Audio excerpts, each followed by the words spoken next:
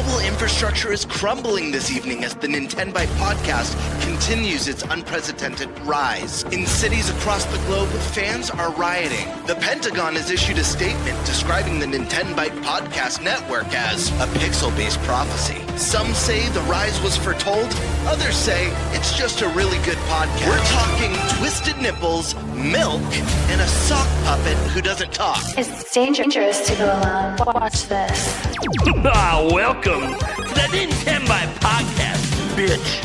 That's right, ladies and gentlemen, you're watching the greatest Nintendo podcast ever!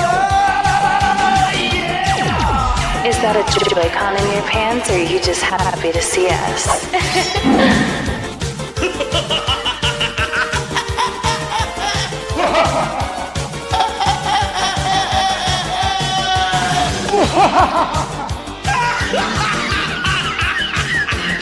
Shut up! Now feel the power. Everyone, do you feel that? Oh my god, I feel it! I feel it too, Gamer. What is it? It's the power of our podcast. I feel it! This is rad, NintenByte. So rad. Power.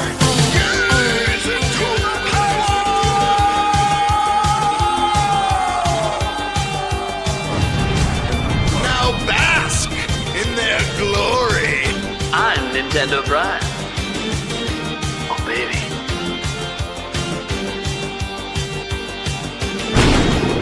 I'm ThunderStash.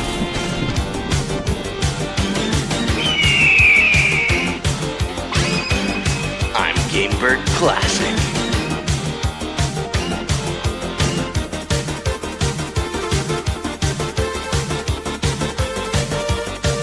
NintenByte rules. Let's rock. Hey everybody, welcome to the NintenByte Podcast Season 3, Episode 41. Kind of a special episode today, not just because of our three lovely guests, but it's basically almost, not quite, but almost entirely a Zelda episode. Zelda's 40th. We have three different things we're going to be going over for us. So it's going to feel like three topics in one, but it's going to be a lot to talk about. Talking about how what the Zelda series means to each of us on an individual level in our lives, whatever. Maybe for some of us, our careers, at least for me, Zelda's done some shit for my career. Kind of crazy. But then we could also be going over our top 10 Zelda games today using the IGN list that a lot of people don't like to just kick off the conversation. And then we'll get to all of our individual lists. And I think I threw something else in there too. I can't even remember what it was. Oh, yeah. Maybe some predictions for anything we might think actually might happen this year for the 40th anniversary. Whether you think for some reason Nintendo's going to squeeze it in the next 48 hours, or maybe they're going to do what they usually do and wait till the summer, which is typically when they announce their Zelda anniversary stuff. But anyways, we can talk about what we want or expect to happen for that. And then, yeah, our other thing we're going to talk about today, just kind of another Switch 2 check-in, a little 8-month check-in. Just give our thoughts on Switch 2 so far to date. How happy are we with it? Are we happy with the power and the performance we're seeing from the games, the game releases in general, from third party, first party, any concerns we have, what we think the future might hold? Lots of stuff to talk about there, of course. But that's pretty much it. We don't really have anything else unless for some reason there are some dealer's choices out there. Maybe the other co-hosts have something cooking. We'll see. That being said, let's go around the room and introduce everyone. First off, let's start off with someone who hasn't been on a hell of a long time, the Geek Apprentice. Yes, hello. Thank you for having me on. I can be hard to get sometimes. But yeah, I'm the Geek Apprentice. I make videos on YouTube about Zelda and Animal Crossing and the Hunger Games. And I'm usually very inconsistent because I have a toddler. So I'm glad to be on again, though. Totally understandable. As a father of three. Yeah. I don't know. I kind of want to go back to the toddler days. I don't mean to scare you about the teenage years. I'm just the toddler days. Oh, no, I'm soaking in every second right now because he's only a year and a half. So enjoy. Not even in the terrible twos or terrible threes yet. That is such a fun age. Enjoy that. Very fun. I love the earrings. Thank you. I know. My fiance saw them in the video someone else had. So she's like, they have Triforce earrings. Why don't I have those? I'm like, all right, well, remember that one down for her birthday. Okay. This is the thing. When you're the significant other, you got to pay attention and mark things down when they say stuff like that. She's going to forget about it in like 5 months. And I'll be like, hey, happy birthday. Remember? I listen. They were a cheap Target find from like 10 years ago, but still. I'm sure I can find some online somewhere. Amazon has everything. Yeah. Or if they don't, Etsy probably has some homemade ones. We got the lovely moderator of the channel and co-host of the NinTopics podcast, JoycieJ. Yes. Good evening, everyone. I don't do anything. I just annoy Nate and talk about Zelda. That's what I do. Yeah. Well, pretty much. Yeah. Yeah, pretty much. And I think you've annoyed every person who's ever been banned on my channel. Hopefully. I'm That's a hoping good so. thing, yeah. I mean, there might be some intent behind that. I'm just hopefully they all have negative thoughts about you. Of course, to be fair, I I've really banned a hope they number of do. people that I know have negative thoughts about me. So then we got TigerTyme. What is up, guys? Great to be back, as always. Yeah, here I am. Dude, I felt so guilty. You were coming on today, and I was like adding the channel links down below, and I'm like, why am I not subscribed to his channel? You're good. I noticed that's I felt so bad. I was like, what the heck am I doing? I have you on the show multiple times. I clearly like your personality. I never subscribed. I saw that notification. Yeah, thanks for subbing. I didn't know you weren't before this, so you kind of outed yourself there, but hey. Yeah, it is what it is. Appreciate it. Look, I'm a busy guy. Things happen. Yeah. That said, let's get up to the Spice Lord, Eric Moore. Hello. I also annoy Nate. So Yeah, got grouchy at him today over a bathroom. You did. Yeah, whatever. It is what it is. Spice Lord. Yeah, He's here. I am. Mostly clean shaved. Mostly. I just love the baby face look I always have. You're right. Because when you come in with your splotchy beard, I was kind of like, dude, you look like caveman style. Like, Yeah. I just don't care. Yeah, I mean that's.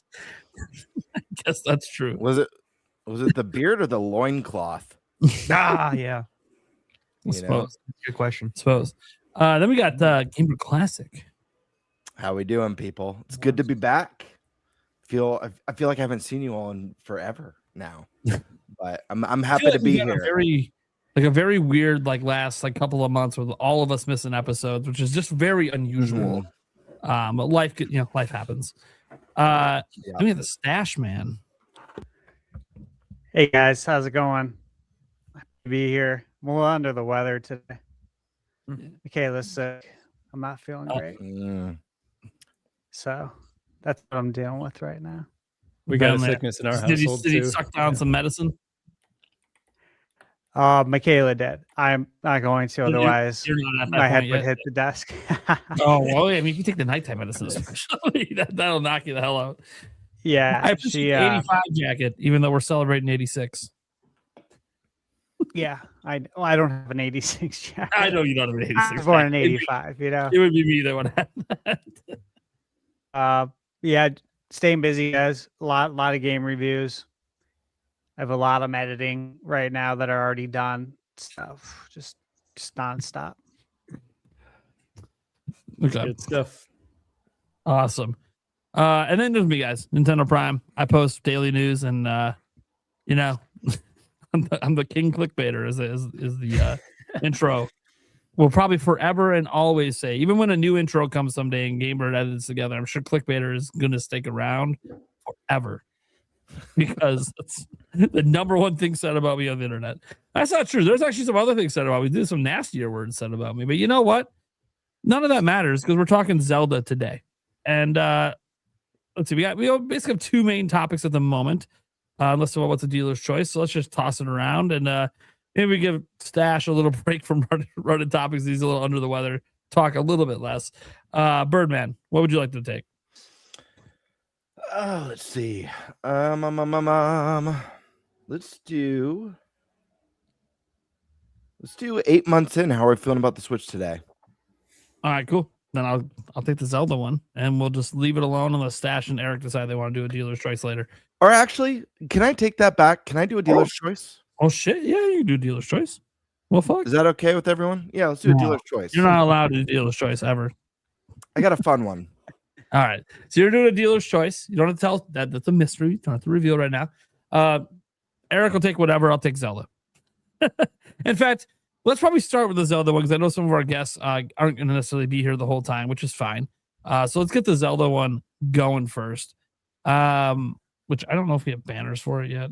Probably not. I'll make a banner here once I get the topic introduced. So for Zelda's 40th is this week. Let's just get that out of the way. As of the 21st, which is this Saturday, the Legend of Zelda franchise will have turned 40 years old. Fun little fact, I also turned 40 this year. It's almost like this was meant to be from the day I was born. That being said, Zelda has played a huge role in many people's lives growing up, and obviously even today with the youngins. Especially with the franchise expanding so much with Breath of the Wild, bringing in so many new players that have never experienced Zelda before, including my fiance. So I thought it would be really fun this week to go over some different things. And the first thing that we want to talk about is just what does the franchise actually mean to us? Because we have our top 10 lists. Yeah, we can talk about our predictions, but really it's about what it means to us first, because it's been 40 years of this. And for some of us, we've been here practically the whole time. Maybe some of us have only been here for the last 10 years, 15 years, 20, whatever. But Zelda means different things to different people, and some people don't even like Zelda. And maybe somehow we have people on this show that don't like Zelda. I have no idea. That'd be a little weird today, but it can happen. For all I know, GameBird's going to say, fuck Zelda. It's the worst franchise ever. You know me. Yeah, I know you. Exactly. He hates Zelda. See that Majora's Mask back there? That's just, he hates that game so much. There for dart target practice. Just like Gino for you. Yeah. So I don't have. So do you see a Gino behind me? See, I'm not that obsessed with my hate. See, I do a bunch of Mario soap and stuff from the movie back there. Just people don't think I keep it clean around here. Well, proof I do buy soap. All right, so let's go around the room and talk about what Zelda means to us. And let's before Stash gets worn the fuck out, let's have him go first and tell us what does the Zelda franchise mean to you, man? Well, it means a lot. Obviously, it's really kind of where it all started for me. Obviously, I started with the NES. First game I played was Super Mario Brothers. This is back in '88. So I have a lot of stories. Actually, I done a collaboration video that'll go up this week with Nishquick, who's been on the channel. And obviously, I was writing down my notes, and I'm like, I mean, this would be an hour-long video just with what I have to say. I have to condense it down. And so, of course, I have these stories here I'm looking at. And so I'll give you, I don't know, version of them then, since I can talk a little bit longer here. So where it did start was 1989. It's probably the most formidable one. I had played Zelda before that, but it was for my 5th birthday. And leading up to that, I had never been able to choose a video game to purchase.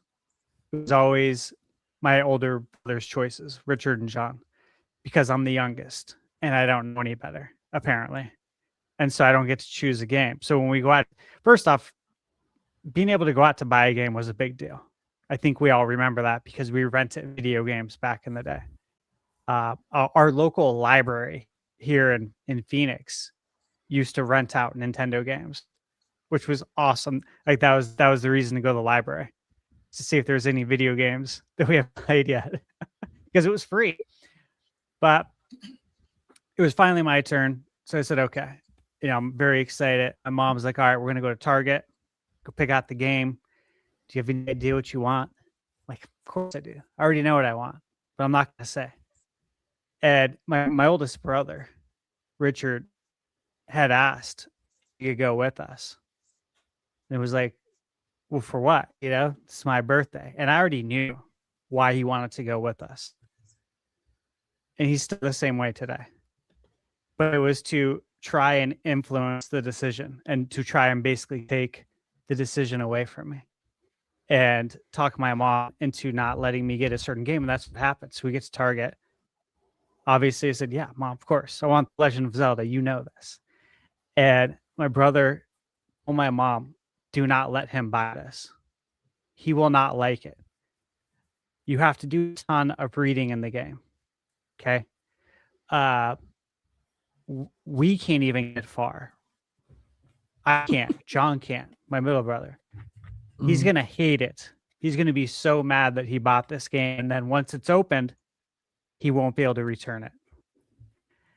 And he's literally saying this to my mom in the aisle, the video game aisle. And I can hear all this. And I'm just like, I'm fuming, dude. I'm so pissed. So my mom literally said, yeah, she literally said that, yeah, you know, Steve, I think it's best that we listen to Richard. And dude, it was my one chance to buy a game. And you know, at this age, you don't have any money. You don't have any buying power. Yeah. Your birthday is your buying power. And so I was told to choose another game, and I was so mad. But I was also like, you know, you got to keep it respectful too, because it was a big deal again to just buy a game. And so I chose Adventure Island, which I'm sure you guys are all familiar with. And it's a fine game. It's obviously not The Legend of Zelda. So we get home, I'm playing it. I've been playing it for like an hour or two.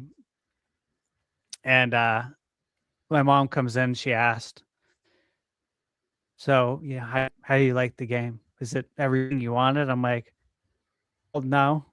It's not even the game I wanted. You know that. You already knew this, Mom.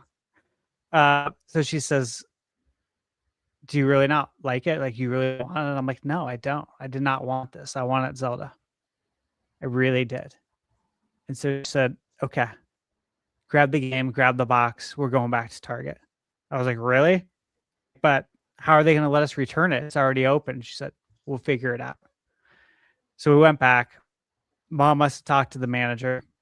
Obviously, you know, there's a really strict, the policy's still strict today. You guys all know that. Once you open a game, that's it. Party's over, man. You're stuck with that game.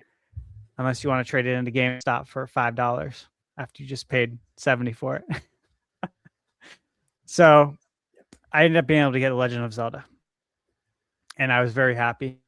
And obviously I beat the game.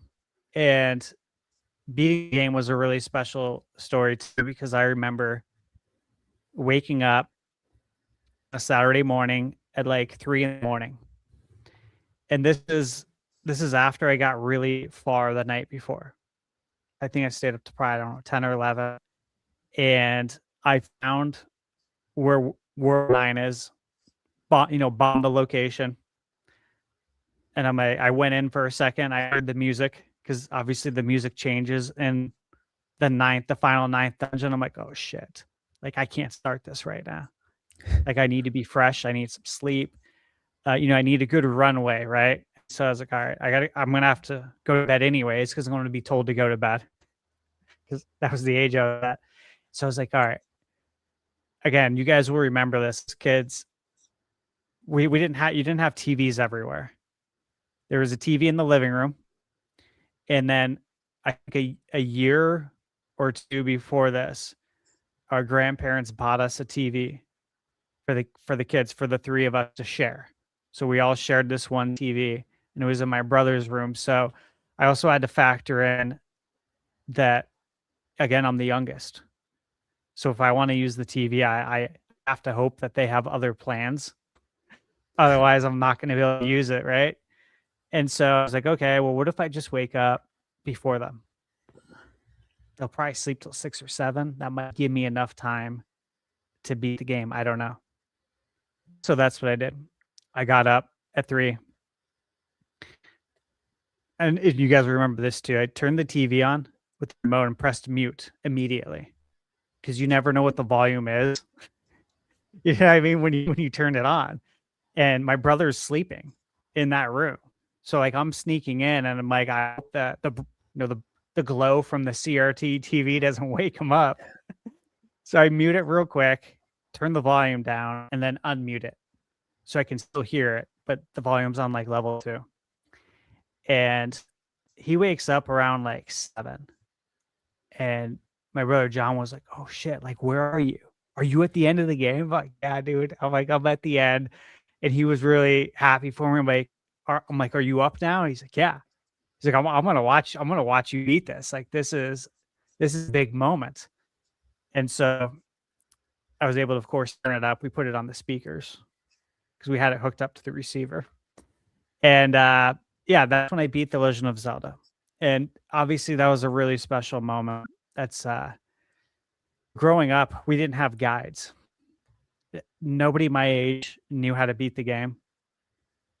Because I think I beat it when I was, would have been when I was 5, so in 1990. Nobody my age was playing The Legend of Zelda. That was way too hard for them. And if they were, they didn't get far. My brothers, of course, didn't get far. Nobody knew. There was no internet. You just had to figure it out. Yes. So we just had to figure it out back then. And that's what I've done ever since with all the games. I still don't use guides. I think it takes a lot of the joy out of the video games. That was my first Zelda story, okay? That's the basis. I'm going to give you some very fast hits real quick, and then we'll pass it off. The next one that was really cool was middle school. I stayed home sick for an entire week of school to play Ocarina of Time. I faked sick. My mom knows this now, of course. She's watched the podcast. And she's watched it when I told this story. And I remember seeing her, and she's like, "I can't believe you," and like shoves me. Like, what? I was like, "What are you doing?" I had no idea what she was even thinking about. She's like, "Your story about Zelda." She's like, "You really weren't sick?" I'm like, "Oh, Mom." I'm like, "Yeah." That's awesome. The first couple of days, I honestly I didn't feel great. I mean, I could have went to school, but yeah, for the rest of the week, yeah, no, I wasn't sick. I don't want to play the game. I can't believe you. I can't believe you lied like that. I'm like, Mom, it was for Zelda. This is first 3D Zelda. You know how long I waited for this? I said, you remember when it came out on Super Nintendo? That was an excruciatingly long wait. And it was funny. My mom would take the N64 controller before she'd leave for work, and she'd hide it in her room. I don't know if your parents ever did this. Like, if you're going to be homesick, they'd hide something. Like your controller. And so she'd hide it. And of course, I looked for it, found it, took that mental snapshot image of exactly how the controller looked, exactly how the wire was wound up.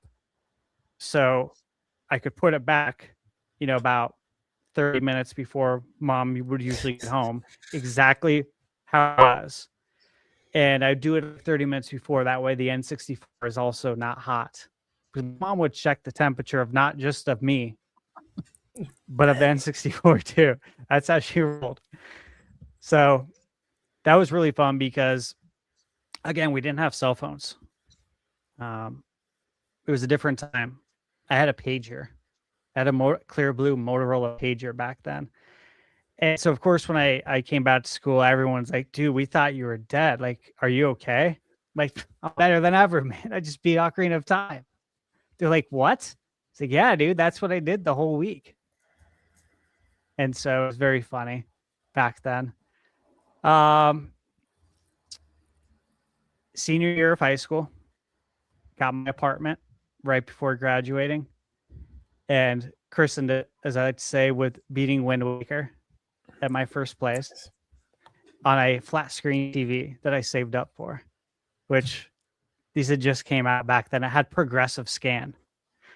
You guys remember how big of a deal that was to actually be able to use the progressive scan feature on the GameCube? It was like cutting edge back then. Camping out for 3 days. in front of Best Buy for the Nintendo Wii, which of course was to play Twilight Princess at launch. That was a great one.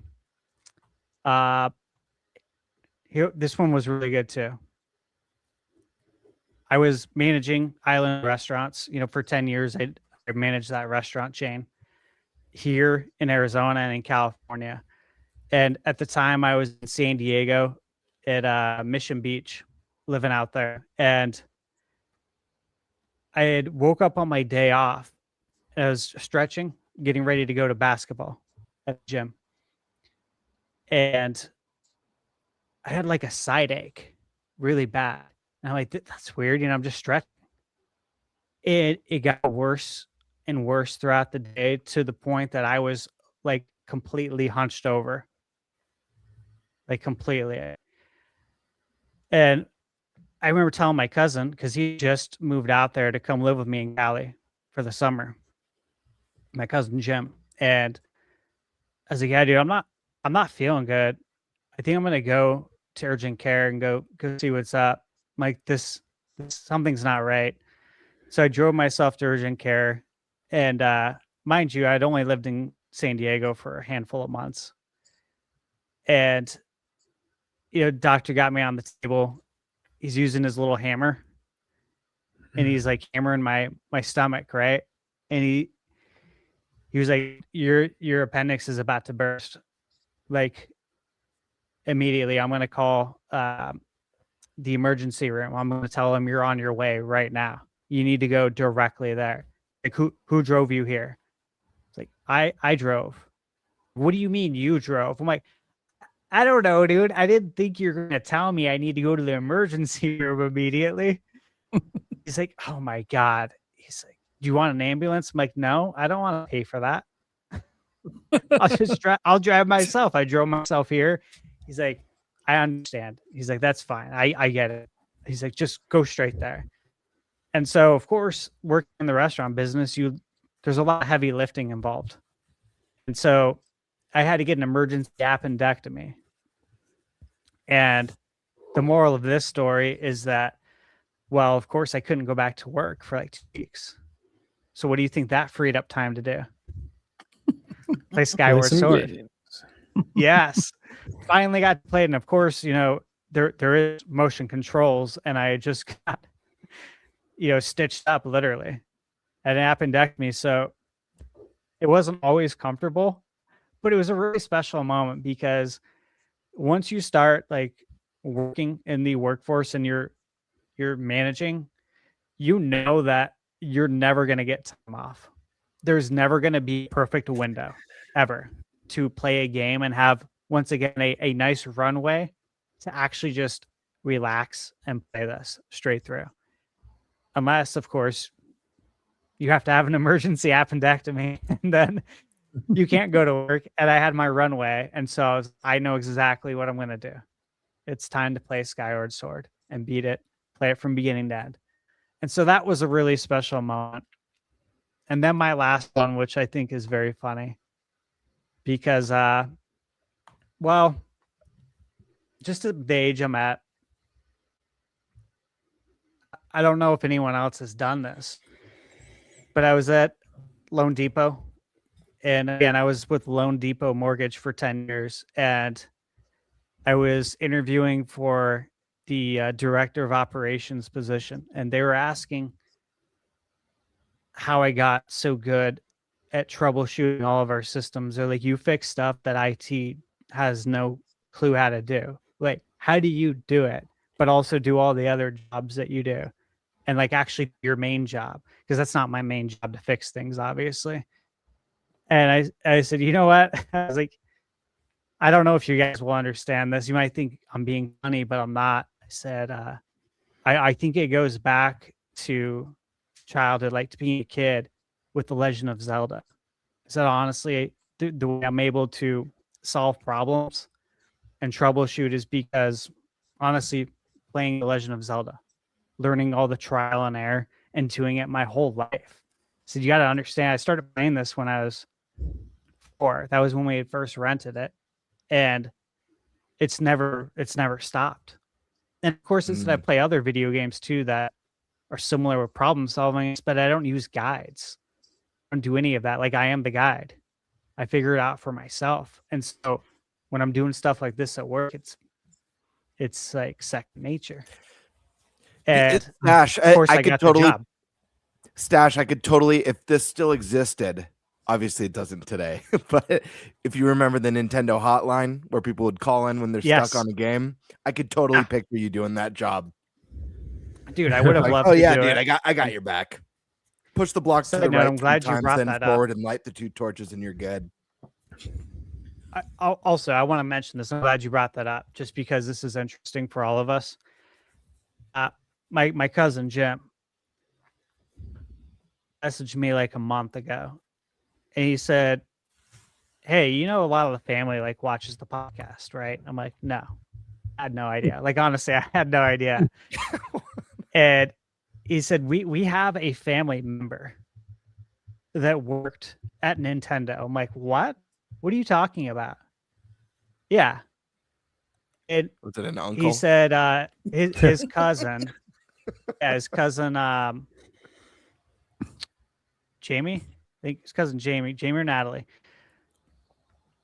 her husband worked at Nintendo Power, at the Nintendo Power hotline. He worked it's on the doing tip that line. job. That's I'm like, cool. no way. That's Yeah.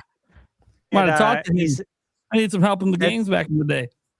Well, he was saying, he's like, you should have him on the podcast as a guest, and you guys could talk to him. Like, that's a really good idea. That'd And be he sick. said he'd be cool. down to do it. So yeah, just heads up. That would be really fun. I think that would be an interesting guest to have on. He doesn't do podcast or anything, but he would obviously do that. But at any rate, those are my stories. Did end up getting the job, and my director at the time, Caroline, really cool, big gamer as well. She was maybe a year or two older than me. I'm 40 now, so she's probably like 42. And she grew up on Nintendo. In fact, she was there to like camp out for the Nintendo Switch and the NES Mini and the Super Nintendo Mini. And we made sure like everyone in the office that wanted one got one. So we'd send people. Home Depot and Best Buy were across the street from each other. So we could just send people in line to go make sure we all got it. So I knew she would understand the reference. Like, there was obviously a panel of people, but she got it.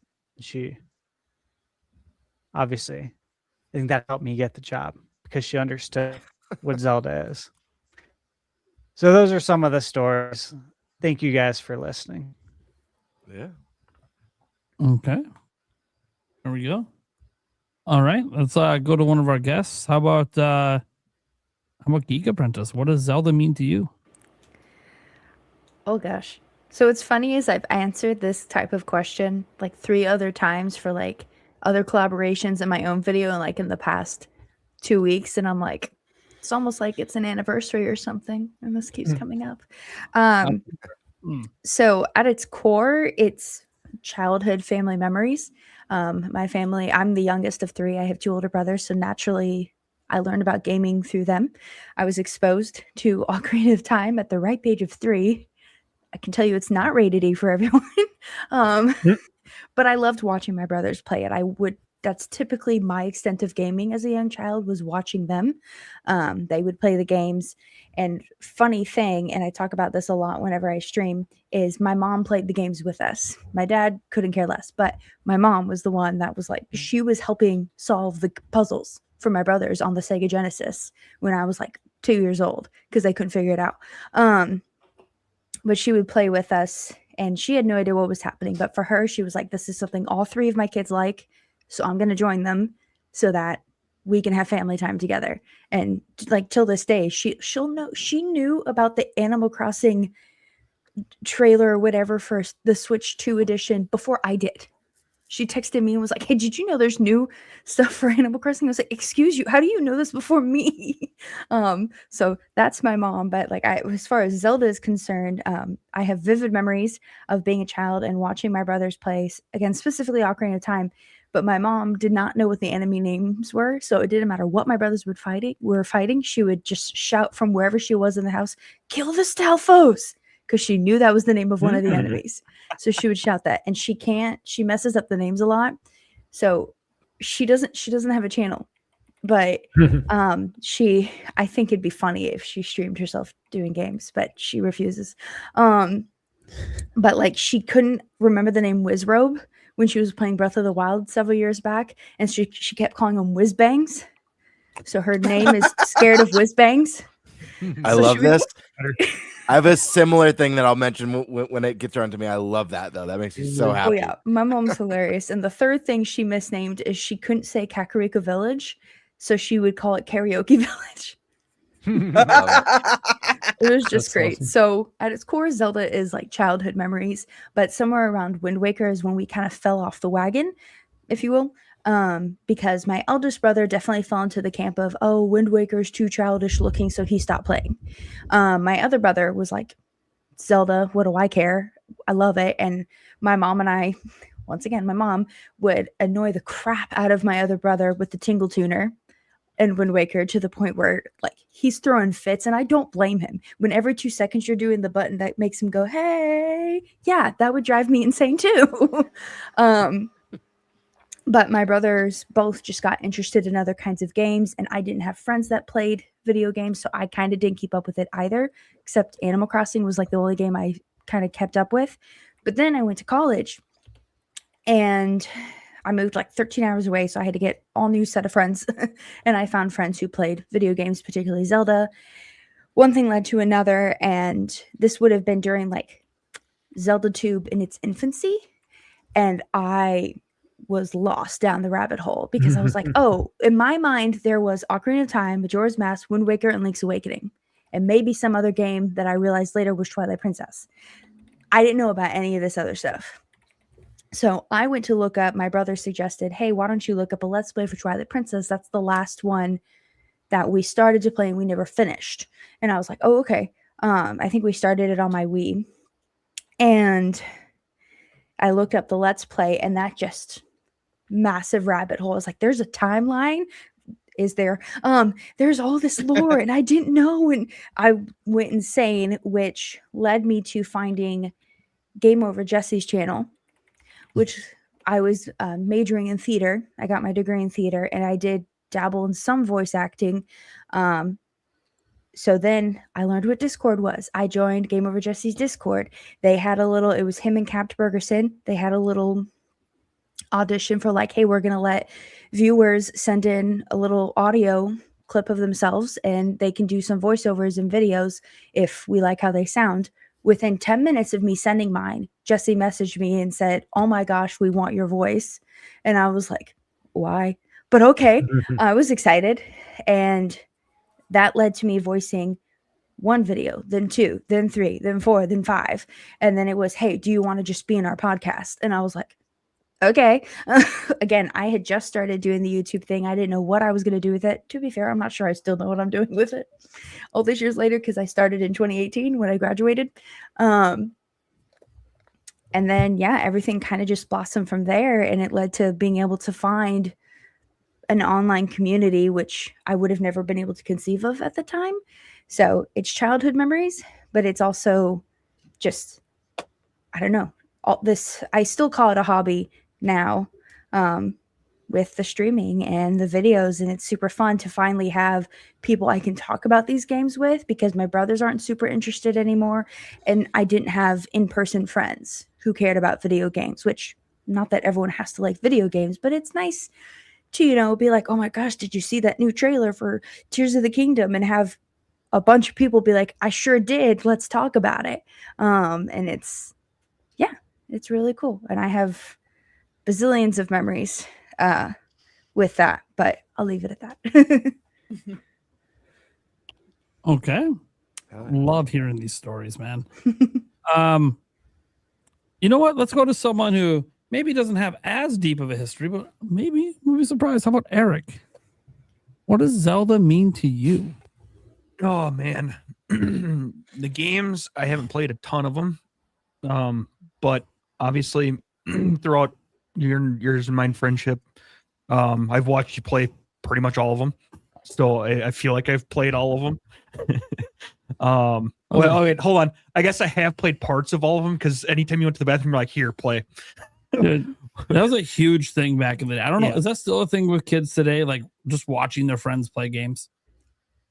We used to do that all the time. Yeah. I know they watch like live streamers and like people like Queso and stuff now, but I'm like, how about actually watching your friend play the game like in person?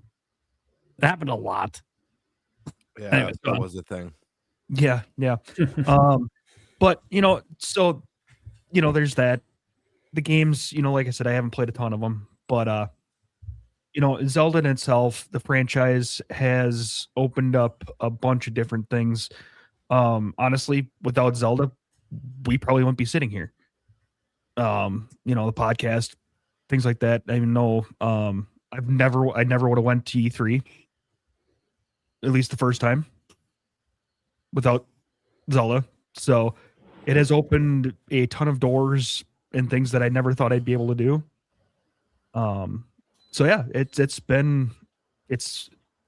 new games are freaking fantastic, and I'm looking forward to see what they bring out next. But yeah, no, it's been wonderful because it's opened a lot of doors for me. So, All right, let's hop on over to guest TigerTyme. What's the Zelda franchise mean to you, man? Yeah, it actually means a ton. I think during my first podcast appearance, I mentioned how I don't even know if it's my memory, if it's one of those like you see a picture as a kid and you might believe it, but you're not really sure if it was real. There's this photo of me in my mom's lap and Zelda's on in the background, NES Zelda. And she's like got me down in her lap and then a controller in her hand. So I'm kind of like between her and the controller. And I feel like I look at that picture and kind of see where I'm at now with games. And I'm kind of like, all right, that's where the seed was planted, Mm-hmm. And then growing up, I had an NES, SNES, N64, and the first game I played was either NES Zelda or Excite Bike. I don't really remember which one, but both awesome in different ways. But yeah, I remember playing that NES Zelda, and my mom would, she'd watch me play, and she still doesn't really understand what's going on in games that she plays, but she has a good time, which honestly, it's all you can ask for. Yeah. So when I specifically see NES Zelda, I just think about like how that's where the little gamer seed was planted. But then when I was growing up, it was really Ocarina of Time and Majora's Mask. I had the Pikachu N64, and it was awesome. I'd have my cousin over, and again, me and him would do that thing. One of us would be playing and the other would just be sitting on the couch. And in a lot of ways, it was even somehow better than local multiplayer, like actually playing together. Cause it was just, I don't know. It was fun to have someone watching and kind of getting a different perspective. But I think about those times in my bedroom eating like cheese balls and like 64-ounce bags of gummy bears. We'd go crazy on all that stuff. But I think particularly Majora's Mask that's a game that's always stuck in my head. And that's kind of when I realized, because I'd played Ocarina of Time first, and then I played Majora's Mask. My older cousin gave it to me, and it was just like, I don't know. When he gave it to me, I was almost kind of like, is this some weird N64 Zelda hack? Like, what is this game? And it kind of made me realize that I like weird games when I didn't before. I was like, this is crazy. There's a smiling moon.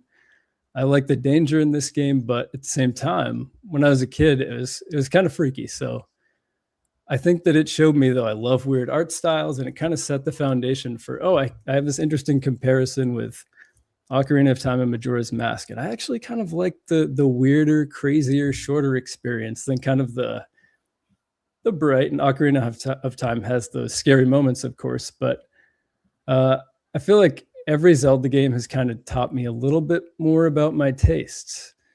So then I kind of think back to Link to the Past too.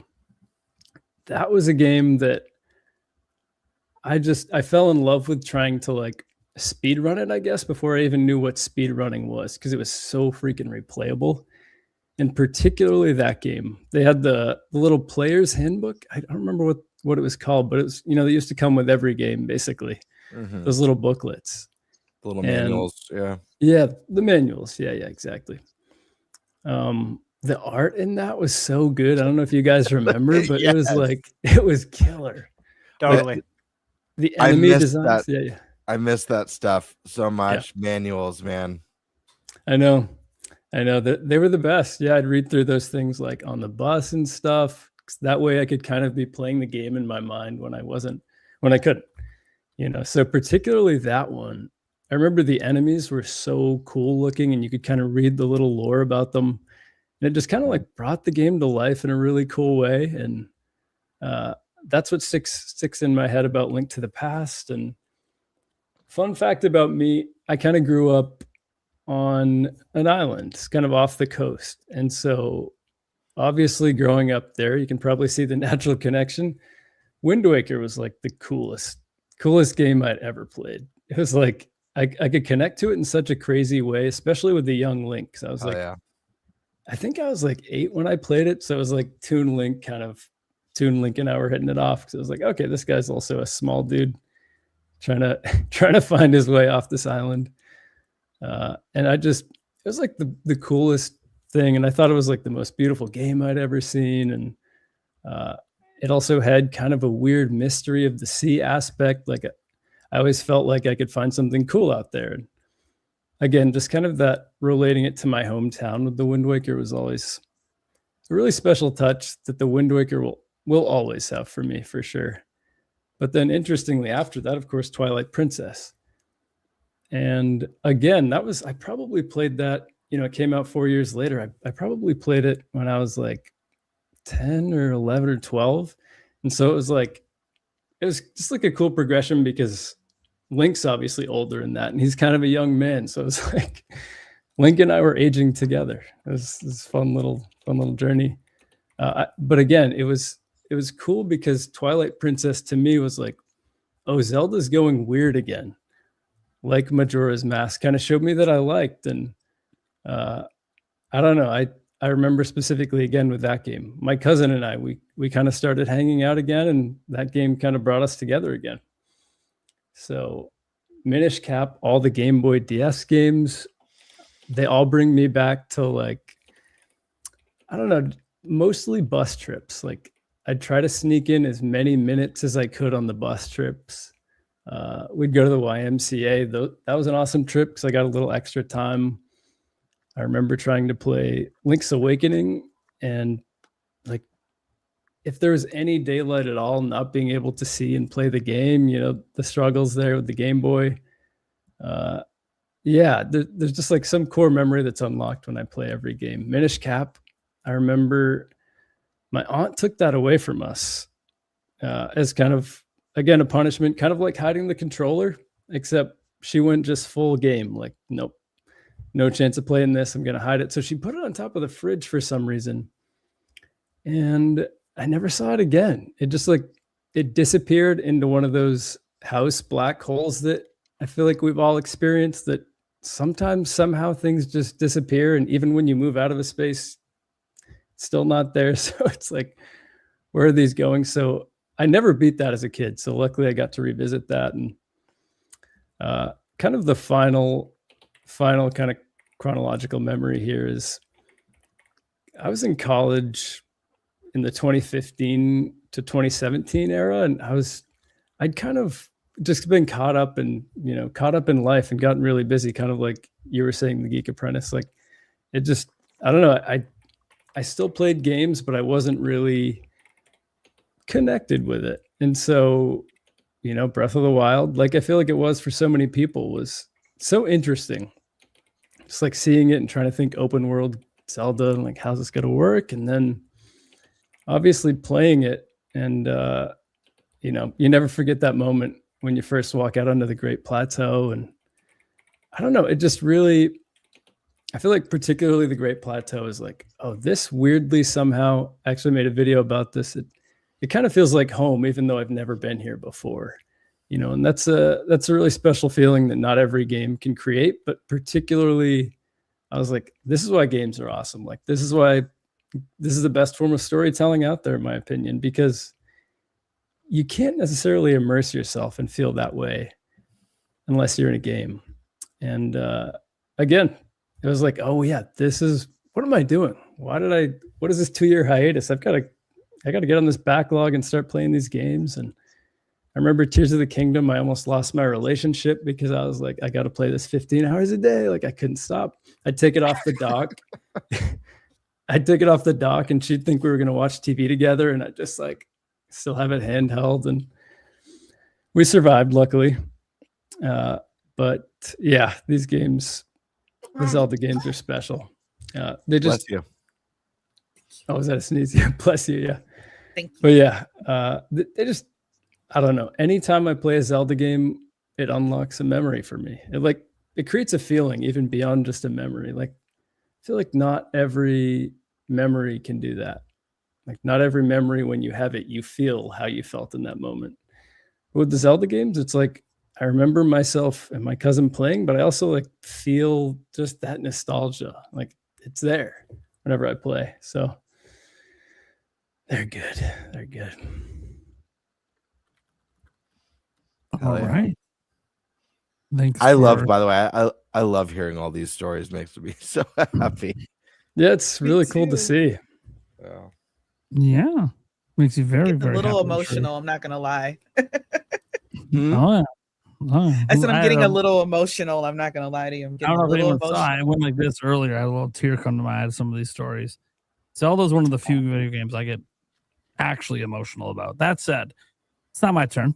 Let's hear Game Bird Classic. What's it mean to you, Oh buddy? boy, man, where do I even start with this? And like ThunderStash, Nishquick reached out to me to collab on his new video that's going to be coming soon about, sharing fondest memories. And it was so hard for me just thinking of like every game from the series, all the memories throughout my entire life, since a little boy.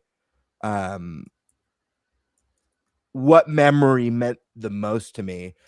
And so definitely check out his video when that drops to hear what I came up with. But like ThunderStash, I started with, I've got it over here. I've got my little show and tell. I started with this gold cartridge. Yeah, man. And this NES, it was a hand-me-down NES that was gifted to me, I think when I was 4 years old. And this, I didn't even have the Mario and Duck Hunt yet. I had NES in this. And this game changed my life. And it, like was kind of mentioned earlier, without this combination, I don't know if there'd be a Game Bird Classic today, because this is really what shaped me as a gamer. Zelda's been my favorite video game series since. Nothing's come close for me. And I learned so much from that game at a young age.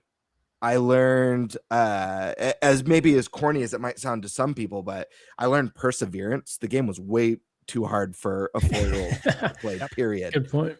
Yeah. I learned perseverance. I also I learned or the game sparked my imagination and my sense of adventure at a really young age as well. And it took me at least a couple years to beat this game, maybe even longer. I don't recall exactly when, but I'll never forget burning every bush, bombing every wall, every rock to find all the secrets and everything that's to be discovered in this game. And I don't know, that like that starting moments where it's dangerous to go alone, take this, and you get a sword and you're off, and that theme song kicks in, just stuck with me. And shifting from that to getting my hands on the Super Nintendo, which became my favorite console of all time, and still might be my favorite console of all time. The Switch 1 came close, but I think about all the series that I care so much about, whether it's Mario or Metroid or Final Fantasy, and what what happened to those series on the Super Nintendo and how they really evolved into their peak pure forms, especially A Link to the Past, which to this day I still consider a perfect 10 out of 10 game. I mean, the music alone, the dungeons, the bosses, and I don't know, going from this first game to A Link to the Past and how magical. And I think that was the very first time. And of course, I said this a million times as a child. I said it every generation, but I believe Link to the Past was the first time I ever thought to myself, it's never going to get better than this. Like this is going to be the best sounding, the best looking, the best gameplay.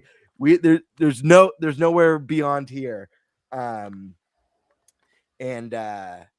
Yeah, I don't know. Ocarina of Time, again, that another one that like made such a massive impact on my childhood, and taking an adventure that I grew up with, starting with The Legend of Zelda at 4 years old, and then entering the realm of 3D and that opening title sequence with the piano and just that, oh my God moment, that goosebumps, like, holy crap, I can't even believe I'm playing this right now moment.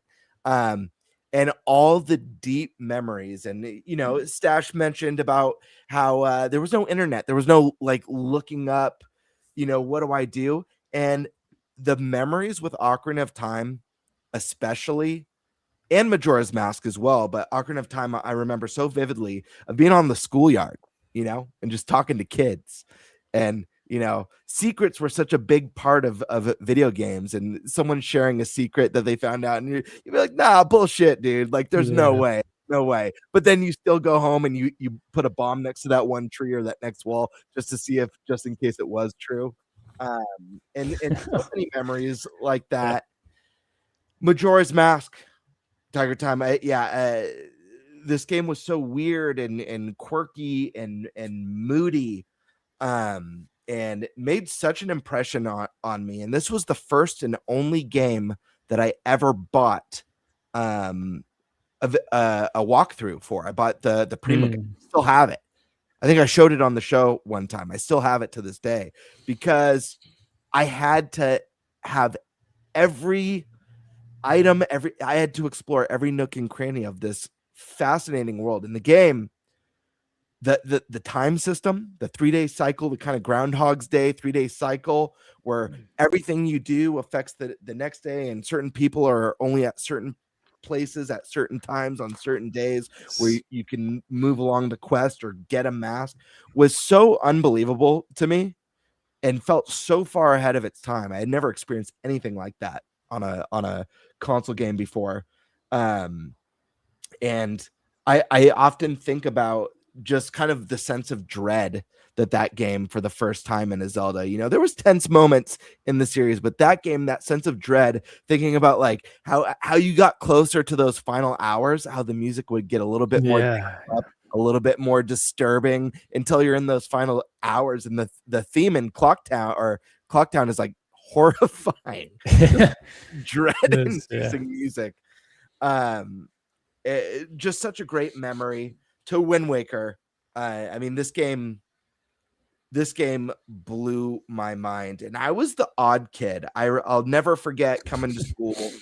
I was in 8th grade when Wind Waker got like officially revealed. There was, I forget if it was E3 or Space World, when that first trailer dropped for Wind Waker, and they revealed the new art style, and a lot of the kids were expecting that Space World, that more Ocarina of Time, a little bit more of photorealism.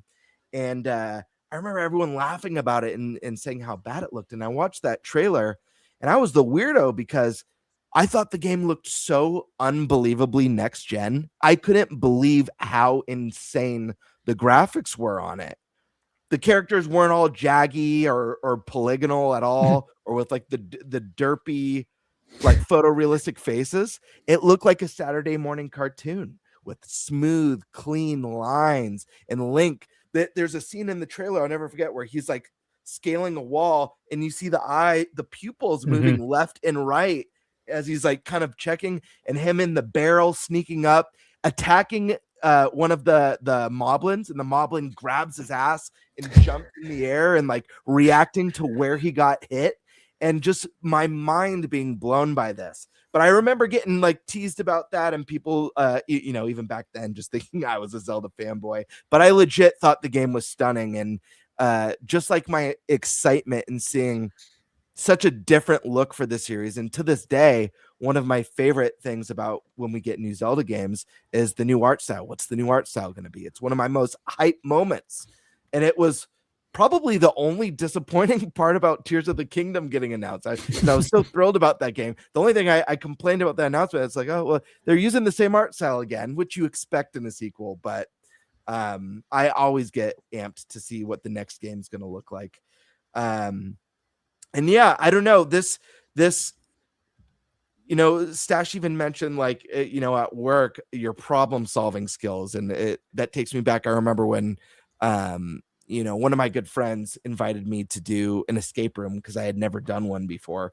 And like those Zelda skills came in clutch. Like every escape room. You brought your bombs in there. Yeah. Did you have to light two torches? Yep. but light a couple torches, push a couple blocks, But the other thing too is a huge part of this that I haven't really mentioned yet is the music. And how important the music is to me. And it's so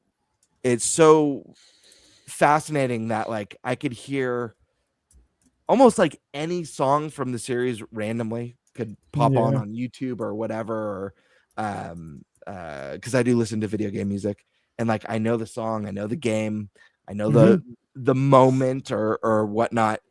And I don't know. Music also has such a profound impact on you. And I can't think of a series that has, maybe Mario and Final Fantasy are up there, but a series that's had as profound of an impact musically on me as The Legend of Zelda.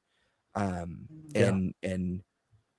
the vibe, kind of TigerTyme, you mentioned how each game kind of teaches you something new about yourself. There's always a new tonal vibe to each entry. Some games are darker than others. Some are a bit more emotional than others. Some have a bit better sense of adventure and a little bit more brighter in their storytelling than others.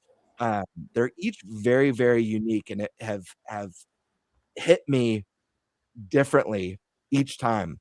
But for me, it's always a huge event. To me, it's the biggest event of every generation. And not only do I prepare for it with either vacation time or, in the past when I didn't have a job that had vacation, so I'd always do the nose plug. It was my signature move. I'll never forget. In fact, I'll never forget my best friend who got to come on the show, my buddy Colin, who manages our fantasy critic game league right now. When I met him, he had a big party, and I had just met him and stuff through one of my other good friends. And we hit it off over video games. We shared a lot of the same video game history and a love for the same series. And the Wii was coming out the next day. And I was already planning to show up early in the morning and wait outside. So was he. So he's like, hey, dude, you want to stay the night and can't show up at the mall outside of EB Games or GameStop, whatever it was, at 3 a.m? And I'm like, hell yeah, I'm down. I'll just call out of work. So we line up. We're in the mall. It's 4 a.m, 5 a.m, and I was working at Costco at the time. I called Costco and I plugged my phone. It's me. I'm really and I just met Colin, so he's just like, what is this guy doing? I'm like, I can't come in. I'm so sorry. Awesome. But the point is, it's always I plan for every release, and when I met my wife and stuff and we got married, she, we were married through and together through Tears of the Kingdom. And I had to let her know in advance, just so you know, this is a once in 5 to 7 years event. And this day is really special to me. And I just want to prepare because I'm probably going to tapped out. And it's emotional for me too. It's not emotional in the sense that when a game comes out, I cry. But there's a physical reaction, there's an emotional reaction And yeah, I don't know. I've never quite felt the same for any release in my whole life, and I think that's just a testament to the power of this series and the impact it's had on me as a gamer. And I mentioned there might not be a Game Bird Classic without it, but with that comes, I'm on this amazing podcast with amazing friends that have made Nintendo Prime, ThunderStash Gaming, Eric Moore, and all the wonderful guests like you guys and everyone who tunes in every Wednesday night. Like, this is stuff that I feel so blessed about, and such a massive highlight for my week. And again, I go back to, like, it all started with this gold cartridge right here. So Legend of Zelda, thank you for an amazing 40 years. And I'm looking forward to 40 more, because I know if there's one game I know I'll be playing in my 80s, it's Zelda. Unless it goes games of service microtransaction slop, then I don't know. Extra $5 to unlock the Master Sword. Mm-hmm. No. And even then, he said, "I don't know." So there's still a chance. There's the morbid curiosity. There's the. I also actually one last point I'll make. I mentioned this it was one of my first episodes as a co-host. I asked the podcast, and it was so funny because ThunderStash laughed and was like, "Dude, I've thought about that many times. I have a weird irrational fear of either finding out I'm terminal and not going to make it to a Zelda launch in the future, like not making it to a new Zelda, or something happening to me on the way to go pick up the new Zelda." Like, it's been a weird irrational fear that I've had for years. Yeah. I'm like, does anyone else ever worry about this, that a game's going to be looming right on the horizon and you're just not quite going to make it? The closest I have is I gave birth 10 days before Echoes of Wisdom. So that was not something right away. I wanted to, but I was like, I haven't slept in like 10 days. So no. See, I haven't had that yet, but I turned 40 this year, getting over the hill. And what's interesting is I had a prediction back in high school that I would die when I'm 50. So I'm not worried about the next 3D Zelda, but I'm a little concerned I might not make it to the one after. So that is in the back of my mind that I made that prediction, and I'm really hoping that prediction is right. But what was the context for this? All right, I'll play it for you. The context was I didn't. Thanks, Dad. The context was back then I thought 50 was ancient, and so I would see lots of old people. My mom. Okay, let me put the context here. My mom was a social worker, and she dealt with a lot of different types of clients. And some of them were obviously people that were extremely elderly. And I would see how much pain they're in and how much suffering they're in, every single day, just to even sometimes breathe. And I was like, shit, I should be dead at 50 then. Okay. Now I know in hindsight that was just me being a naive child, not understanding that those people were much older than 50. Right. But so I'm hoping that prediction is completely incorrect, and I actually have a letter. Do you guys remember at school they make you write a letter to your future self? Yeah, the time capsule. A letter to my future self that you will die at 50. So that's insane. So that's kind of the story there. That's funny. That is funny. Well, there's only one person that still has to go. No, I'm just kidding. Joycie. Huh? What does Zelda mean to you? Oh, that's right. I'm part of the podcast. I thought I was just watching for a while. Okay. I'm so into everybody's story. I'm like, wow, really? So, a lot of you, or not a lot of you, but some of you have seen me on the NinTopics podcast. So if you've heard this story before, I apologize. And also, if you're also used to me being on Mike's podcast, then I'm always hot, and this light has me melting. So, okay. Woo, child. All right. It was a dark and stormy night. No, seriously. When I was a child, young child back in the 80s, so I am actually older than Zelda. I'm over the hill, Nate. Come on over. It's fine. You don't die. Your bones don't suddenly get brittle and fall off. Like nothing bad happens. I swear. That's at 50. That's in the Yeah. The 50 No. of them. My mom's almost 80 and she's still hot. She still gets Yeah. hit on. So I'm not really worried.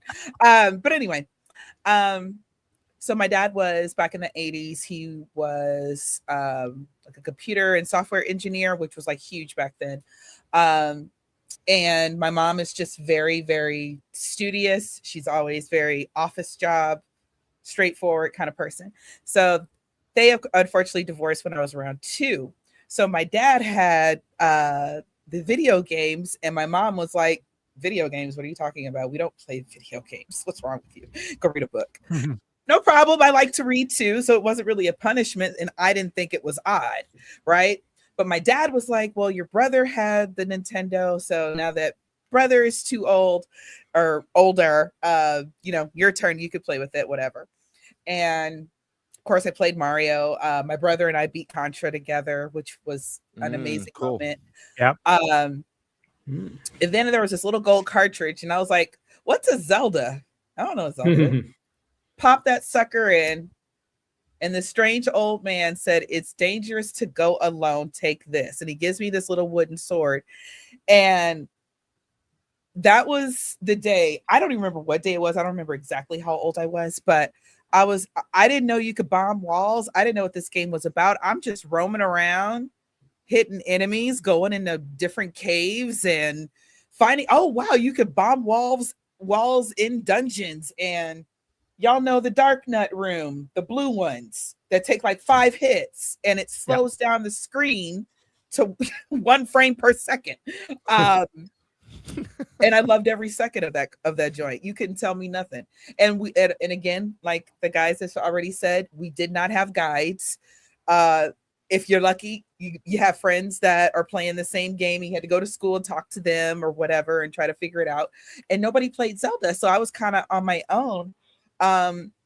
Imagine my surprise when I got grown and I was like, this is only a 5-hour game. What are you talking about? What?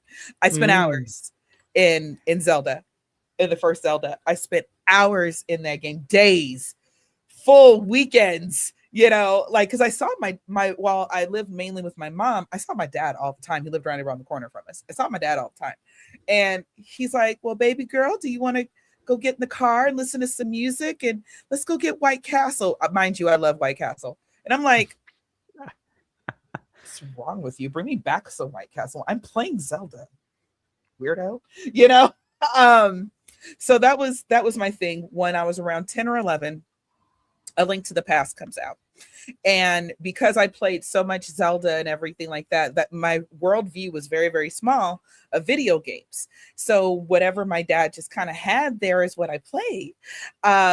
So that's how I also got introduced to Castlevania and some other games as well. But Zelda was my jam. So a few years later, again, SNES comes out. Due to people, my dad got remarried and other family things, I kind of end up being like the forgotten one. And it was okay. I understood, new family, we got to make room. I get it.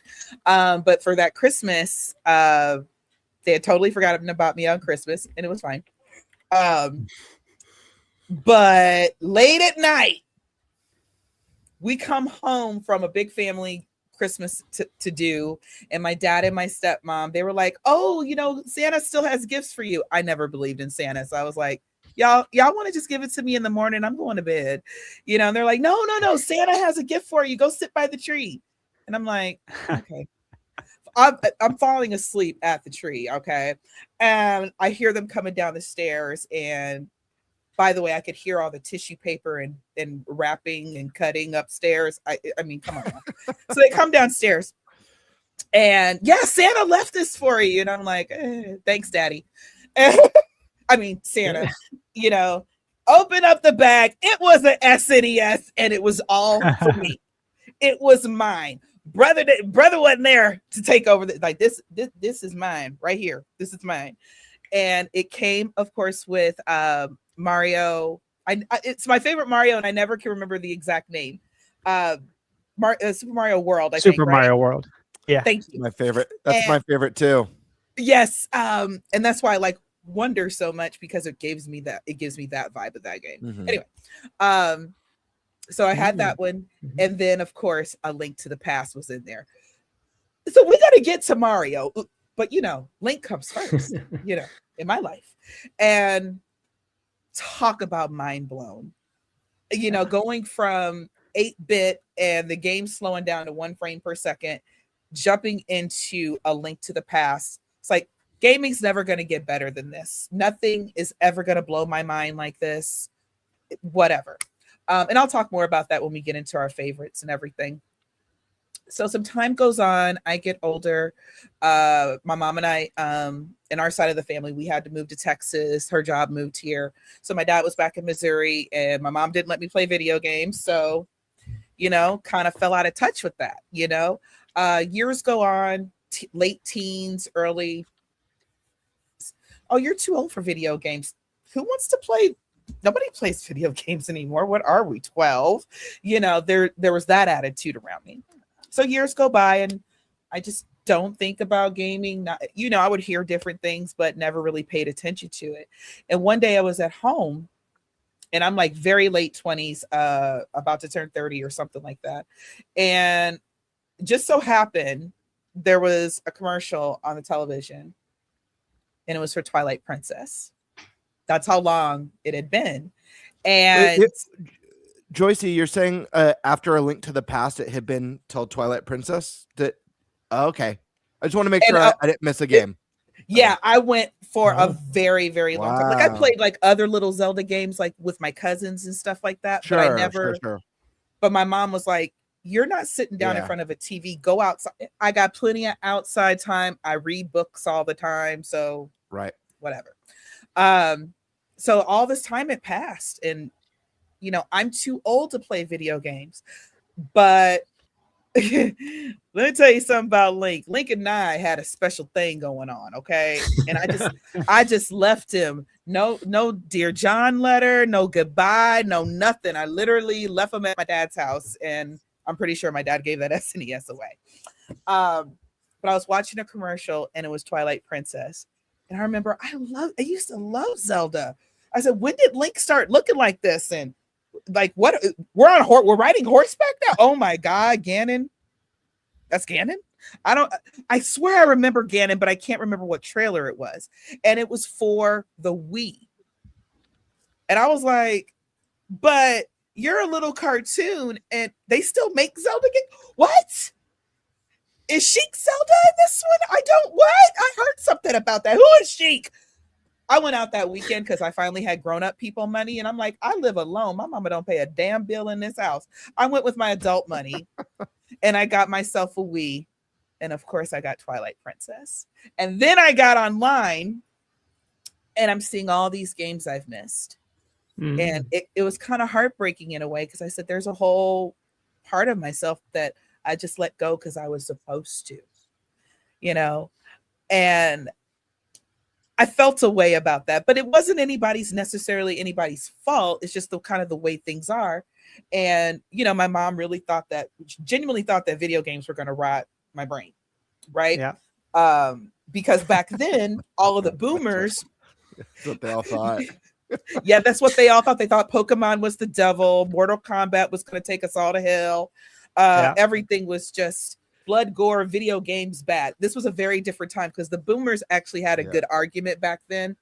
Now I don't know anybody who's trying to make that argument stick because we were the hardcore gamers as kids, so we shouldn't have that argument. But anyway, not to interrupt, Joycie, but I feel very blessed that my mom was the opposite. She loved that I would stay home and play video games, and she'd always be like, I'm so glad my son's a gamer and isn't out there doing drugs. My mom would always say that. Yeah. She would always, my whole childhood, it was like, I'm so happy my son's a gamer and he's not out there selling drugs or doing drugs. Yeah, I got a lot of that too. Yeah. The thing is that, I think my mom and my dad, in a way, they tried to put me in this bubble. Like bad things don't happen as long as you listen to what I say. And I had those kind of parents, listen to what I say or I'm gonna knock you out. So 80s, we were 80s kids, y'all. So that's the way the boomers handled it. No gentle parenting for us. But anyway, I looked online and I saw these games that I missed, and I was like, should I even play this now? Don't I have to play them in order? Things like that. And I just sat down and I was playing Twilight Princess. Funny story, and I told this on the NinTopics podcast, but I'll tell you guys. So we get to the Temple of Time, and I'm like, all right, I'm going through this game. I'm going pretty smooth. Like, me and Link didn't miss a beat. Like, we just got back together and everything. It's beautiful, honey. And then I saw what the boss was for the Temple of Time in Twilight Princess.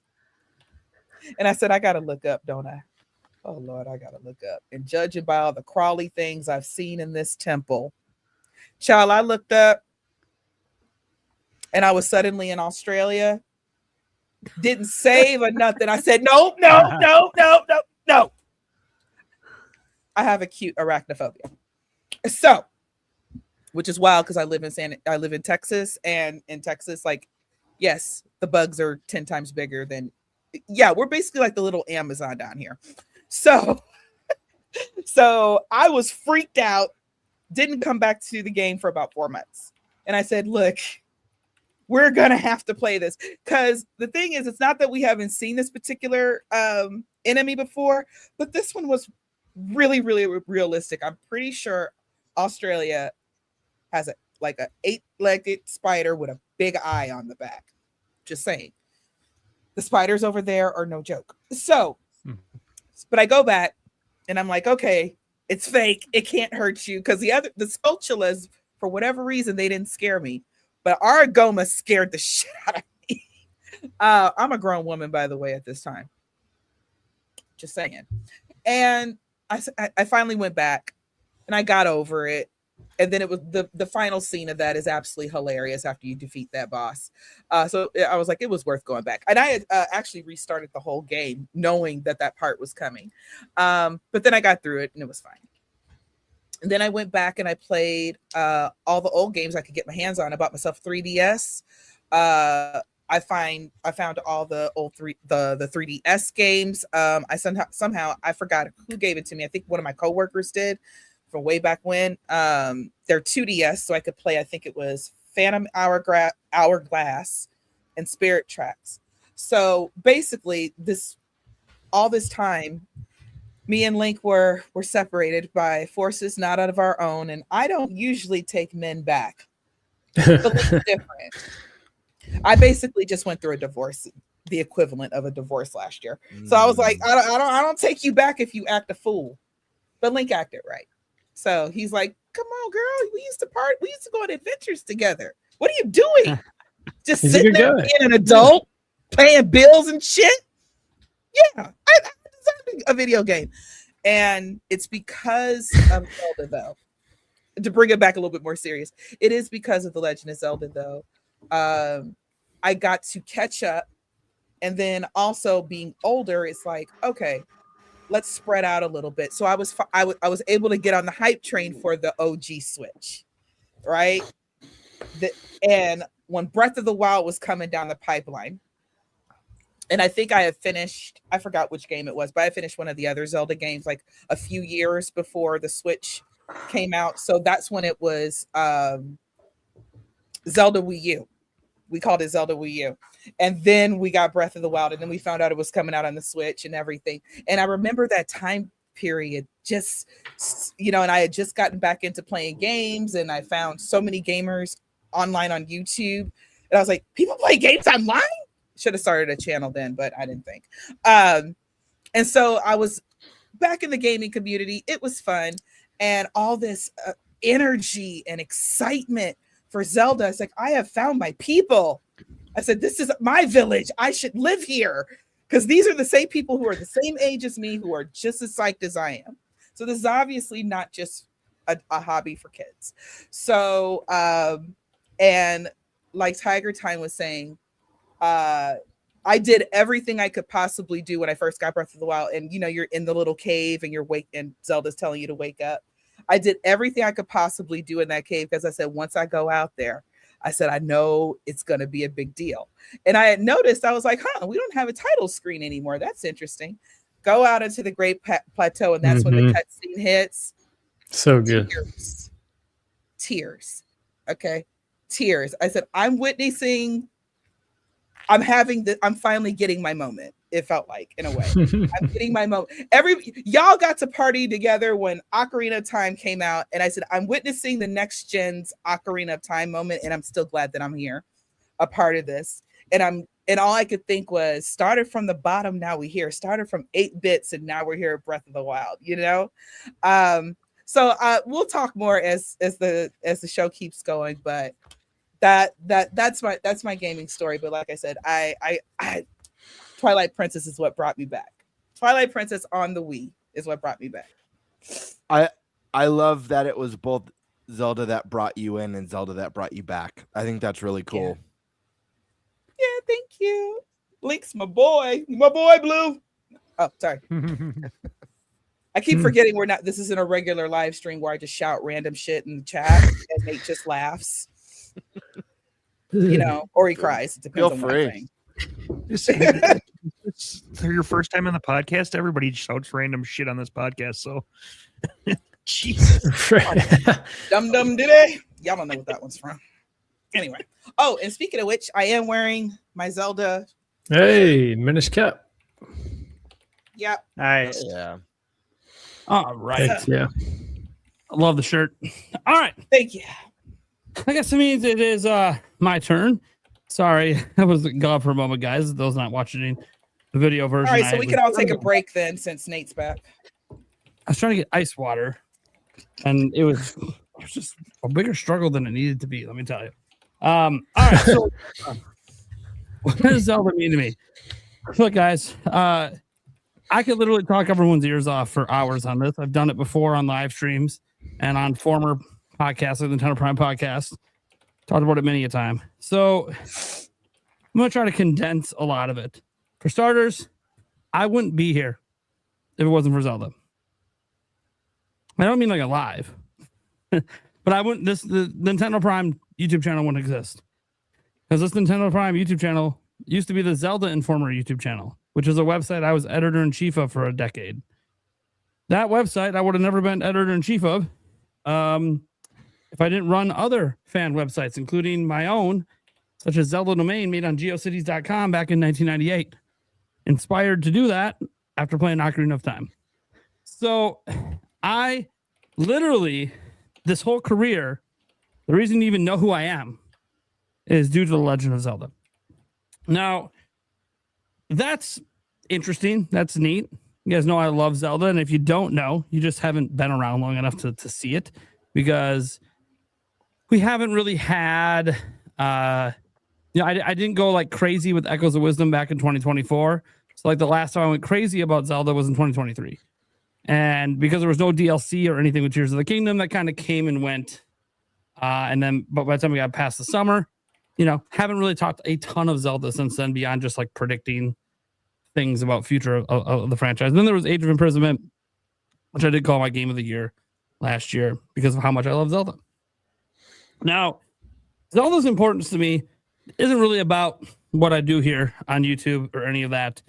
Started playing Zelda. Ironically, I was about 7 years old. I was born in 86. And I've heard of Zelda. My dad was kind of the gamer in the house. He had the NES and everything, but he would pretty much never let me play it. And he didn't have the Legend of Zelda in his collection. He had a lot of other really good games, but he didn't have Zelda because the NES was kind of from his childhood. My parents had me very young, so they were like 18. So like a lot of his stuff that he got was from his parents. And I didn't have a Game Boy until I was 8, and I was riding the bus and I saw someone playing in front of me this really cool looking game on a Game Boy, and I knew what a Game Boy was. And I asked him if I could play it. He said no. I said, "You're gonna let me play it?" He said no. So I punched him on the shoulder and took it. In that Game Boy was Link's Awakening. I took the Game Boy home that night. I did. Of course, I got busted. Wow. It's at like 3 a.m. playing it because I was sneaking batteries because I didn't have the power cable because it wasn't my Game Boy. Well, I think we need to go back to the fact that you stole a Game Boy. Yeah, this is a story I've told before. Legitimately told. This is how my Zelda journey began. That's a fun story. His Zelda origin story is a tale of crime. It is. It is. So it's easier for me to like smile about it now after everything that happened, but obviously it was a pretty big asshole move. I got in so much trouble. Oh my god, I didn't get to play video games for like 6 months. It was bad. Anyways, so obviously the next day my mom marches me to school, makes me find the person, give the Game Boy back, all that. But I couldn't help after being grounded, and I did apologize. I felt a little bad, especially after I realized how badass this game was. I'm like, sucks for this kid. He can't play it right now. Really, Jeez. As you're illegally enjoying his Game Boy. Yeah. That's so predatory. Oh, by the way, I deleted his save file too. So, anyways, I was just an asshole. You didn't tell us that part before. Good Lord. I got an in-school suspension, and that No reason for that. that kind of woke me the fuck up. Yeah, there's literally 3 files. Just rude. I hated it when people did that when you rent a game and Well, at least I they understood delete with the the game save rentals. files. I understand with the game rentals because, like, yeah, No, because if there's 3 slots and you rent it, you return it, and then the next weekend you rent it, and they're all clear now except for one, there's no reason for that. We both of our files could have coexisted, and another one could have, but you just wanted to delete all of them because you're an asshole. Not you, but this is what people would do when you rent games. I'm an asshole. No, game rentals for me back then, the save files were always all taken up, so you always had to delete if you wanted to play it for yourself. I always felt bad because I always wondered if it was like someone is actually going to re-rent this. So I would look at the save files and look at the play time on them and be like, I did that. Yeah. Or the oldest one. Only played for The like oldest 40 one, minutes. too. That's the one Yeah. I'm going to delete. If I see one on here that's got like 20 hours, dude, they might be renting this shit again. So Yeah, I'm not touching that. Yeah. yeah, I'm like, I'll delete the 40-minute one because I don't think they had a good time. And they only lost 40 minutes. They can get that back if they really want it. That wasn't always the case. There was one game I rented. I can't remember what it was, but it had 3 save files filled up, and all of them were over 30 hours. And I'm like, oh fuck. So then I tried to play one of them, and I didn't know what the fuck was going on. So I'm like, someone's gonna be mad at me. I'm deleting. It is what it is. Because I definitely rented that game multiple times. Several people. It might have been one person and their friends doing it. I don't fucking know. Anyways, so I Zelda. used to judge the names on the save files. I used to just judge by the name. Like if I saw a name like Kimothy, I'd be like, this kid sucks. That's wild. Yeah. Fuck that kid. Okay, so Game Boy, I had to return it obviously the next day, apologize and all that. I didn't actually get in like any trouble with the school or even that kid's parents, because apparently that kid's parents were pissed that he even brought it to school because he wasn't supposed to. So he was already in trouble that he even brought it to school. So we both were in trouble basically. We kind of became friends after that for a while, but kind of weird that that's how we became friends. We both did things we weren't supposed to be doing. But I got grounded, obviously, and wasn't allowed to touch the NES or anything. I could go to school. I could come home and do chores, eat, go to bed, read a book if I want. I was always allowed to read books, not comic books. Oh, no. They had to take it with the fun stuff. So no book, no pictures in the books. You're reading chapter. So I started getting into Harry Potter and stuff. So you know what? And it ended up working out for me. But the whole time in school, me and this kid, because he was grounded too, because he broke the rules and took shit to school and he wasn't supposed to. This whole time, him and I were in class drawing pictures from Link's Awakening, dreaming of when we could play that game again. It was awesome. Intended. Well, I didn't was know just it. about to say Ooh, pun that's intended. Know that at the time, right? Had no idea, hadn't beat the game yet. So obviously, you know, my biggest want, you know, for that upcoming Christmas was I want a Game Boy, I want Link's Awakening, I want a Game Boy, I want Link's Awakening. And then my grandma ended up surprising me and getting that for me. So that was really nice of her, much to my parents' chagrin. You gave him what he stole. I can't steal it now. I have. Grandma's thinking. She's thinking. My grandma was the one who always had my back with video games. My parents, even though my dad liked the game, it really wasn't a lot of. They were trying to get me to do other things, which I did plenty. I was playing sports around and everything else, but I feel like you were the type of kid that, like, if you had to return it, you broke it. That way, it was like, well, none of us get Game Boy. no, I wasn't that mean. I actually felt pretty guilty that I did that because I'd never done anything like that before. But also we had like this little kid gang at the school, and I was the leader of it. So normally I didn't have to do anything. I would just say, "Give it to me," and they would. So, You were the kid who took other children's PB&Js and did no. We didn't bully people. So we had like two little kid gangs on the playground, and all we would do is compete against each other for supremacy. But we wouldn't like steal people's lunch money or do any of that kind of shit. But whenever I would people to give me something, they would give it to me, and I would always give it back to him. And to be fair, if that kid would have let me play it on the bus, I would have just handed it back to him when I got off the bus. But of course, a couple of my little friend gang were on the bus. And so there was a little bit of encouragement when I said, "Hey, no, you're going to give it to me." And they said, "No." They both kind of looked at me like, "You going to fucking take that?" I'm like, "Dude, I'm the leader." Your cortisol was spiking. Yeah, you don't fucking say no to me. Testosterone, cortisol. I had to do something. Anyways, wasn't good.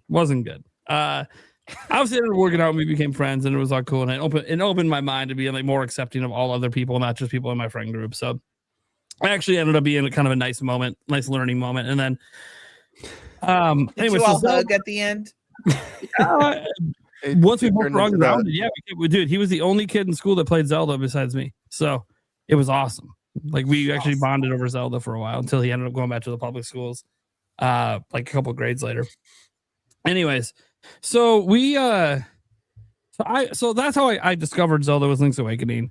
And then we had my grandma had a computer with dial-up.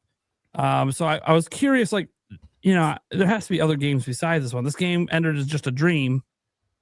Okay, well, there's got to be other Zelda games. This can't be it. So I looked up, and sure enough, there's Zelda 1, Zelda 2 on NES. So, you know, I'm trying to tell my dad, "Hey, Dad, you want to try some Zelda? Take me to Blockbuster quick." So we went to Blockbuster, rented both. I ended up both having a really good time playing the Zelda 1 and 2. And then from there, just kept playing all the new Zeldas. Eventually got a SNES, played A Link to the Past, had an N64.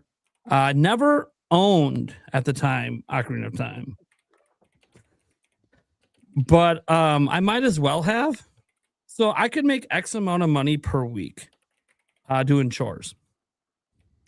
And from 1998 through, I want to say, like January of 2000, I had a copy of Ocarina of Time rented out from Blockbuster because I took my money I made every week to extend my rental. So it literally, I spent probably way more than it would have been just to buy the game, but I didn't want to stop playing. I literally did not want to stop. I did not want to return it. But I also knew I can't just keep it. My parents are going to get fines and all this shit. They might not let us rent anymore. I mean, whatever. I don't want to do that. It wasn't crossing my mind as a kid that, you know what, if I just stop playing for like 5 months, I could just buy the fucking thing and keep my money. But whatever. So I guess kept re-renting it. And it's just how long it took me to beat it, because I was, you might be like, "Oh, you're a kid." I'm like, yeah, but a kid that was playing 5 sports and in musicals and in choir and band and all this. Like, I was very, very busy. Plus, I was starting to get into women around that time. You know, I'm 12, 13. I'm starting to be like, "Oh, yeah, I like women. This is kind of, I hit on them a little bit." So, like, I had a really full life. So it taking that long to beat the game isn't really surprising. And it wasn't because I wasn't playing it every day. I just wasn't doing 5-6 hour sessions every day. Plus I had Eric that I was hanging out with, and we would do things as well. Lots of outside stuff because like we always knew that we'd do a sleepover and do all nighters playing games. But in order to make our parents less mad about it, during the day we'd play outside. So it's like, oh, you guys were up all night playing video games. We were up all day playing outside. You didn't say anything then. Try to balance it out. The argument didn't work very well. There were sometimes that we got busted with it. It did not end well. But it's like you know we're gonna do this every time, right? Like, we just got better at sneaking around and not getting caught being up. It helps that like Eric. It was always at Eric's house because at my house the problem was the TV in the basement. My dad would keep sleeping in the basement. His house, nobody was in the basement but me and him, where the big TV was. So it was very easy to get away with it. We just have to like pay attention to like footsteps. We hear footsteps in the kitchen, everything shut down. They didn't do the thing like Stash's mom and walk up and see if it was warm. So we got away with quite a bit. I think one of the nights that we got busted. To be fair, we were making like DiGiorno pizzas at like 3 a.m. And it went ding, and we got busted that time. Yeah, she didn't let us eat the pizzas, but she said eat the pizzas and go to bed. No way! Wow. So at least right, the food's made already. Let's not waste it. The DiGiornos are expensive. Eat that shit. Go to sleep. Anyways, so yeah, there was just a lot of Zelda playing throughout my life from that point forward. As I said, it led to me making a website dedicated to Ocarina of Time at the time. Then I expanded it to the other Zelda games, making guide content and covering like the little scant news that I would get from like Nintendo Power magazine back then because there wasn't a lot of actual news on the internet. And just to kind of condense this down because I could be talking all night about this stuff. Zelda has done things for me on a personal level that I didn't know video games could. I'm sure people on this show have maybe seen it, maybe not. There's that fan-made mini movie called Escape. It is about a little girl who has parents that are very argumentative, slightly abusive even at times. And the only way that she's able to survive all that is she escapes into the world of the Legend of Zelda through playing the game. Even after the mom takes the system and smashes it, she closes her eyes to go to sleep, and she's right back in the game. A way to handle that kind of. It was a really, really well put together short film, and it reminded me of my childhood. And this is no offense to my parents; I love them; they're amazing people, but they argued a shitload growing up. I can't remember a day that there weren't just nonstop arguments. And video games were like one of the ways I can kind of like shut it all out. And Zelda was especially the one that like, if I'm playing Zelda, dude, I don't know what the fuck's going on around me. I'm just in it. And so it really helped me deal with some of that stuff back then. And then it helped me at other key points in my life. For some reason, every time a new Zelda game comes out, there's something kind of dramatic going on in my life. I'm kind of scared what's gonna what dramatic things happening with the next Zelda game that comes out, because it happened with Tears of the Kingdom, it happened with Breath of the Wild. I'm like, oh, fuck. I'm like, please don't have. I want one game release to come out where there's nothing dramatic going on that I need to play it just to get away. I don't want to get away. I want to be in addition to positives in my life. But that's the thing. The Zelda series has always been that way for me. It's been a way to escape all the bullshit going on. And it's still that way. Even now, like, you know, I've had a really hard time, obviously, with some of my family stuff going on that's well known publicly at this point. And I got through some of that playing Zelda, booting Tears of the Kingdom back up and getting lost in the world again, just to get my mind off of things. And in your mind, with what I was going through with my son, it's never really completely away from it. But he likes Tears of the Kingdom. So I'd be thinking of him while playing. It almost felt like we were back when he first started playing. I'd start a new file and just be helping him get through some early stuff in the game. And it was a way to help me process things. And Zelda has just always kind of been that series to me. It is my favorite video game series of all time. I've had a very emotional history with the series. It has led to the career that I have today. God forbid I ever thought this would be a fucking career. And the crazy thing is, growing up, is I didn't know very many people who played Zelda, like, at all. Mm-hmm. Nintendo in general. Like once we got past the SNES, dude, everyone was PlayStation, Xbox. There wasn't hardly anyone in my school playing Nintendo. They was viewed as a kiddie system for babies. I got made fun of. Still get made fun of. Ironically, to this day, playing Nintendo. I just don't give a shit anymore. Literally, just don't give a shit anymore. It's like, okay, cool. I'm fucking 39. Am I supposed to give a shit what you think about my life at this point? You worry about yourself. I'm sure you got some shit that I can make fun of. I just don't care. But yeah, it's just really interesting how the series has evolved with me. And like when people have seen, like even on my YouTube channel, like when Tears of the Kingdom got revealed, that's one of the first like major Zelda moments as Nintendo Prime. I went fucking nuts in that hotel room on live stream. Dude, people saw my stomach with my hernia for the first time because I couldn't control I like literally flew back onto the hotel bed and my shirt went up. Didn't know that wasn't supposed to happen. And then I was so excited. I went off screen and came back on with my E3 2016 Breath of the Wild shirt. Just like pumped. Literally told Doug Bowser to shut the fuck up. Shut up, Doug Bowser. Nobody wants to hear you because I needed time to process what just happened. And like that was a raw moment. That was not like an exaggerated moment for the live stream. That was literally raw emotions that would have happened even if I wasn't live. And Eric has seen that sometimes in the past, not live, seen some of those reactions, not just to Zelda, but Zelda's the one that usually, especially 3D ones, that get like the biggest reaction. So Zelda's just always been a really, really special series to me, and it always will be. And regardless if there's a day that I ever slow down in gaming and don't play, you know, right now I'm probably beating actually beating about 6 or 7 games a year. If it ever gets down to the point where I'm really not beating games anymore, Zelda will always be the one that gets beat. That'll be the one I'll always make time until my hands literally don't work. And at that point, I'm going to hope there's some other handicap devices I can use to continue to play. Because the series just means that much to me. I mean, it's gotten to the point where my fiance, who I've been with for 15 years, she wasn't like a gamer at all, besides like playing some Mario and Donkey Kong growing up, but she didn't really play games. After hearing me IRL, forget the YouTube channel, in real life, nonstop trying to talk about Breath of the Wild for like 5 years, she was like, okay, he keeps fucking talking about this fucking game. Okay, you know what? Maybe I should try it. Just to see. I didn't even know she was trying. I was not home when this happened. I come home. Honey, you playing Breath of the Wild? Whose save file are you on? Mine. Oh. Honey, you're off the intro area. How long have you been playing this fucking game? I don't know. I started playing at 7 a.m. Honey, it's 4 p.m. I'm like, having a good time, are we? That's the best.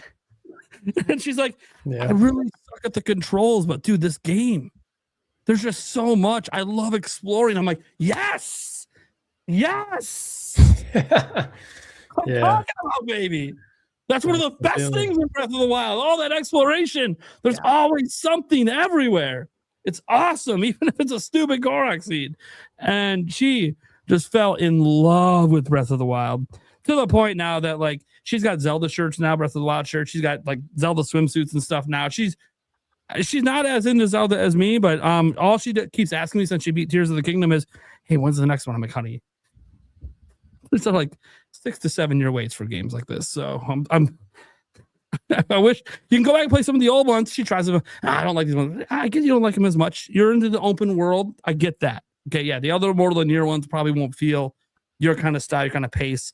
It's not as explorative. I get it. And even Tears of the Kingdom, when she played it, she initially was like, I don't think I really like this, because like the intro area in Tears of the Kingdom was just not as good. It's just not. And she's like, I just told her, just keep playing. Give it a little while. You know, okay, just get out off the top island and get like another 10 hours in. And if you're not feeling it, it's fine. 10 hours later, she's like, honey, I might like this more than Breath of the Wild. I'm like, yes, that's my woman. She's awesome. Dude, she was duplication glitching to get money in the game. what the fuck? She's never done a glitch in her whole life. And here she is, jumping, parasail, pause, grab the items, drop them all, unpause. Woo! Double everything. I'm like, what the fuck is going on? You can still do that, by the way, in the game, guys. You just got to delete all the data off your thing, put the physical cartridge back in, don't update the game. You can still duplication glitch. But it was insane. There's other ways to duplication glitch. It was way more complicated. When the game updated on its own, she was mad that the duplication glitch went away because one of the things that happens, like in the first half, I don't know what you had, the first half of me playing Tears of the Kingdom, you're broke as fuck. Yep. And almost all your money is going to like buying arrows. Yep. And she's like, fuck this. I could just like duplication glitch a bunch of fucking diamonds and sell them. Yes, you can. So she literally did like 6 straight hours of just farming diamonds like that just so she could max out her rupees. It was insane. Anyways, and then when they got fixed, like, this game isn't as good without duplication glitch. I'm like, no, it's just as good. But honey, you got like 900,000 rupees. I think you're good. I don't think you need a duplication glitch anymore. I think you're fine. Well, I ran out of muddle buds. I'm like, yeah, you go down and farm some. I don't know what to tell you. There's a couple places you can buy some. It is what it is. Because that's a really fun ability. And Tears of the Kingdom to make all the enemies fight each other. But yeah, no, she ended up having a really good time. The fact that she was even doing a glitch at all, I'm like, dude, you're deep into Zelda now. And you're getting to the point of doing glitches. Shit, man. I wish I would have got you in back in the Ocarina of Time days, dude. You could have learned how to do the fucking side steps and glitch through the walls. Like, oh my God, dude. Like, you could end up doing a dungeon out of order. Like, man, I didn't know you back then. Couldn't get you into it back then. But, like, that's just a special moment to me because I never thought in my wildest dreams that my fiance, who I've been with for 15 years, would ever be into Zelda like I was. And I didn't care that she wasn't. That's not why I'm with her. But then as I'm already in love with her, this happens. Got my perfect woman, man. So, yeah, Zelda's amazing. And it's going to be amazing probably the rest of my life, even if they end up being that microtransaction trash Gamebird's trying to bring up. I can always go back and replay the oldies. They can do that part after we're dead. Zelda's one of the few franchises that I will occasionally replay here and there. And I know, like, this is one I have to bring this up. And Eric saw a lot of me playing Wind Waker back in the day. That was one because like, he had a sale forever. That was one of the ones that you just handed me the controller and went, here. Go this way. I just said, just make sure I'm still pointed this direction. Yep. I'll be back in like 20 minutes. Whole time I'm on the phone talking to my girlfriend. I'm like, look, this is kind of a boring part of the game. I've done this enough. I don't need to keep sailing for 20 minutes before I get to where I need to be.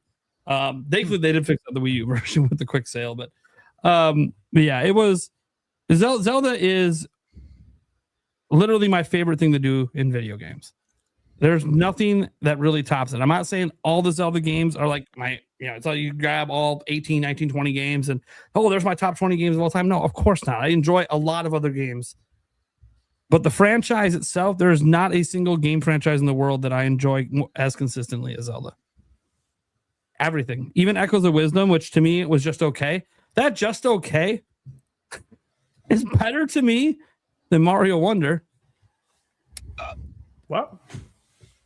That's how much Zelda does it for me. That's how much Zelda does it for me. So, yeah. That's what I got. All right. Speaking of what people got, IGN had some balls this week. They had some balls this week.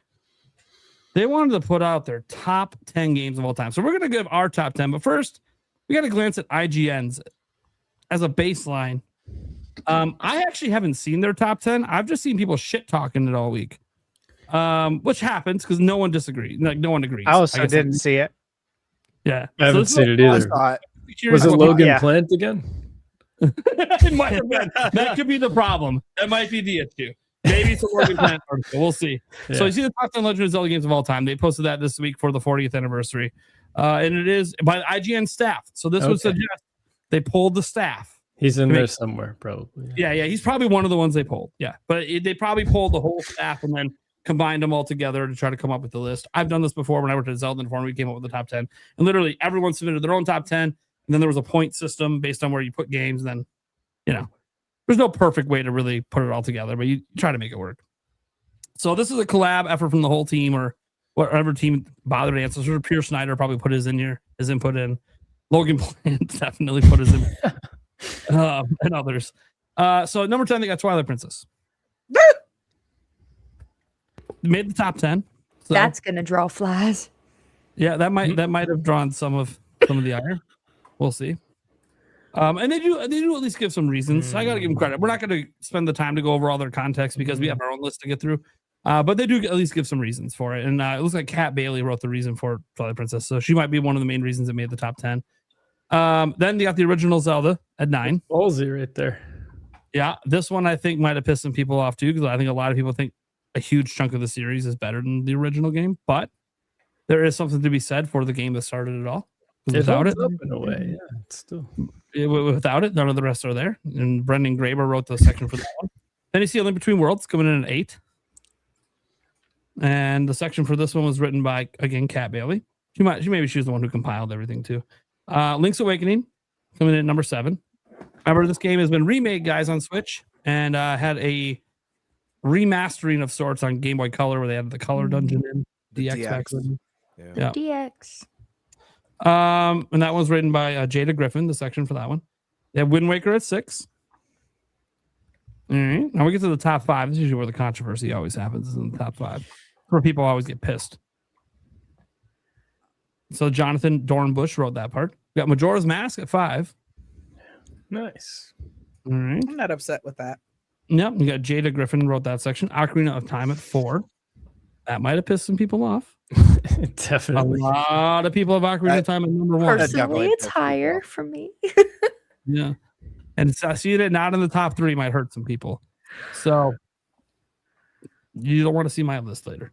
That one's written by Pierre Snyder, of course. No surprise there. Good old Pierre, of course, is going to write the Ocarina of Time section. Yeah. Anyone who enjoyed IGN back in the day, you know how much he loves this game. So, of course. I love Pierre. He wanted to write that. I have a lot of respect for Pierre. Yeah. All right, Link to the Past. This is a travesty. At number 3. I'm insulted. It's getting so bad. Brendan Graber.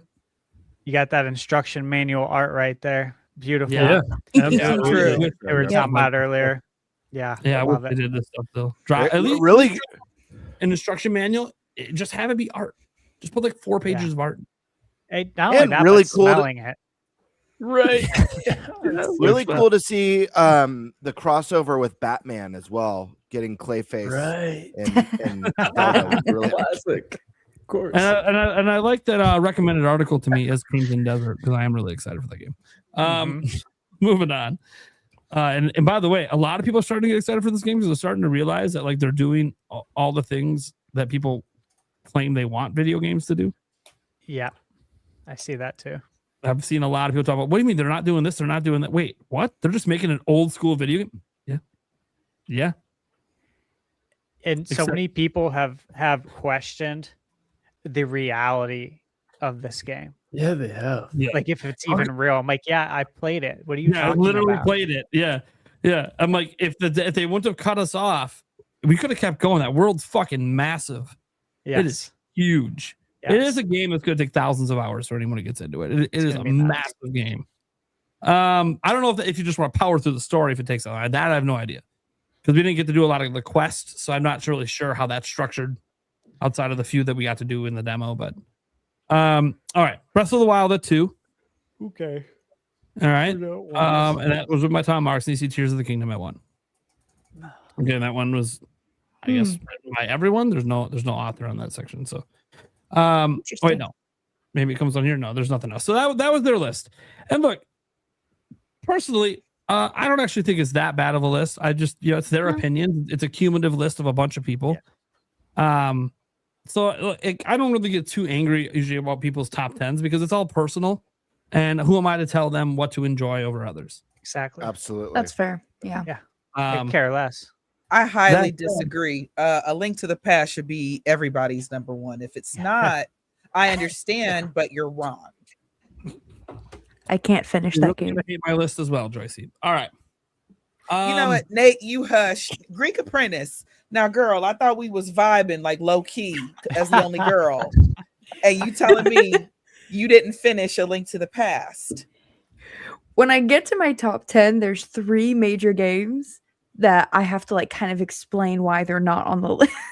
Yeah, I'm gonna need an explanation for A Link to the Past. So the question I have for you guys is, because I know my list is going to piss people off the most. So do I go first or do I go last? Go first. Well, wait, Go wait, first. wait, wait, wait. Let's all go around the room first, though, and say kind of our thoughts on their list on the IGN one. I'm cool with it. You're cool with it? Yeah. Look, again, to each their own, right? Yeah. This is what you guys like the best. Who am I Yeah. to say any different? You know, that's great.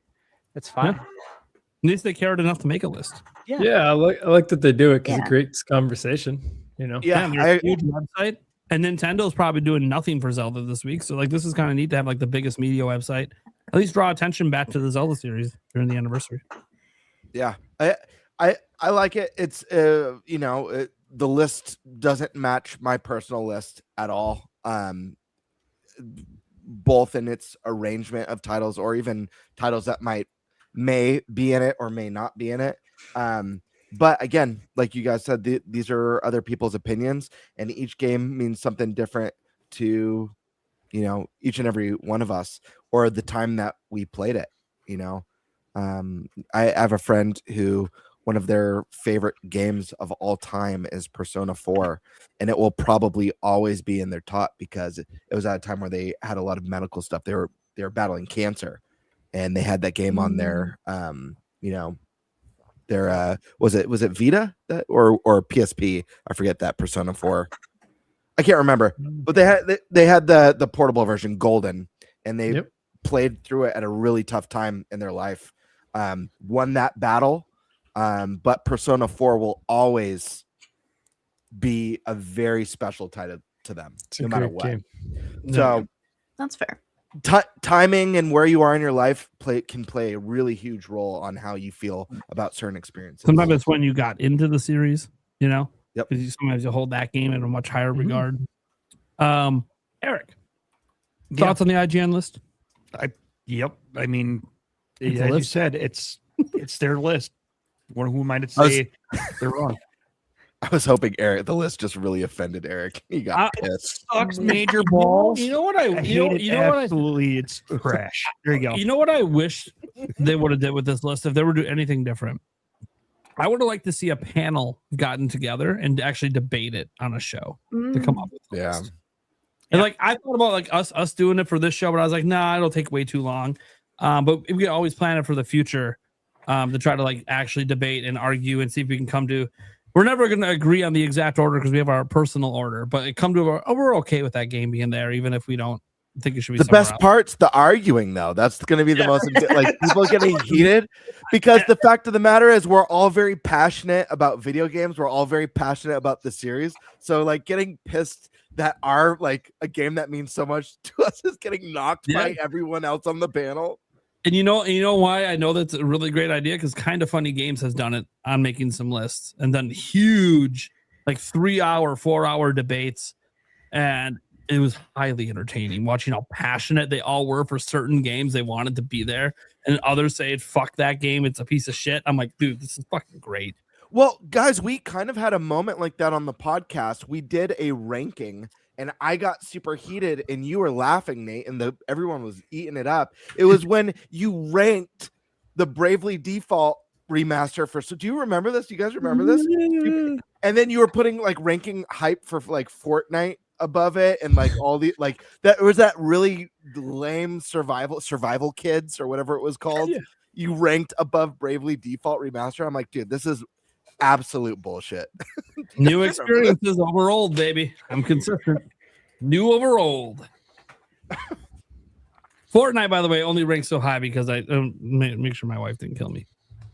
Because she loves Fortnite. So, like, what's the funny thing is, she loves it for the exploration. She doesn't actually like shooting people. So when people attack her, then she's like, all right, fuck you. And then she goes to take off. She's always Once fired upon, it's over.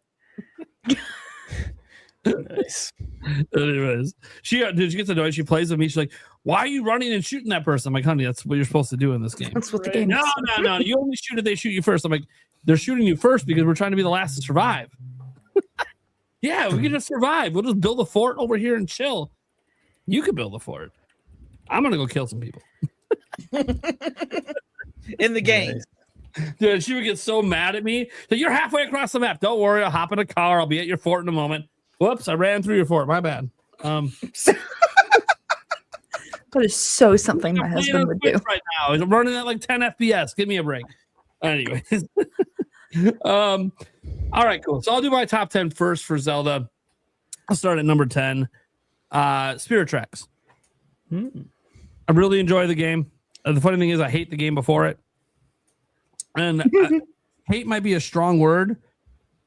But we always talk about on these lists, like, when you get to the bottom, it's like, it's just your least favorite. No, I wish Phantom Hourglass just didn't exist. Wow. I legitimately do not like that. I think it's a trash game. I really liked the character.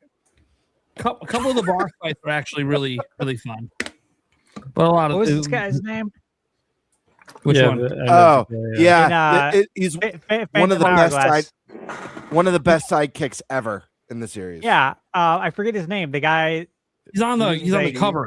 I always forget his name. Lineback. Yeah, I like that dude.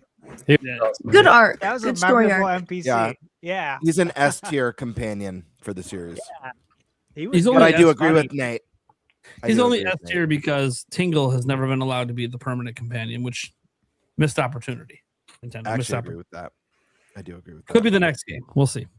But yeah, Spirit Tracks basically fixed everything I did not like about Phantom Hourglass, and then also gave so much new as well. I remember everyone being mad about the train, and the train actually ended up being super fucking fun. Really, really enjoyed that game a ton.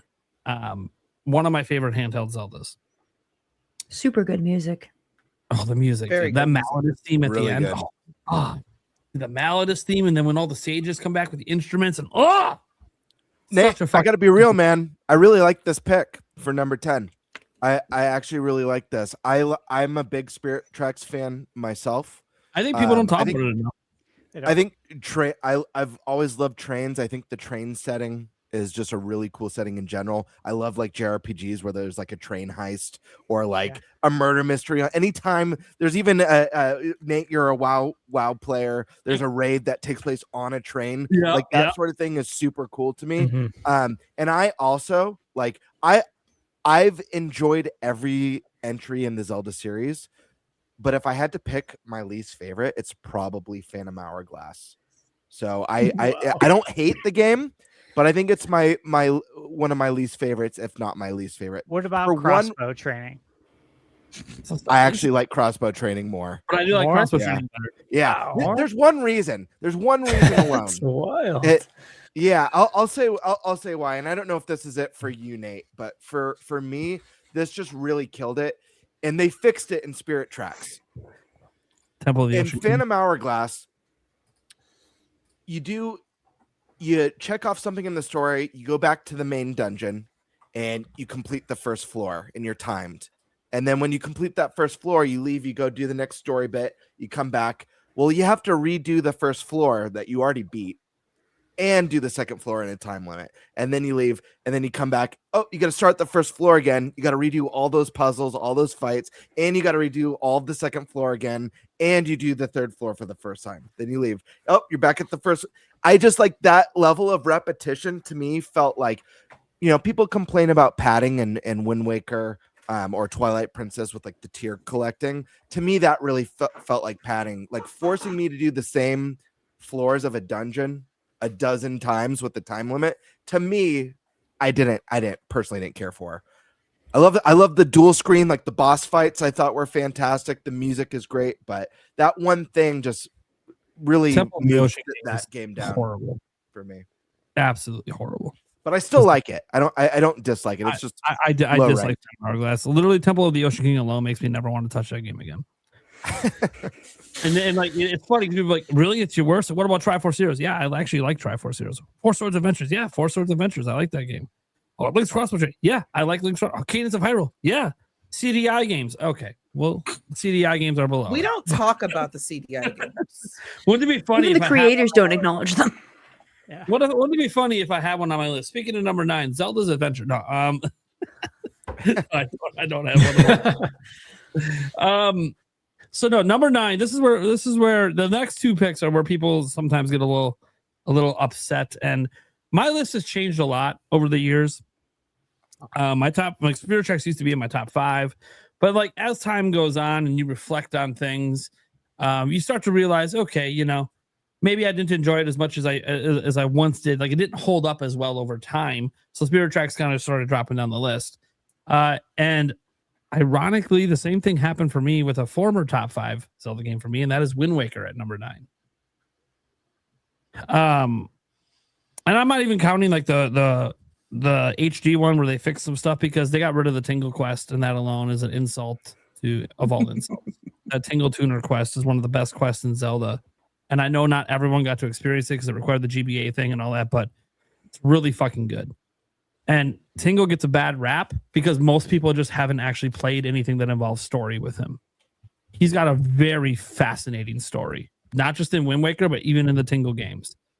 People would actually probably sympathize with him a lot. He actually would connect, I think, with our real life situations if people actually played these things. But they don't. They just view him as this goofy, quirky 30-something wearing tights, making maps. But there's a reason he's that way. Go play the Tingle games to find out. That said, Wind Waker, it's just beautiful game. Obviously, one of the biggest games that holds up from a visual perspective, even the original release on GameCube. Love so much about it. The combat, and how like whimsical and just floaty it kind of is. Which is, they ended up bringing that over to Smash Bros when they brought Toon Link in. Love the story. The Puppet Ganon stuff was really cool towards the end. But you know, when you have things like the Triforce Quest, that was literally padding, because they cut out content, as we found out in interviews and stuff like that. Like there was just literally content they cut out for time reasons, and they replaced it with that shitty thing, which they made a little better in the HD version, but still, it's still there. It's still part of the game. It's such an important game to my childhood. I don't think being in the top 10, even at number 9, any Zelda game that makes my top 10 is special, because this series is special to me. And we're up to like, what? How many games are we up to? Like 19, 20? You call them spinoffs, we're like at 30. 21. Yeah. You call them spinoffs, we're even higher. So being in my top 10, that's already my top 1/3 of any Zelda experience I've ever had. So it's already a big deal to be up here. But it did drop out of my top 5 over time after reflecting on things. But hey, at number 9, I enjoy it more than Spirit Tracks. Spirit Tracks doesn't exist without it. At number 8, Twilight Princess. Love Twilight Princess. Probably the best dungeons in the series. And maybe some of the most epic setup boss fights that are actually really easy. Like, it's one of the weirdest things. Like, it's these epic boss fight. Like, it's just these behemoths. So, dude, it feels like I'm about to play Shadow of the Colossus, baby. And then it's like the fucking easiest boss I've ever done. Yeah. That's the thing that like kind of knocks it down, is like, dude, the dungeons are so great. And even like the mini boss fights are like, dude, these are actually really cool. Then you get to the main boss fight, I'm like, dude, the mini boss was harder. What the fuck? So epic. And then you're so easy. Why? You're supposed to be the hardest thing in the dungeon. I had a harder time figuring out how to change the water level in the last room. The fuck is this? Like, so that's the thing, is like, best dungeons in it. Love Ilia. Love the story of the Twilight Realm and Midna and all that. It is, you know, I still get little tear jerks during the Midna's Lament section when she basically was almost dead. And then you felt like Zelda sacrificed herself in that moment. And then obviously when she breaks the mirror at the end, like such an emotional connection. One of the better stories in Zelda to be able to do that. That is until other things that also make it not on the list when it used to be in my top 5. I don't think Ganondorf should have been in this game. I think it was a mistake.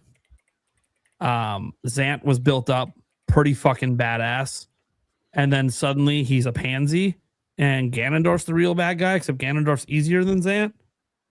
Again, keeping that theme of you get to the big baddie and they're actually a joke. But Zant wasn't a joke. We tried to face Zant. Zant practically killed us. Ganondorf's never come close to doing that to me. And now Zant's just like this crazy psycho babbling kid who was just jealous. Like, this is stupid. He was a badass. You fucking ruined the character of Zant. Even the Zant boss fight. Look, that boss fight was way better than the final fight with Ganondorf. Hey, So Nate, I was gonna say real quick, Zant is low key like the Khaleesi. Yes.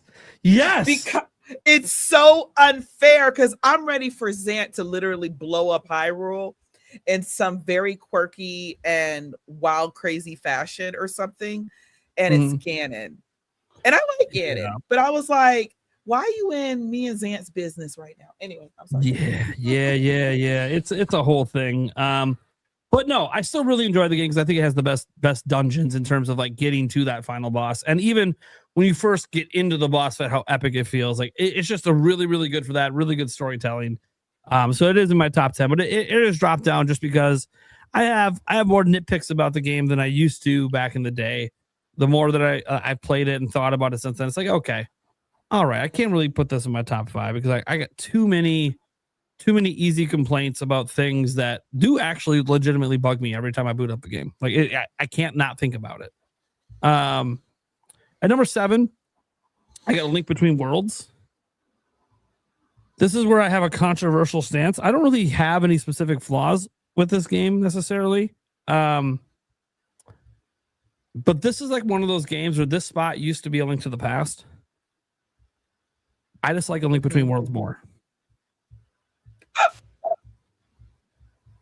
So A Link Between Worlds gets here at number 7. Again, I can't even think of like any flaws that I don't like about the game, but it's also just like I just don't enjoy the top downs typically as much.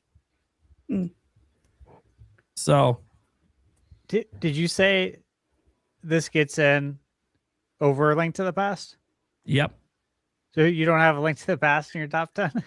Nope. What? At least it crazy, won't be man. just me. You're crazy. But hey, this is your list. It is. This is interesting. Despite how terrible it is. This is interesting. Number 6. I'm kidding. Number 6. I'm kidding, Nate. I love you. This is why Vinny still has your Zelda card. No, it's because I forgot the ending.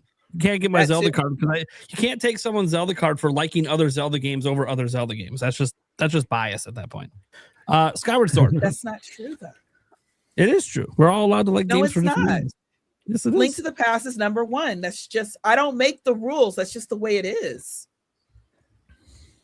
No, there's no rules for what I like. So Skyward Sword at number 6. That's a good one. Skyward Sword I actually love. I love this game a lot. It's always kind of, ever since I played it on Wii, it's always been kind of up here, bouncing between my top 5 and just out of my top 5. If you like dungeons, that's all the game is. It's nothing but dungeons all the time. Yeah, there's flaws, of course. Like all the stuff up in the sky is kind of half baked. You can kind of see where they had this idea, and they talked about in interviews like it was supposed to be an open world game, and you could see some remnants where they probably meant for it to be, but what they wanted to do, we just didn't really have the power to do what their full vision was. So they kind of settled on making all the sections like just really, really long dungeons before the dungeon. So there was like some missed opportunity there. This list is so whack, dude. However, I'm getting offended. Skyward Sword I'm getting has offended. number 1, fun fact, it had the first orchestrated soundtrack ever in Zelda. Number 2, it has the best story, even still today, in any Zelda game. There is not a story better than it. It might have the most, you know how like I'm not a fan of Hourglass for Temple of the Ocean King. Well, one thing I don't like about this game is how many times you got to fight that big fucking foot piece of shit. Demise. The avocado with Demise. toes. Like the demise fight was fun. Just before you got to that point, how many times you had to repeat that fight? And it's like, oh, it's a little harder every time. I'm like, no, dude, this is just as easy as the fucking first time I did it. Anyways, that part More I didn't like. annoying each That part time. wasn't like that part didn't take very long. The Temple of the Ocean King legitimately ate fucking time for me. Like that little, it was just a kind of a minor annoyance that I had to redo that fight. I'm so annoyed by this. Sorry, I actually really like Skyward Sword, but let's be real. Skyward Sword has the worst mechanic ever introduced in a Zelda game, period. What's that? Dowsing. The metal detector with the sword to find keys on every map. It is literally, it's like, oh, what if instead of exploration and puzzle solving, we just have them use a metal detector in every map? I'm sorry, dowsing is the one thing. Like I agree. I think it has some of the most exception. And spoiler alert, Skyward Sword's on my list. I just like, you have to mention that flaw because it's literally the worst mechanic ever. It's added not to a flaw because it's optional. It's a tool you don't have to use. You can literally beat the game outside of when you first get it. When you first get it, they force you to use it. Then you don't have to use it after that. You know, dowsing just points you in the direction. You can still figure shit out without it. I don't need it to tell me where to go. It's like having a thing telling you where to burn the tree in Legend of Zelda. You can still burn the tree without it telling me where that tree is. You don't I didn't need use it either. I didn't use dowsing it. is entirely optional. Yeah. I know the game makes you feel like it's not, but it actually is. You can literally just not use it. I forgot about it right after, and I just didn't. Yeah. And probably because I was on pain meds from I my bought- appendectomy, I forgot about it. Didn't use I it. busted it out like one time after they gave it to me originally because like they make you kind of use it at first because they're teaching you how it works, and then after that you don't have to. I think I used it one time because I was getting annoyed. So I had a feeling that like I get through this certain part of the game, like God, there should have been like a heart piece or something at this point. This is weird. It's a long part of the game for me to not find a heart piece. This is fucked up. And then I used dowsing. I'm like, oh, now I feel like nope. This is like using a guide. I'm good. I don't have to. I don't need this. If I don't get 100% the first time through, it's fine. I'm good. Anyways, all right, well, fair enough. I don't remember it being optional, but you guys both didn't use it, so. Yeah, I didn't know though. Like it wasn't on purpose. I'll say that. I think I just kind of blasted out. He forgot it was a tool that he had in his arsenal. That happens sometimes. Like how many times do you forget you could use certain items you already got? Like you just fucking forget because you're so locked in it. I got my sword. If I can get past it. If I got my if hook I'm shot. not gated. Like there's times I forgot I had a boomerang until I came up with something. I'm like, oh, I can't do this without that thing. That's right. I forgot I had that thing. The same with like the beetle in Skyward Sword. I'm down with them. I'm like, oh yeah, that's right. I have this thing that I can like fly around and solve puzzles with. I totally forgot about after that first dungeon. That being said, Skyward Sword, it always bounces around here because it's got an amazing story. And to me, guys, and this is where people get usually mad, I think it has the best combat in the series. The motion control combat is fucking awesome. Anyone who bitched about it, I don't know what the fuck's wrong with you. Either you had faulty controls or you just are unwilling to read tutorials that the game shows you how to play things. Like a certain person at GameSpot that gave it a shit review and tried to say the bow and arrow doesn't work. And then I watched him try to point at the screen like Twilight Princess and click the button and shoot at the ground, not realizing it works like Wii Sports Resort, motherfucker. Watch the fucking tutorial the game gave you when you got the item. Dude, the controls were so great. The only thing I always wanted, and this was such, I knew when I beat the game, I'm like, I love these controls so much, and I want to see these expanded upon in a new game, and it's never gonna happen. I can just already tell people are gonna be mad that you can't waggle like you could in Twilight Princess. Waggle. People are gonna be pissed that you can't just do this and win. Like you actually have to like have skill and pay attention. And constantly have to recalibrate. No, okay. If you're being lazy, your arms are at the side, and you drew your weapon, you fucked up. All you gotta do is hit one button, and it recenters for you. It's fucking not. What the fuck are we talking about? It was fun, yeah, dude. I love that combat. Like when it came back, and like I tried the controls on Skyward Sword HD on Switch. Like tried using the ones where they remapped everything to the controller. I'm like, dude, this shit fucking sucks. Fuck this, dude. Back to motion. It's like that's the only way to play this game. But I'm thankfully, left-handed, so I couldn't play it. Well, on Switch you can remap things, including the motion controls to the left hand for the sword. I didn't know you could remap the motion controls, but that's Yeah. why I was excited for the Ooh. HD, because then I could play button. I was But like, yeah, they you've heard flipped about- Twilight Princess to make it motion control. Just flip this so I can play it left-handed.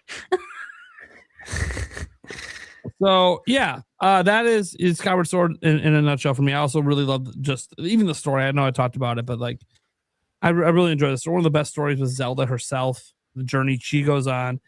Demise, at least he's like a looming presence throughout the game, even though he's, you know, like we know about him pretty early on, not his name. I don't know if I remember his name early on. I can't remember, but we knew about this looming presence beyond Girahim, that Girahim was trying to bring somebody back.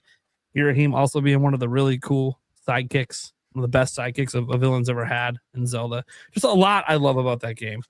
And again, there's some stuff though that I'm like, okay, yeah, in hindsight, you know, that wasn't super great, but I love the combat in the game, and I'm really sad that we're never getting a Zelda game like that again. That being said, to the top 5. Majora's Mask at 5. Love the game. Best side quest of any Zelda ever. Is what it is. That alone already puts it up there. I basically 100% of this game again back in 2024 on live stream. Holds up to this day pretty well. I still have some of the control issues that I have with a game like Ocarina of Time because it's based on that, but they added more tools to your arsenal with the flips and all this stuff that you could do as well. But honestly, you know, the mass transformations, really fucking cool mechanic. I wish that would come back. And just, you know, the reward of the Fierce Deity Mask, it actually felt like a real reward. Hey, Nintendo, remember to give us real rewards for doing super tedious shit like getting all of something? Hey, you went through the thing to get 100% all the side quests. You got a really fucking cool reward, not a piece of shit in your inventory. So, like, you know, I miss when they would actually give you something pretty badass. And yeah, does it make the final fight a joke? Of course. Do I have to use it? No. That's the point. If I want to feel like a badass, I can. If I don't, I can feel like a badass by being skillful. Either way, I like the option. It's like easy mode, but I don't have to use it. So yeah, it's great. Love Majora's Mask. Don't have a ton of complaints other than just, you know, not as many dungeons as I would like. Game's a little bit shorter because of that. But I actually really enjoyed the time mechanics. Because the time mechanics, this is the first Zelda game, and honestly, maybe one of the only ones I played that felt like I was in a living world.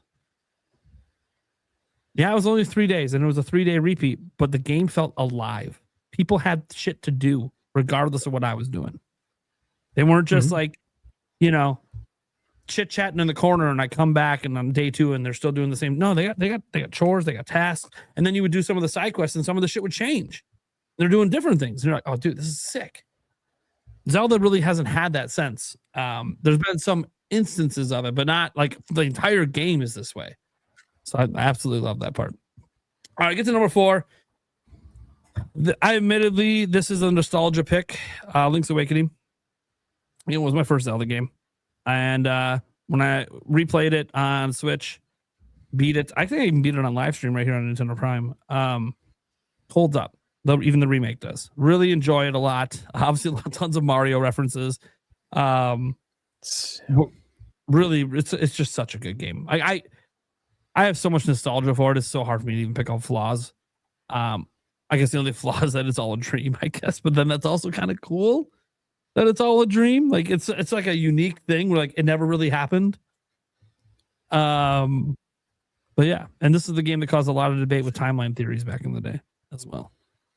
It was a huge point of controversy because, like, well, he's still in the ocean at the end. So what game does that lead to?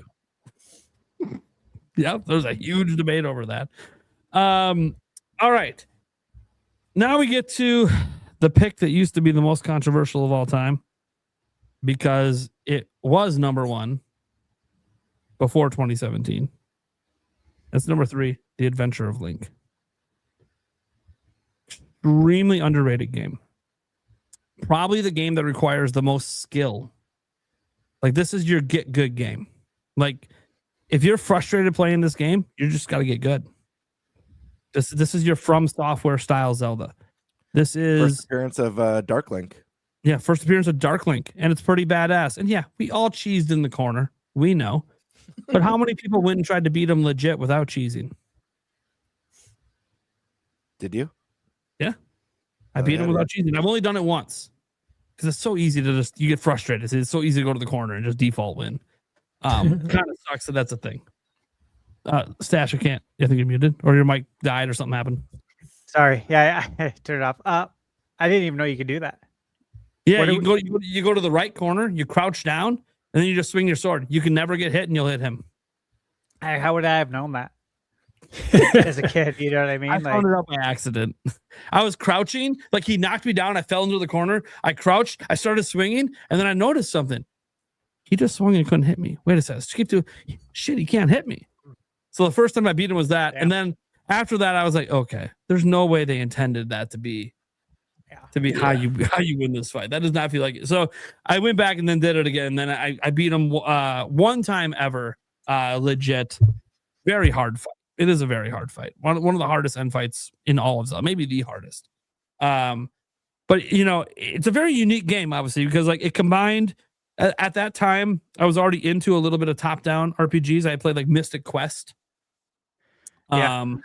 It's like top-down Final Fantasy stuff. The American Final Fantasy. Yeah, the American Final Fantasy. I love Mystic Quest. So, in hindsight, it's not the greatest game out there, but for the time, it felt great. An intentionally easy Final Fantasy for the Americans. Yeah. It wasn't hard, and it wasn't very long. But you know what? In today's world, I don't mind that. Having some games that aren't a bad deal. Nice. But yeah, no, the top-down RPG kind of world where you're walking around and running the enemies and start fights, like that was really cool. But then the fights go into this like side-scrolling thing was awesome. It's legitimately the only Zelda game we could say is an RPG. It has a full-on leveling system and experience system. It has a full-on magic system. It brought magic into the series, which we've never really seen magic fully explored since this game. We've had some magic, Ocarina of Time and all of that. We've had some magic abilities. But like this was a fully fleshed out magic system. You heal yourself with it. You had to use it. You had to use it to beat the game. And yeah, sure, there was some grinding to it, like there isn't any RPG. And I was used to grinding in RPGs at the time I played this game. So I really, really love the adventure of Link to this very day. Obviously, the story is very weak because it's all in the manual. And I like the manual, but you read it and story's over. Okay, cool. So now I play the game. It's not really over. You finish it in the game, and you do get to kiss. At least they heavily imply you are kissing Princess Zelda at the end of the game.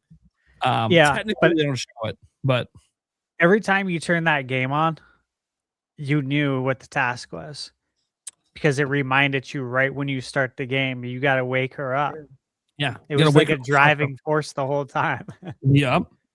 And it does have some pretty unique aspects to the story if you read the manual.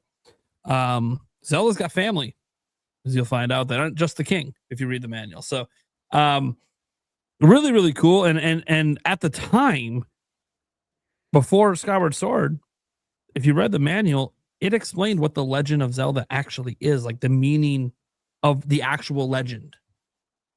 But that's all been retconned at this point. But at the time, that was the legend if you read the manual. Anyways, so really, really good game, really difficult game, hardest game in the series. Get good game.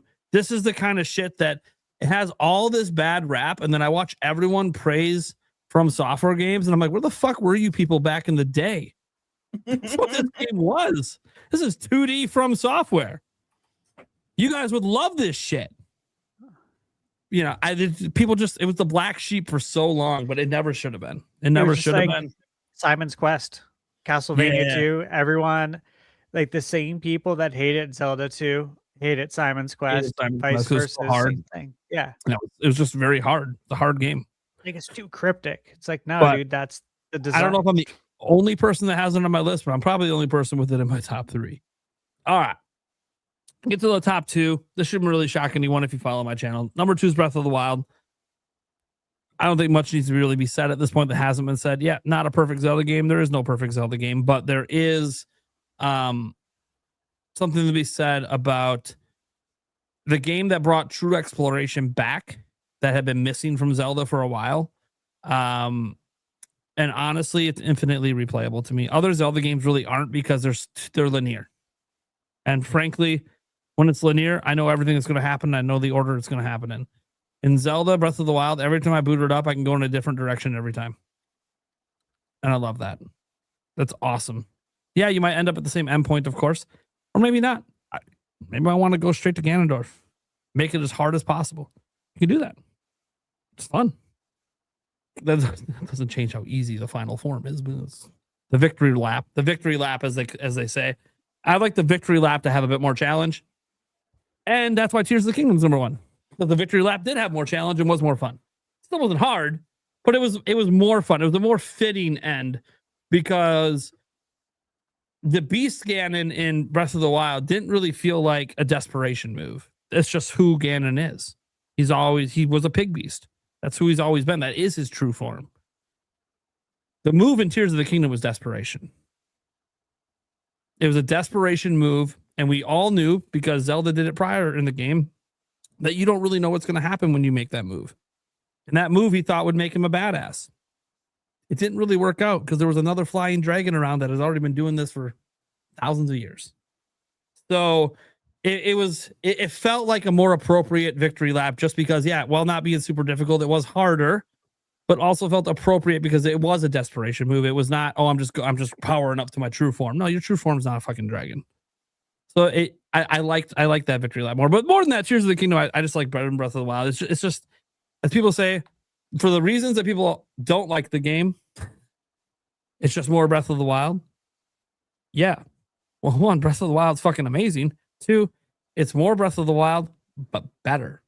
More to do, more stuff, more towns, more side quests, actual NPCs that interact with you and do shit throughout the game.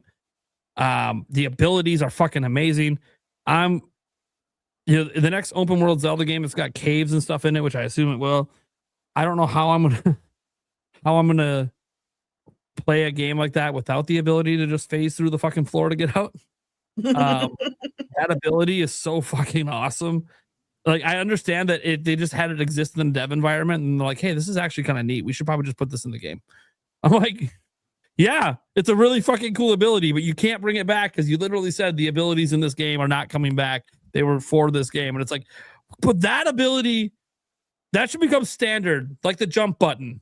It should just be a standard ability. Get the fuck out of some of these places because it's such a time saver to not have to have all that backtracking to get out of stuff. But it's whatever.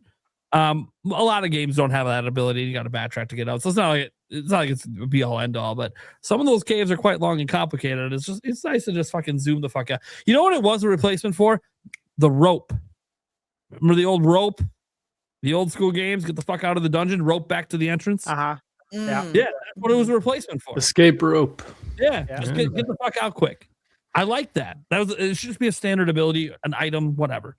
An item use. Maybe you had to buy it instead of it just being like something you have all the time. Yeah. That'd be cool. Well, we'll see what they do with the next game with that. But no, I love the build mechanics. Everything about the game. They did all the dungeons were better than the ones, in my opinion. Better than the ones in Breath of the Wild, although some of the puzzles in some of the dungeons in Breath of the Wild were better. So the actual like dungeons I felt were better because I didn't cheese any of them. Lots of people cheesed them because the game does give you, like, you're pretty fucking powerful in Tears of the Kingdom, okay? You're really fucking powerful. You could cheese a lot of the game. But I didn't because I wanted to experience the actual design of these dungeons. And when you actually do it that way, yeah. It's, I know a lot of you out there, you guys still to this day have yet to do the minecart dungeon the way they designed it. Because it's true. It gets confusing. It can get really confusing. You got to keep track of a lot of shit. But I'm telling you, the payoff for doing it that way feels so much better than just cheesing through it because you're frustrated, which a lot of you build shit, fly around, you cheese it. But yeah, I really love Tears of the Kingdom. It is, it's one of those things where a lot of people talk about how they miss like the linear games. Breath of the Wild and Tears of the Kingdom makes me not want to go back to those games because, again, I don't replay games, but I keep replaying these ones. And there's a reason for that. These bring me back to what I felt made the original Legend of Zelda and Zelda 2 so great, is that open world exploration. Go wherever you want, do whatever you want to do, fuck around and find out. It makes me, honestly, it's so weird because I don't want to like trash talk the linear Zelda games because they're obviously, I feel like they've had better stories and better other stuff. Better dungeons, probably better boss fights. Although I got to give some credit, some of the boss fights, like the one blight, the Thunder Blight in Breath of the Wild, that one legit had some challenge to it. I enjoyed that fight quite a lot, actually. That was a pretty good reskin. Yeah, I mean, that's the thing that sucks. Is like people don't like it because the bosses look similar, but the actual battle mechanics in that fight, oh my god, it's really great. That one was a good boss fight. Yeah. And then the boss fights in Tears of the Kingdom, I loved all of them. And they weren't always super hard. Like I always felt the one in the minecart dungeon kind of feels like the one you're supposed to do first. Always felt that way to me. I know some people go to the sky one first and do the Colgera fight. And the Colgera fight, it's everything I wanted that one dragon fight in Twilight Princess to be. It's literally what I wanted that fight to be, but it wasn't. I wanted to fight that fucking dragon midair. I get to do this with Colgera. And then I find out I get to do it multiple times if I feel like it, which is awesome. So yeah, not the hardest fight. I had a little difficulty the first time trying to figure out the exact mechanics. And then once I got it, I was like, oh, okay. But man, it was fun. It was really, really fun. Like, it's just fun. Sometimes the boss fights don't have to be hard if they're just really fun actually doing the fight. The whole encounter is just really fun. Nate, keep talking about Tears because I got to use the restroom, but I really don't want to miss people's list stuff because it will bother me. I was gonna ask if I could go next, but I'll wait for Game Yeah. Only because I gotta go and I have dinner in the oven. I haven't eaten today. You have to go. Yeah. But yeah, no. For Tears, all I could, I mean, just everything about the game.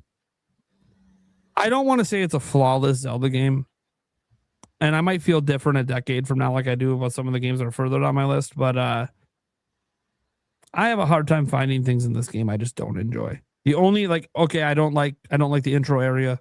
It could have been done better. Okay, cool. Well, I'm not there for very long, so who cares? Like, it's such a small part of the game.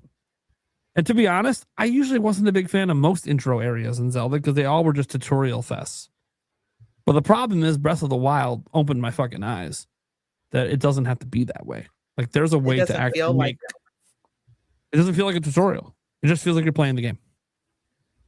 It was such a perfect opening to a Zelda game that you're like, oh. Because what sucked with Tears of the Kingdom is I actually enjoy the opening the most of any Zelda game. You're fucking with Zelda. You'd already accomplished everything in Breath of the Wild. There's shit going down. You're trying to figure out shit from the past. Got these ruins, these ancient shit. You see the fucking Ganondorf out there fucking dead. He comes back to life. Shit's going down. The Master Sword shatters. Fucking everything's going crazy. Like, what the fuck is happening? You start the game with Link at full fucking power, which has never happened in Zelda. We've never started with Link just fucking being a badass. And then right off the bat, the big baddie in the game's like, you ain't shit. You ain't fucking shit. Oh, yeah, you hold your sword out and stop my power? Fuck you. You ain't shit. And then it's like, dude, shit just got real. And honestly, even the final fight with him, look, the bottom line is I'm just more powerful than I was the last time I fought you. It is what it is. Like, I'm in all my badassery from Breath of the Wild ain't good enough. You ain't shit. Then by the time you get to him in the final part of the game, you're like, oh, well, why is this a little bit easier than then? Oh, well, that was badass Breath of the Wild version. Dude, look at my fucking arm. Look at this magic I can do. I'm a huge badass now. Dude, I can fuse arrows and do crazy. I couldn't do that. Breath of the Wild Link couldn't do that. Dude, the badassery's up a notch. And that fight is still really fun. Even though people, when I did it on live stream, got mad at me because the one phase that everyone thinks is so difficult. You can just shoot arrows, right? Like, you don't have to get in his face. Like, I literally, during the fight, I remember pausing because the chat was screaming at me that I'm doing the fight wrong. And I'm like, how am I doing the fight wrong? You're supposed to get up in his face. I'm like, well, I get up in his face and he's doing all this badass crazy shit. It kind of feels like the game's telling me maybe don't get in his face. I feel like the game's telling me don't get in this guy's face. I have other attacks and abilities. Well, that's not how the fight. How do you know that's not how the fight's supposed to be done? I feel like they're trying to tell me don't do this. So I didn't do it that way. Have I done it since that way? Sure. Do I understand why people think it's more fulfilling? Sure. It is harder. But every time I do it that way, I kind of just feel like this way feels wrong to me. Because every time you fuck up and he hits you and it takes like half your fucking hearts, I sit there and I go, why would anyone do it this way when I have a bow?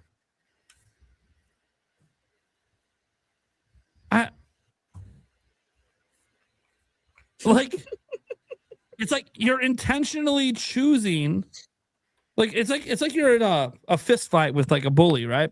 And they're like a southpaw, and you're just intentionally choosing to let them get their southpaw uppercuts smashed on you, when you could use your speed to your advantage and take them out in a different way. But you're just choosing to allow the southpaw to do what the southpaw does best. It just felt wrong to me. Like that just doesn't.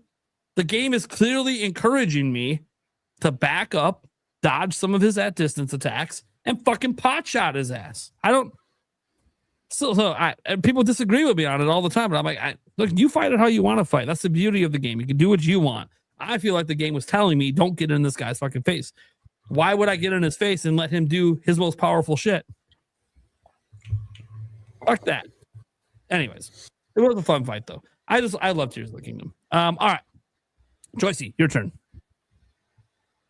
Okay, so I know I gave you a hard time about your list, but it's really not bad, except for the link to the past part. But I'll forgive you. Okay, get my little notes here. Not gonna, there's a certain other game now on my list too. They're not going to give me any. But you've known for a long time about that game. It's like maybe you're done giving me flack for that one. Nope. No, I'm teasing. I mean, you know. Okay, I won't do any hamster jokes this time. I'm probably the only one without Ocarina of Time on my top 10. So it's okay. It's okay. We forgive you. Real but quick. I did note in my Zelda memories. It's why I'm here. Without that game, I'm not here. So weirdest list ever. no Ocarina of Time, no Link to the Past. Just insanity. But I like it.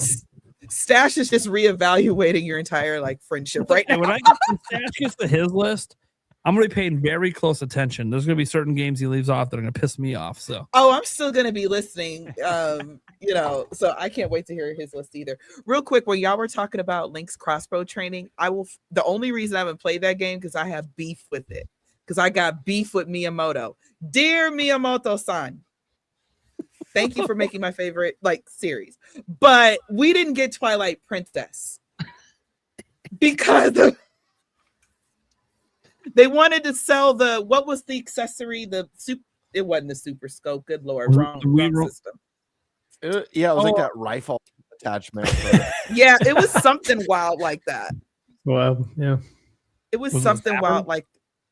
It wasn't it was something it reminded me of the Super Scope, but I think it had it was a different kind of attachment. But we could have had Twilight Princess, but instead it was the Wii Zapper Tall Show. I trust Tall Show. Yeah, the Zapper. I was pretty sure that's what it was called. Yeah. Yeah. See, we could have had Twilight Princess, which means we could have got more. We could have had more Hot Midna. That's all I'm saying. Light gun games back to the forefront with Zelda, baby. It was fucking sick. Anyways.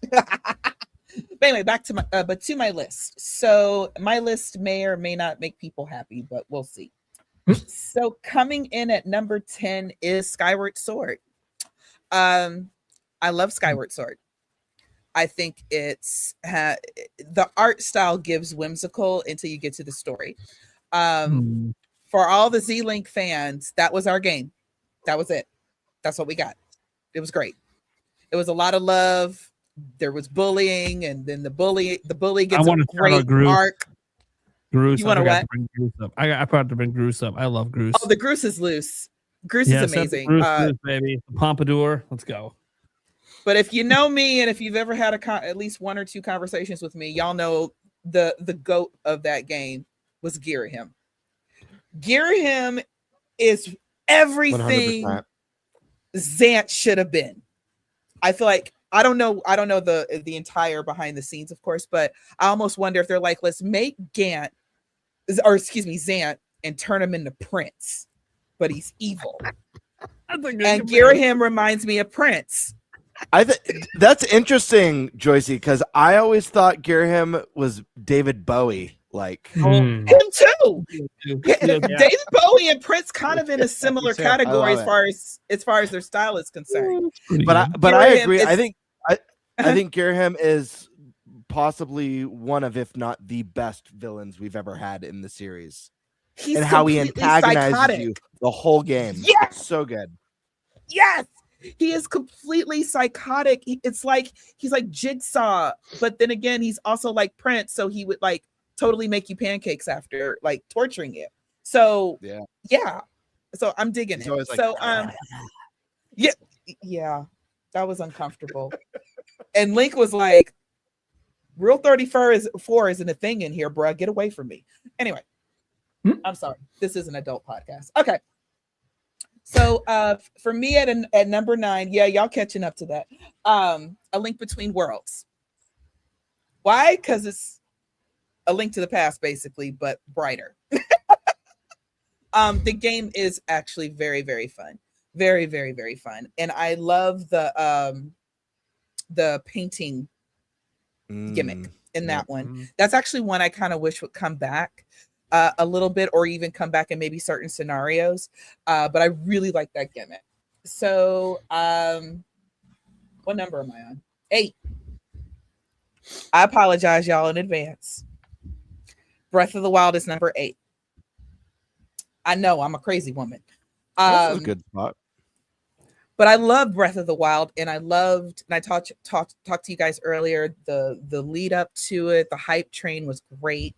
The intro, playing that game for the first time, after so many years of, catching up and everything, was amazing. That same day, I remember I got off work early, of course, and I waited for the Amazon. This is when Amazon would actually before they got their own delivery, and they would just bring stuff and actually knock on your door. And I got my Switch, my controller, my Breath of the Wild and everything. I took a nap, and then I woke up super late so I could stay up all night playing. So, yeah. So I felt like I was watching this new generation of Zelda fans like have their Ocarina of Time moment. And I was just happy to be a part of that. And I love that. So at number 7 is Echoes of Wisdom. I enjoyed the hell out of Echoes of Wisdom. It's not a perfect game, but I recognize it for its potential. I don't think they went as hard as they could have in Echoes of Wisdom, like they would a Link's Awakening. I felt the original, even though that's not one of my favorite Zelda games, just from a technical standpoint, I thought the original was good. The remake was amazing. And Echoes of Wisdom kind of put me in a way in that same space to love that art style. And I was like, but they just didn't go as hard as they could have on the dungeons. The dungeons were a little bit bland, I will admit. And it was a little, and I'm not talking about the art style, but I felt like the game itself was a little too fluffy for the type of lore that it drops on you. Because when you find out like who the baddie is and how he fits into this whole thing, I'm like, I'm horrified. And then of course, you have that whole horrifying scene when you realize who the baddie is. And then you have this beautiful, tearful goodbye with Tri. And it's like, I was just horrified and now I'm in tears. I don't know what to do here. But it's a really cute game. And also smoothies. I mean, come on, y'all. We all love smoothies. Mm-hmm. Yeah. At number 6, the OG Zelda. OG Zelda, in my opinion, I will say, the further and further we get from the 80s, it is starting to show the wear and tear, the years, all what we know now compared to what we knew then. So, but it's still enjoyable. It's still a tough game because you can't do all the things that we can do now. You know, you can't just necessarily, well, you can pause it, but you know, there's certain things that you just can't do that you can do in games now. You're not going to be able to get, you can fast travel, but you don't always get a chance to choose where you fast travel. No, you don't get to choose where you fast travel. So yeah, so there's little things like that. And now you didn't really have a full map. You had to memorize a lot of things, which is fun. I could still sit down and play it, and I'll have the time of my life, keep me busy for about 5 hours. And but again, a lot of it is a bit of nostalgia. So I could understand somebody wouldn't probably want to pick up that OG Zelda today and play it for the first time. I do understand that. So we're going to get into the top 5. These are my fun ones. At number 5, which pushed the OG Zelda out of my top 5, is Tears of the Kingdom, aka Breath of the Wild randomizer. So I love Tears of the Kingdom because, and I'm gonna probably repeat a lot of things that Nick said. Nate, you're not Nick, you're Nate. Nate said already. Tears of the Kingdom is Breath of the Wild, but better. It really is. The exploration is still there. The wonder is still there. My favorite scene in the whole game, because in my personal opinion, well, I'm not going to say all that, but I love the very end where after you've defeated Ganon, you've had your victory lap and everything, watching Sonya and Rauru, you know, see each other for the first time and kind of float away while Link gets his arm back, and he now gets to correct that mistake of he now he has to catch Zelda again, and he catches her this time. And the way the music kicks up, and after you just played Ganon and you've had this long emotional sequence, it's, oh my God, beautiful. It's just beautiful. And then of course you have the very, very, very end with Minoru, but you kind of saw that coming. My only, I guess, things that bug me about Tears of the Kingdom, well, there's a few things that bug me. One of them is the story, in my opinion, was too easy. What the twist was supposed to be, let's be honest, we figured that out probably, if you're really paying attention, if you paid attention, and the sky, you already knew who that was. As soon as you drop down title screen and everything and you see the light dragon, you're like, girl, what you do? Zelda, what did you just do? You know, you kind of know. And then after like the second cut scene, it's like, okay, so that is her. And then if you didn't even see the cut scenes, or you weren't paying attention on the island, you just noticed there's a new dragon. If you fly up to it and sit on it and, you know, pull all their parts off and everything to cook with, you just look at it. It's like, girl, I know that's you. Zelda, talk to me. Are you okay? Why are you a dragon? So you kind of already can figure out what the big twist is. Versus number 4 on my list, Ocarina of Time. Now, because I played Ocarina of Time after it had already been out for several years and everything, I wasn't necessarily surprised. I knew. Spoilers for Ocarina of Time. If you have not played Ocarina of Time, it's a big one. Turn it down. Just turn it down. Sheik is Zelda, and I knew that, but watching that unfold through the game, that's what was exciting for me. And so that's why. And so Link falls asleep, and the 7 years go by, and now the world's all gone to hell, blah blah blah blah blah. I know that Ocarina of Time is technically a Link to the Past all over again, repackaged in a way. Link to the Past didn't have Sheik. So for me, that whole game was fun because I did not understand why Sheik was Zelda.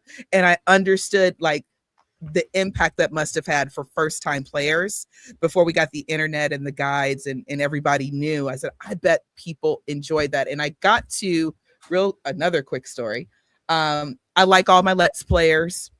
And one of my favorite Let's Players, he is getting into Zelda for the first time.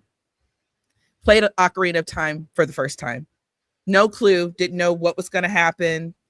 And when that big twist was revealed, he's like, no way. I mean, he had a genuine, beautiful freak out. It was beautiful to watch. And I said, okay, I feel like I have that moment now. And I mean, he's like staring at the camera, just like, why didn't anybody tell me? It's like, because you say on every single live stream and every single video, no spoilers. That's why nobody told you. So basically, number 3, one of my favorite Zelda games, period, is going to be Majora's Mask.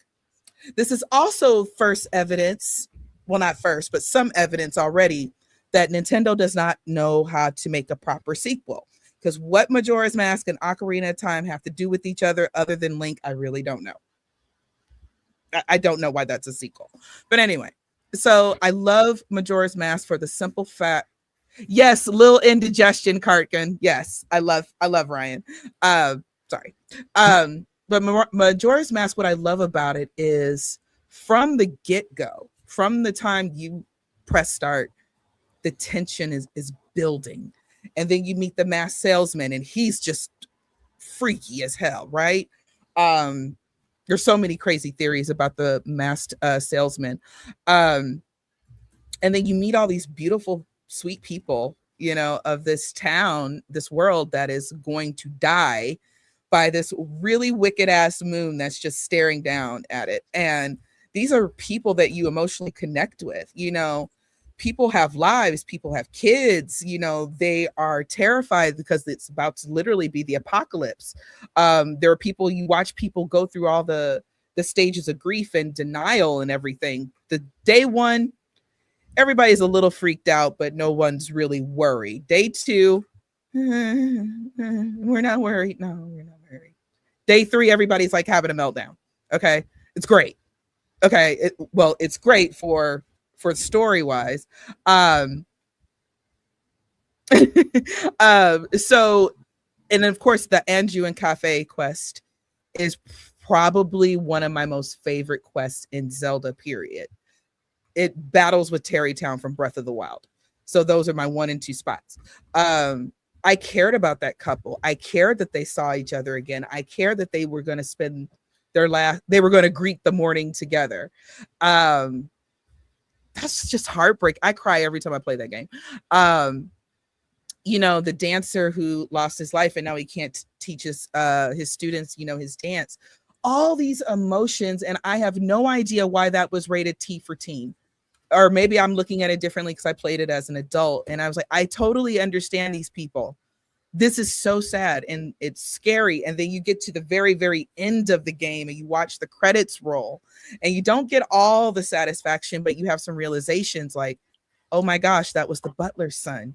That's why it was so important that he had a race with me. And oh my gosh, Cafe and, you know, and Anju are finally getting married. And if you kept going back to the ranch, you found out there was actually a love triangle going on. Yeah, there was some drama going on with Anju and Cafe.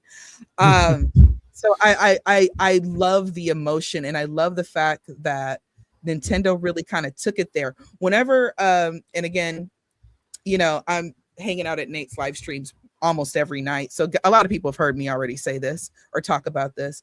When I say that Nintendo can make mature games without the blood and gore, the curse words, it doesn't have to be super, super hyper realistic. Majora's Mask is it. I think even though it's very colorful and you're adventuring and questing and everything, looking at it as an adult, I'm like, these people going through some shit right now. How would I act if I was going through, if I literally saw the apocalypse about to drop on me? It was rated E. Good Lord, why is this rated E? That Majora's Mask needs a T rating. I'm sorry. That game is entirely too emotional for one human being. So we get to my last 2. So coming in at number 2, y'all already know what number 1 is anyway. Coming in at number 2 was Twilight Princess. Twilight Princess, I played that game probably about 5 or 6 times.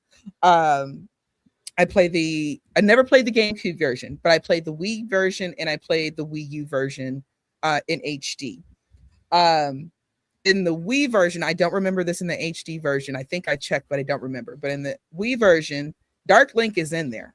Somebody tried to argue me down that he was not in there. You can't find, if you check it online, they'll say he's not in there. I don't know if the developers meant for this to happen, but Dark Link is in Twilight Princess. Go find them if you haven't. But anyway, I suggest looking downstairs in your house, and we'll leave it at that. But there's so many things. Like, of course, that was the game that brought me back to Zelda, brought me back to gaming. All again. I loved seeing a bit of a older acting Link in a way, because he was such a bro. He was such a. I think he's roughly 17 in the game, but he was so 20 years old. I just got out on my own. I have my first studio apartment, and I'm going clubbing. He kind of has that attitude, and he thinks he's a badass about everything. You know, kill a piranha plant, he's got to flash his sword before he sheaths it. I loved that about it. And for those who before Christmas and everything, that was Twilight Princess was what I based my Zelda script off of. I got it. I wrote the real sequel to Twilight Princess. Okay, I wrote the real sequel. I don't know what the hell Link's crossbow training is, but I wrote the real sequel. Anyway, I think it was what was the name of the boss in the desert, the skeleton boss. I can't remember his name now. Style Lord, favorite boss in the game, because the game gives you the best item, which is the spinner, and the spinner Spin top. Spinner's great. You are my people, except for Nate. So that's right. Stay on mute. That's what I thought about the spinner. And well, you are right about the spinner. I'm kidding, Nate. But the spinner didn't get any more justice until the first Hyrule Warriors. But it was a great item. I thought it was fun, just underutilized. I love, of course, hook shots, claw shots. All of that is my jam. There are certain things in the game that I was like, I felt were either underutilized or weren't done as well. But what they did do was they kind of gave us some closure about the Hero of Time. If you haven't played that or haven't played the game, you should play it. And you'll find out what happened to the Hero of Time. The wolf thing I thought was just interesting, but it was really cool in the sense that I get it. A wolf is perceived as this dark beast and everything. But of course, if you read about wolves, they go in packs, they almost work as a regular, as a regular human family in a way. So in a way, the wolf was relatable. They mate for life. They take care of their old, their wolves are just like amazing creatures. But they're also very ferocious and they will fuck you up. So there's that. And that's what I liked about some of the things I liked about Twilight Princess. I also like Twilight Princess because one of my biggest gripes with Zelda, with a lot of Nintendo games, honestly, but Zelda especially, is where is Link's parents? Where is your mama? And why are you running around the woods with a sword and saving the world? Boy, get your ass home and do some homework. I mean, I have all these kind of questions. And in Twilight Princess, that was one of the first times Link had somebody. He at least had his village. He had really good friends. He was, respected in his community. The kids loved him. The older people loved him. Everybody loved him. So that's something else that I really liked about that game. And coming in at number one, of course, is A Link to the Past. Because A Link to the Past is true greatness. It is just experiencing greatness of gaming. Okay. Around every single corner is a secret. There's always something to find. There's always a new dungeon. There's always a new enemy, a new item. Just there is no wasted space in that game. I don't feel like what I'm doing is busy work. Sometimes in certain games, certain quests make you just, like you guys were talking about padding. That's nothing in that game feels like padding. Everything feels completely intentional. Yes, the devs meant to put that bush right there. Right, even if the bush doesn't do anything, they meant to put it right there. So they meant to do every single thing that you do in that game. And then also this was still when we were like younger, and A Link to the Past was the first game I had seen like this. So imagine for some of y'all, if you went from N64 and then you went to like a Switch. That would probably blow your mind. That's how it felt from NES to SNES. It's like, oh my God, I didn't know games could look this beautiful. Link with the pink hair, you know, due to some technical things or whatever, Link ends up with pink hair in that game, and it's beautiful. Anyway, and of course, again, that was one of my favorite games of all time. Also, the big thing, and I apologize, y'all, I'm very, very sleepy and I haven't eaten all day, which is my own fault. I'm usually way more animated. So quick story, when I played Link to the Past as a kid, after I got it for Christmas from Santa, not my parents, but Santa, I remember, you know, you get the 3 pendants and you get the Master Sword, and you go charge Hyrule Castle, and you beat Aghanim, you know, the fake king or whatever. And, you know, I'm like 10, you know, and so I'm like, yeah. What? Huh? Dark World? There's oh, okay. So what do you mean there's 9 more temples? What? So of course, because it was the first game I had really seen like this, it didn't take me into my brain like your inventory is not even a part or the way full. Of course you have more game. You know, that kind of stuff just didn't click with me. But it was such a great moment that I have to tell you all right now that Gamebird and I are also no longer friends. Joycie, I think A Link to the Past is a 10 out of 10 game. I'm just having fun. I actually think it's a perfect 10 out of 10. I'm gonna be climbing in your windows and snatching your people up later. I'm sorry. I had to. I'm sorry. Hide your kids, hide your wife. Okay, yeah, Joycie is really sleepy. Okay, I'm singing memes now, and I'm holding a mic that could stand on its own. But in all seriousness, it's like I said, just the. I love you, Gaber. I love all of you for the record. I do. I love you all for the record. So anyway, but yeah, so it was just like kind of mind blowing. It was such a beautiful moment for me as a child. And I distinctly remember this because yay, I accomplished something, but also what? I'm totally confused, but yay, more game, you know? So also one of the best dungeons in that game.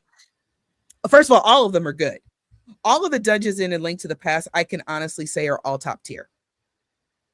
And that's saying something. And then I think the game, y'all are making me laugh. Just what losing part her was shit. it? Yeah, because I'm tired as it's my own fault. You just gotta get through this, and you're done. I should have ate dinner. Damn it. Anyway, oh, the best dungeon in the game, I'm sorry, is Temple. I think it's like number 3 in the Dark World, or 4. It's in the Lost Woods, and this has several different entrances, and part of it's underground, and you have to go through all these different entrances, and then you got to fall through a hole, and there's all these, and there's all these different, like, it's almost like a mystery dungeon in a way that you got to piece together until you find, you know, the main entrance. And I've always thought that was so creative, and it kind of bugs me that we haven't had that on a bigger scale. I would love to see a dungeon like that, half underground, half above ground, have all kind of different things. In fact, I honestly thought they were going to do that in Tears of the Kingdom. In one of the trailers, I forgot, I think it was the temple in the desert that was like rising up from the dust, and I was like, do we have an underground dungeon now? We didn't, but I was hoping for one. But Nintendo should bring that back, or put in different entrances around the world to one big dungeon underground to the final baddie. That would be awesome. But yeah, it's just my favorite game, y'all. I could still sit down and play that with a big goofy ass smile in my face. I still die sometimes in A Link to the Past, knowing exactly what's going to happen. So yeah. And if anybody's knocking me in the chat, that's okay. Not everybody can be this gorgeous, honey. I understand. It takes work.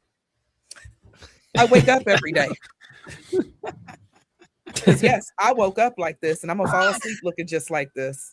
What? That's wonderful.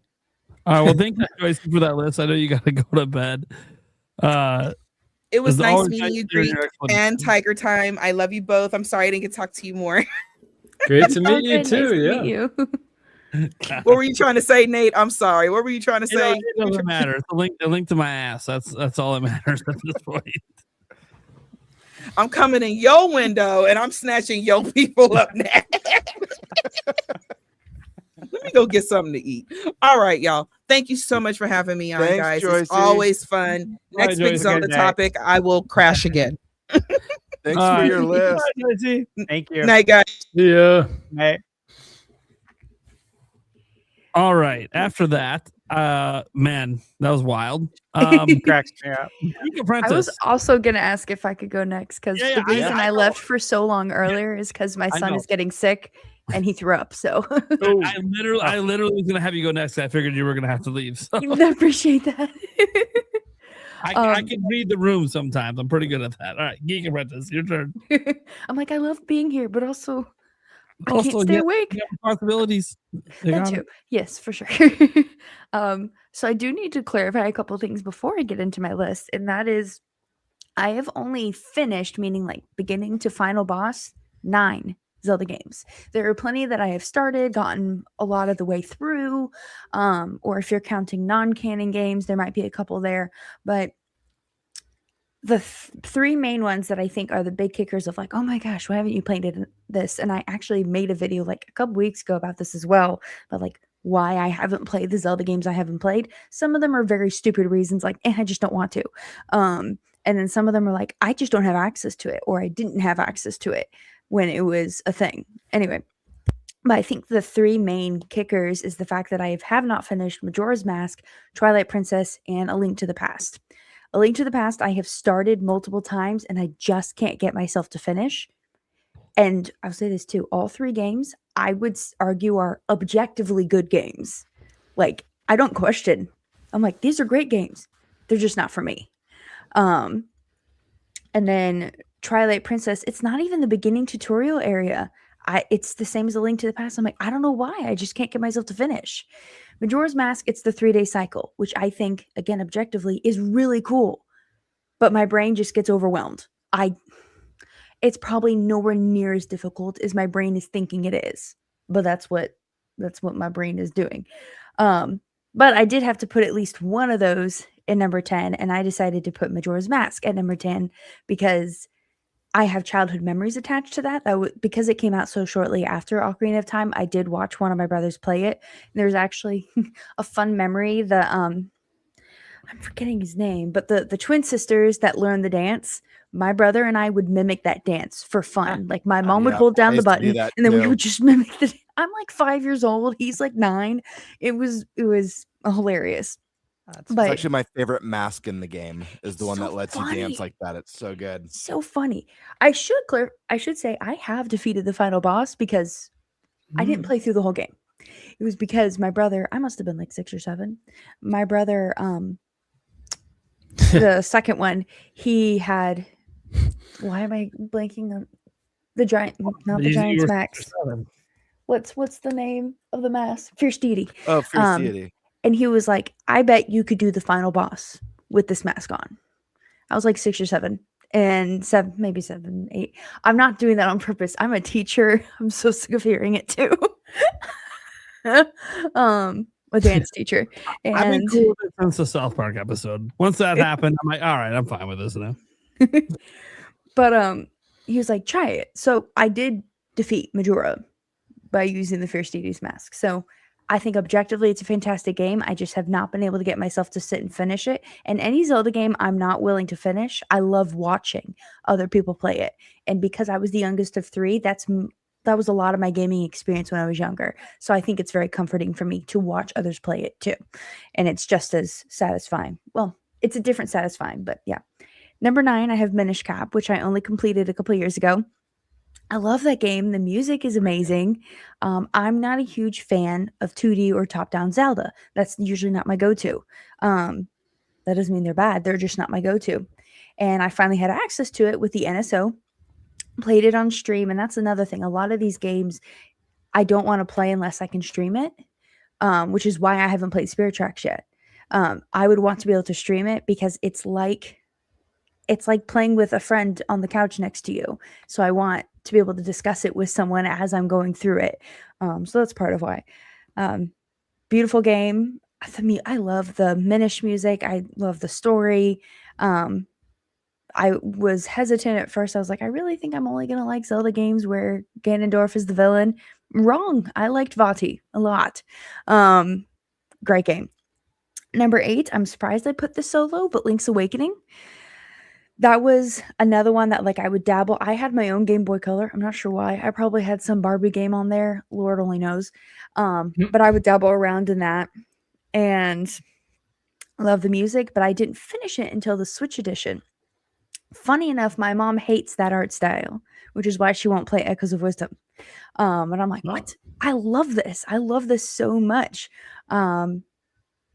Yeah, I don't really have much else to say on that. Oh, well, I will say, so it's such a weird game. Like when I learned about the development of Link's Awakening, I was like, this really was just like, I don't know, do this. I don't know, do that. And it worked. It was so great. Telltale Heights, that music is so good. If you listen to the Taylor Davis cover, she's a violinist. Oh, it's so good. The music is just amazing. I also love Mabe Village. That music is really, really nice. Yes. Number 7, I have A Link Between Worlds.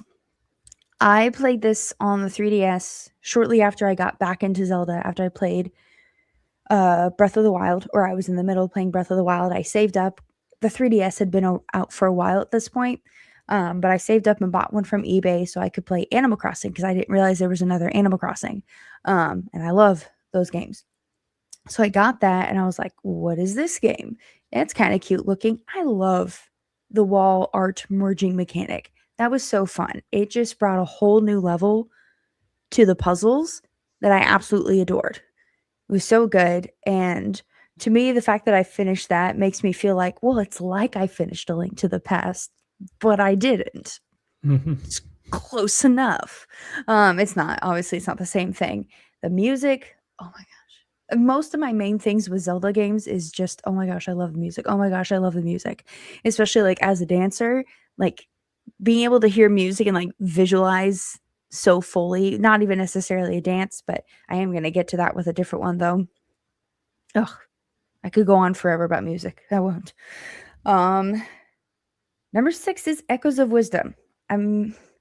So I've come to realize that, and I'm sure most people understand this, I don't know why it took me so long, is that a lot of our favorites tend to be directly tied to what we were going through when we played it. That is definitely a huge part of it. Like I mentioned before, Echoes of Wisdom came out 10 days after I gave birth to my son. And I could have played it on my own. My mom stayed with us for a little bit, which was such a huge help. So like I could have gotten the game and played it. And especially looking back now, I did not understand fully how simple the newborn phase is compared to toddler. He sleeps. That's what he does. He just sleeps. He wasn't colicky, so it was much easier than what most people have had to deal with. But that was one of like my first, well, it was my first new Zelda game after having a kid. And every time I played it, I kept thinking, one day my son could be playing this. I wonder what his first Zelda game is going to be.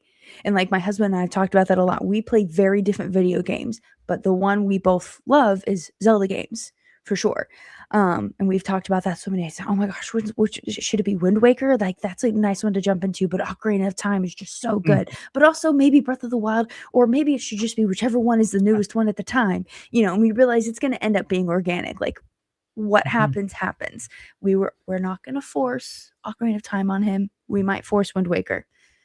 Because I don't think I could bear it if my son grows up and goes, Ocarina of Time's janky and I don't like it. I'll be like, you're disowned now. I can't. Or worse is if he says, I like it, but only the 3DS version. That's even worse. You can't. I hate the 3DS version. That's a different controversy. Wow. But I loved Echoes of Wisdom. I was hesitant because I was like, look, I am a stubborn old school girl. You play as Link and no one else. That is who you play as. And the concept of the game mechanic, I was like, maybe. I loved it. It much like the wall merging in A Link Between Worlds, it just opened up so many different doors. And especially coming off of having such a stoic Link in previous the Wild Era games, and I love the Wild Era games, having a character that was emoting even just a little bit with Zelda and had this relationship with Tri was just so adorable. I mean, we still had a stoic Link, just you weren't playing as him. And I thought it was handled really well, and I'm trying so hard to get my mom to play it, 'cause I think for someone who doesn't do combat very well, she would really, really like this game. And she's good at puzzles. She's incredibly smart. And she just won't do it because of the art style, which is sad. I don't think any of the dungeons stand out to me or the music, except for Elden Volcano, the Elden Temple. I'm blanking on the name. But the one with the Gorons, that one had great, great music. It all had great music. It's just none of it stood out enough, but I think I need to play it again. Top 5. This is hard because other than my number 1, 2 through 5 are constantly changing places. Sometimes it just depends on which one I've talked about most recently. Which one have I watched someone play most recently? Which one have I played most recently? And I'm like, oh wait, this game's fantastic. I forgot. It needs to be higher. So right now, as of this moment, it could change in 24 hours. Number 5 is Skyward Sword. I didn't play it until the HD version. Like I said, I was left-handed, and so I didn't have a desire to play it because I was like, well, I struggle with and I've met plenty of people who are like, I'm left-handed, and I had 0 issues with the motion controls. I'm like, sorry, I couldn't. I just couldn't do it. I wasn't deterred by Fi. I wasn't deterred by the sky being open and kind of empty. Like, none of that bothered me. It was just, I can't do the motion controls left-handed. I would totally be open to trying it if it was made for left-handed, which now I know I apparently could try. So, but getting to finally play it, I was like, this story, oh my gosh, I completely understand why Link is stoic in the Wild Era games. I do, but Expressive Link is so good. And I made a video recently about, like, it was kind of a joke video, but like, who could Link's Valentine's be in each Zelda game? And I was like, this is the only game where I'm like, oh yeah, the game is full on telling you that they like each other. And I mean, there's a song that's literally called the romance song for them. So I'm like, but it's so cute. The story is so riveting. As mentioned before, the fully orchestrated music is just, oh, it's so good. And I do like the gameplay. The only thing I struggle with, and this is a me problem, it's just me. I hate the Silent Realm so much. My heart rate can't take the Silent Realm. I had way too many close calls in the Silent Realm. I can't do it. I hate those so much, but I recognize that it's kind of good gameplay. I don't know. That's usually a main thing with me in games, is like, I recognize why this is good. I just can't do it. Number 4, oh gosh, this one gets flipped with number 2 all the time. Right now is Breath of the Wild. Breath of the Wild was Wii U, Zelda Wii U, when I first learned about it. I was not there for the entirety of the hype train. I was just getting back into it. But I distinctly remember it was Christmas of 2017. I had been talking to my mom about it, and I had been getting back into Zelda, and like, we would play like the odd N64 GameCube game as a family every now and again. We would play Mario Kart. We would play Mario Party 5 specifically. Randomly, we would have marathons of who could get furthest in Banjo-Kazooie in an hour. We would do all 3 save files, and whoever could get the furthest in an hour with Banjo-Kazooie was the winner. And when I was really young, my mom and I would team up on the 3rd file, and each of my brothers had the other one. And we didn't have, cell phones that had a timer on them. We didn't have cell phones at all. So we had to use the microwave timer. And sometimes we would like purposely cook something, which, I mean, you can't set a microwave for an hour. That's too long. But like, that's like something that we would do. And it was so fun. But my mom for Christmas saved up, and she got a used Wii U, because the Switch was out, but we couldn't afford that. She got a used Wii U and got Breath of the Wild. And we sat down in our tiny little apartment that we were living in at the time, we were on tough times for a while there, but it makes you appreciate your games a lot more because of how expensive they can be. And she was like, well, what is this game? Like, I know it's Zelda, but like, what's going on? I'm like, I don't know. I've watched a bunch of stuff. It's open world. You can go wherever you want. And I was like, I'm going to try and be as linear as possible because I need a guide. I'm getting better about not needing a guide. But you come out to the Great Plateau, obviously that massive scene, and my mom's looking and she goes, is that the whole map? Do you get to explore all of that? I was like, yeah. And she was like, that's huge. That's going to take you forever. It's going to take you like 2 years to finish this game. And I was like, no, it'll take me 2 years to complete it, not finish it. There's a difference. I walked down to the side. I talked to the old man. And at that point, I think I was already spoiled and knew it was the king. And there are subtle ways that you could figure that out anyway. And I grab a stick and I'm like, oh, I can go beat up that bokoblin. Like, it's a red bokoblin. It looks like it's pretty easy, right? It one-shot killed me. And like, the game over screen for Breath of the Wild. And I'm just sitting there with my controller. And my mom and I are both just staring. She was like, isn't that an easy enemy? I'm like, yes. She was like, and it one-shot killed you. I'm like, yes, it did. And she was like, oh, this is that kind of game. And I was like, I'm going to die a lot. And I have an irrational fear of dying in video games. Not in real life. Don't care about that. I hate dying in video games, specifically. Don't know why that is. I think because of older games, like losing so much progress. Whereas like now, that's not as much of an issue. But adored this game, getting into it. It, like I mentioned before, opened up so many doors to what I do now. Like I never could have imagined I'd be on like other people's podcasts getting to talk about Zelda. Like what? That's insane. And yet here we are. So, like I said, it flips with the other Wild Era game. Just depends on the day. Wind Waker's number 3. Wind Waker, it was the origin story of me realizing how obsessed I would become. Maybe not obsessed, but how much I adore and love Celtic and Irish music.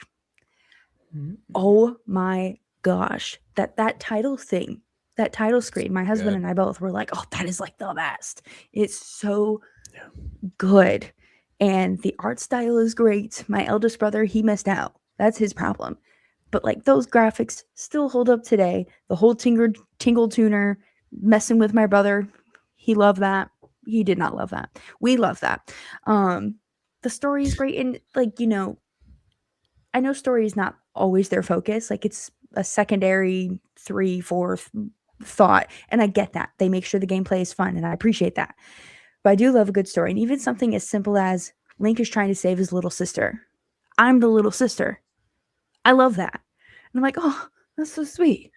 Of course, my brother's like, yeah, sure, whatever. And I'm like, you'd protect me.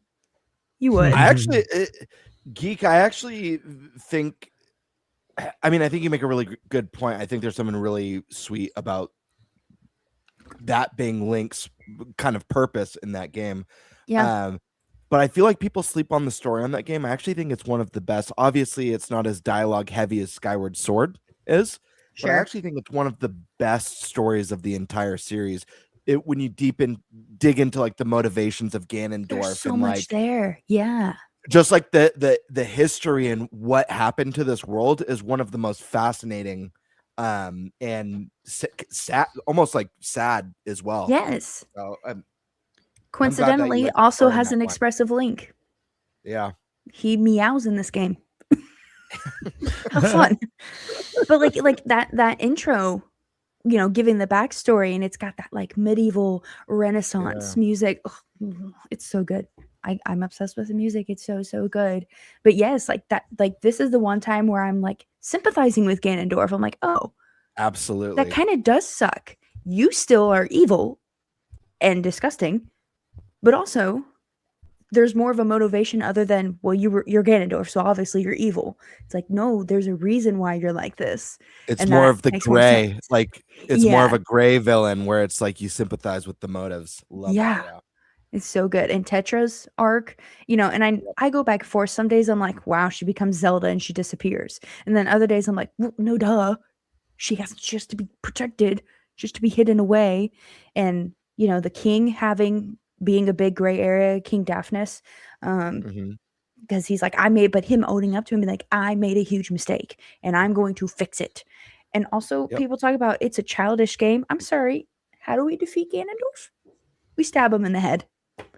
It's a little dark. Also, I find these redeads way scarier than Ocarina of Time because of the screen. I don't. It's like a banshee. I can't. Oh, I purposely avoid it. It scares me. Well, and they're but like I love cannibals too, which is like creepy. Yeah, and like it's like for being so colorful, you're terrifying. Honestly, like I actually am not a huge fan of all the dungeon music, but that's saying something for a game that has. It's like it's not that it's bad music. It's just in a game with this many great soundtracks or pieces in them. I guess I have to dislike something somewhat. Yeah, I absolutely love Wind Waker. Number 2 is Tears of the Kingdom. Tears of the Kingdom is the first Zelda game I was on the hype train from start to finish. And I didn't realize how much fun the hype train was. Like I wanted the game. But even after I had the game, I was like, I kind of missed the waiting period. I missed the theorizing. I missed the talking with people and watching the trailers. And I go back and forth on like, do I wish I hadn't seen all the trailers because I felt like I was spoiled a little bit on some things. Am I going to watch all trailers for the next 3D Zelda? I don't know. And I remember that my reaction to the E3 2019 announcement trailer for sequel to Breath of the Wild was my first video that took off. I am not someone that over exaggerates or goes crazy for my reactions. The closest I had was when they announced the Link's Awakening remake, because I had been saying for years, just to myself, I wasn't really doing much. Like, man, why don't we have Link's Awakening? I feel like that game's underrated.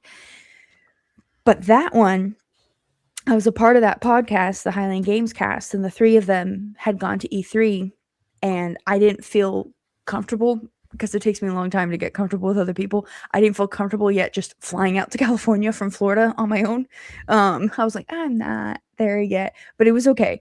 And actually, funny enough, in their video right at the end, someone's like, someone needs to check on Geek and see if she's okay. Because they had just announced Banjo-Kazooie in Smash. I don't play Smash, but to me, that immediately said, I'm going to get to play Banjo on the Switch someday. And I won't have to do the N64 because we didn't have the Xbox that played it. I think one of my brothers did though. But seeing that trailer, I lost it, and I was still living at home. So whenever I recorded something in my room, everyone's like, "Oh, you're always so quiet." In my old videos, I'm like, "It's because I didn't want my family to hear me. Like, I wasn't doing anything bad. It was just like, I'm a little embarrassed. I don't want them to know I make videos." And then I found out years later, oh, half my family watches it, and I'm like, what? Why? You don't even know what I'm talking about. And they're like, it's just so fun. It's fascinating. And I'm like, okay, fantastic. Good thing I've never said anything bad. No, I wouldn't. I love my family. But I don't have them watch this show. I'm the most tame one in the family. I don't think no, my grandmother's not. I think most of them would be like, they'd be like, how are you doing? Grandmother would think about the intro is what I want to know. That's the tone for the show. Brothers wouldn't care. My brothers would not care at the slightest. I think my mom would be like, huh, interesting. Anyway, moving on. I'm the one that's like, I don't even use swear words. I actually, and I hope this doesn't come across bad, I posted in my Discord like, hey guys, I'm going to be on this podcast. And then during the intro, bless you, during the intro, I went, just FYI guys, this isn't PG like my stuff. No. We're not PG stuff. I dropped an F-bomb earlier. I think the intro is PG. Look, am I missing something here? The intro's PG for me. I'm such a stick in the mud. Like, I will full on. I'm a stick in the mud. Y'all's PG is my PG is y'all's G. Your PG might be like what I'm willing to let a 2-year-old watch. Yeah. And I fully acknowledge that. That's okay, though. I've always done that. That's okay. Yeah, most of my family would just be like, "Oh, that's interesting." Anyway, moving on.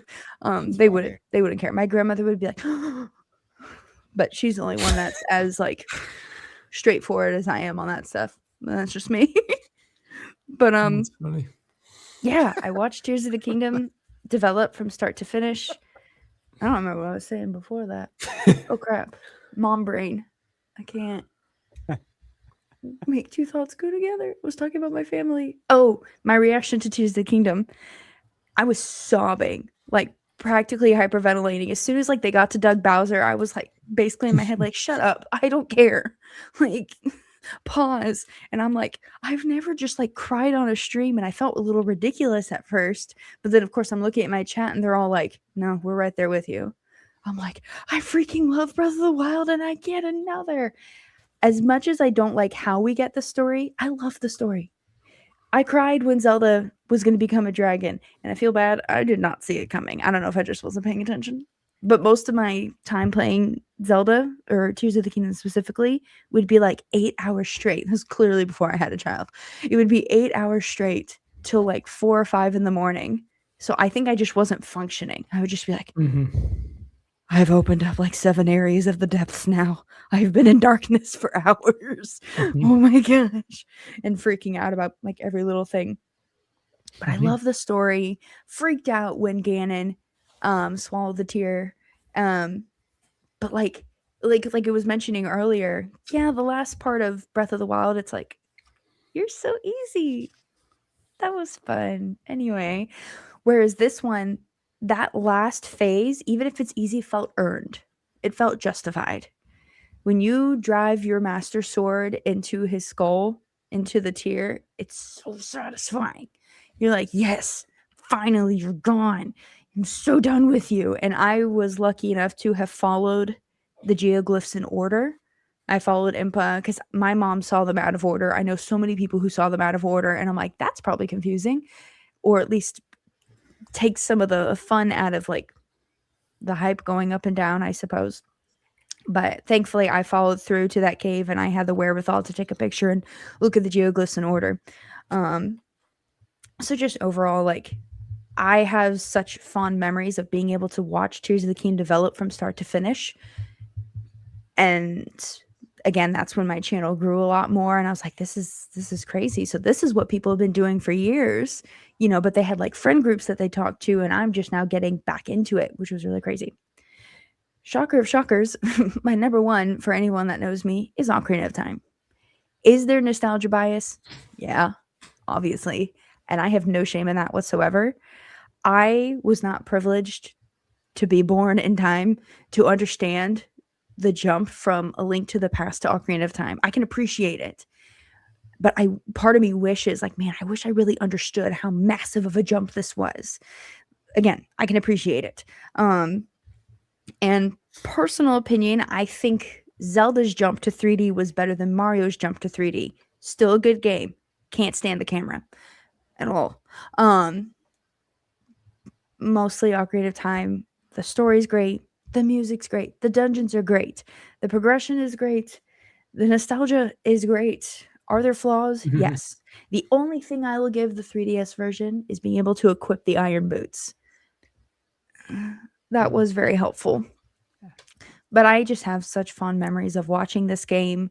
Such fond memories of, like, this is so stupid, but I can laugh about it now. I think I was in early high school, and I was at my church's youth group, which honestly kind of sucked. It was pretty cliquey, so a bunch of us left and did our own thing. We were like, we're not even learning anything, and I hate this. It was like youth group. Yeah, pretty much. And they're like, why'd you leave? I was made fun of for actually knowing things, and I was really annoyed. Anyway, I was like, then why are we here? But whatever. But there was a guy there I had a major crush on. Major crush on. Super nice dude. And he and his best friend, and the best friend was nice to me too. They were like some of the only people. There was like maybe 5 or 6 people that I felt like I got along with. And I'm like, I get it. I'm weird. I'm different. That's fine. That's why I'm leaving. But they were talking about Zelda, and I don't know which Zelda game they were talking about because I had been out of it for so long. But I knew Ocarina of Time. And I was like, oh, which Zelda game? And they're talking. I was like, I don't know that one, but I love Wind Waker and Ocarina of Time. And the best friend, not in a mean way, was kind of like, no, you don't. And I'm like, yes, I do, actually. I love those games. And they're like, no, you don't. I'm like, I don't know why I would lie about this. And I was like, fine, test me. And so the guy I had a crush on, he was like, could you like name the music? And I was like, yeah, if anything, I would probably be better than that than actually playing the game. But so they got out their phones and they just like started playing random songs from Ocarina of Time. And I would name all of them within 2 seconds. Oh, Kokiri Forest. Oh, the Forest Temple, Fire Temple, Deku. Anyway, I would name one of those. And they'd be like, who's Sheik? I'm like, Zelda. You know, I'm putting all this information out there. And they're like, dude, you're a girl and you actually know things. And I'm like, yeah. It's okay. It was never reciprocated, but that's okay because my husband's better. But Heck yeah. yeah, 14-year-old me being like, oh, I'm going to win over my crush with my Zelda knowledge.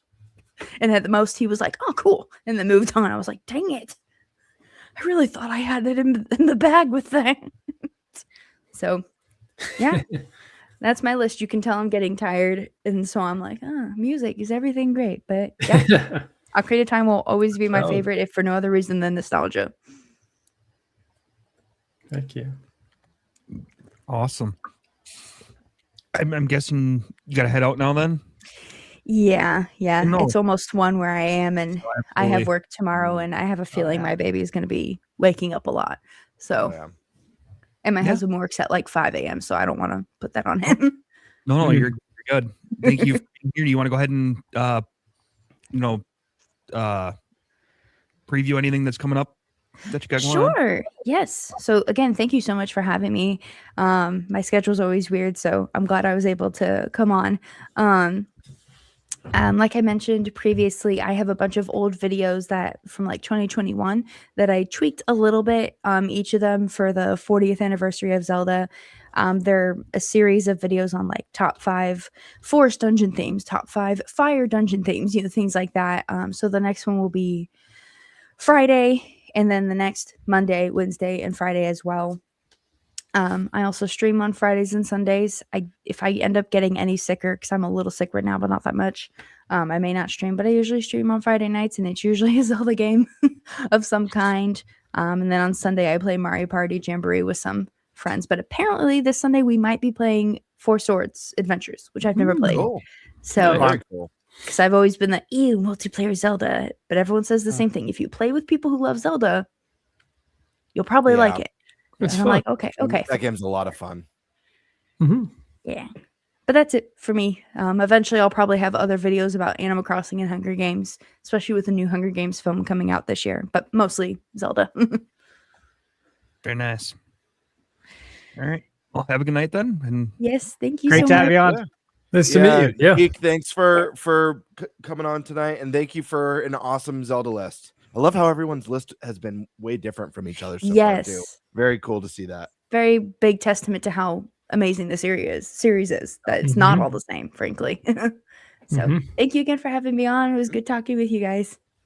Thank you. Bye. See ya. Hey. Bye-bye. Tiger. Hey. Time for the best list on this podcast. Baby. Yeah, right. We'll see about that. This is facts, not feelings, Game Bird. All right. Okay. So it'll look just like mine then. Yeah, exactly. All right. So here we go. Number 10 is Skyward Sword. I really liked Skyward Sword. The story is great. One of my favorite soundtracks in the series. Really like Skyloft. I'm a sucker for an island, and floating island even better. Hey, I love the loft wings. They're such a cool little animal addition too. I feel like I was a huge fan of the Wii motion controls too. I was one of the defenders of that. Thought that was a really cool system. I liked how they mixed it up with Demise, but in terms of Skyward Sword, really what everyone else has said too. Like the dungeons were really fun. The world building was great. The Zelda and Link connection was cool. It was cool to see them interact like that in a way they never had before. So yeah, that's really my shtick on Skyward Sword. Now, number 9, I don't think this game has been said yet. So this here is The Legend of Zelda, Oracle of Seasons. It's good. Heck yeah. Specifically seasons, you know, it was one of those things where when my cousin and I found out these games existed, it was like, oh my gosh, Zelda's doing the Pokemon thing. Like, this is so cool. We each can buy our own and then kind of play off of each other and see what the differences are. And it turns out this was, to me, even cooler because, you know, in Pokemon, usually it's like, there's like three different types of Pokemon. It's really the only difference. But these were like completely different games. And I just remember specifically this game was so hard. Like it's kind of fetch quest mania, I feel like, is the critique of the game. Same thing with Link's Awakening, like a lot of fetch quest, but I really loved it in this game because I loved the wacky, weird characters you meet. Yeah. The time travel aspect. It just was so fun and weird. And like the final boss in Seasons was, I can't remember his name, but it was like a huge knight of some sort. And you end up going to a tower and fighting him. I can't remember the name. But yeah, it was just, honestly, there was somewhat of an interesting story too. Cause like the beginning of these games start out and everything's kind of peaceful. Like there's a little bit of a prologue. Like I think it was Seasons where you start out, everybody's dancing, there's music everywhere.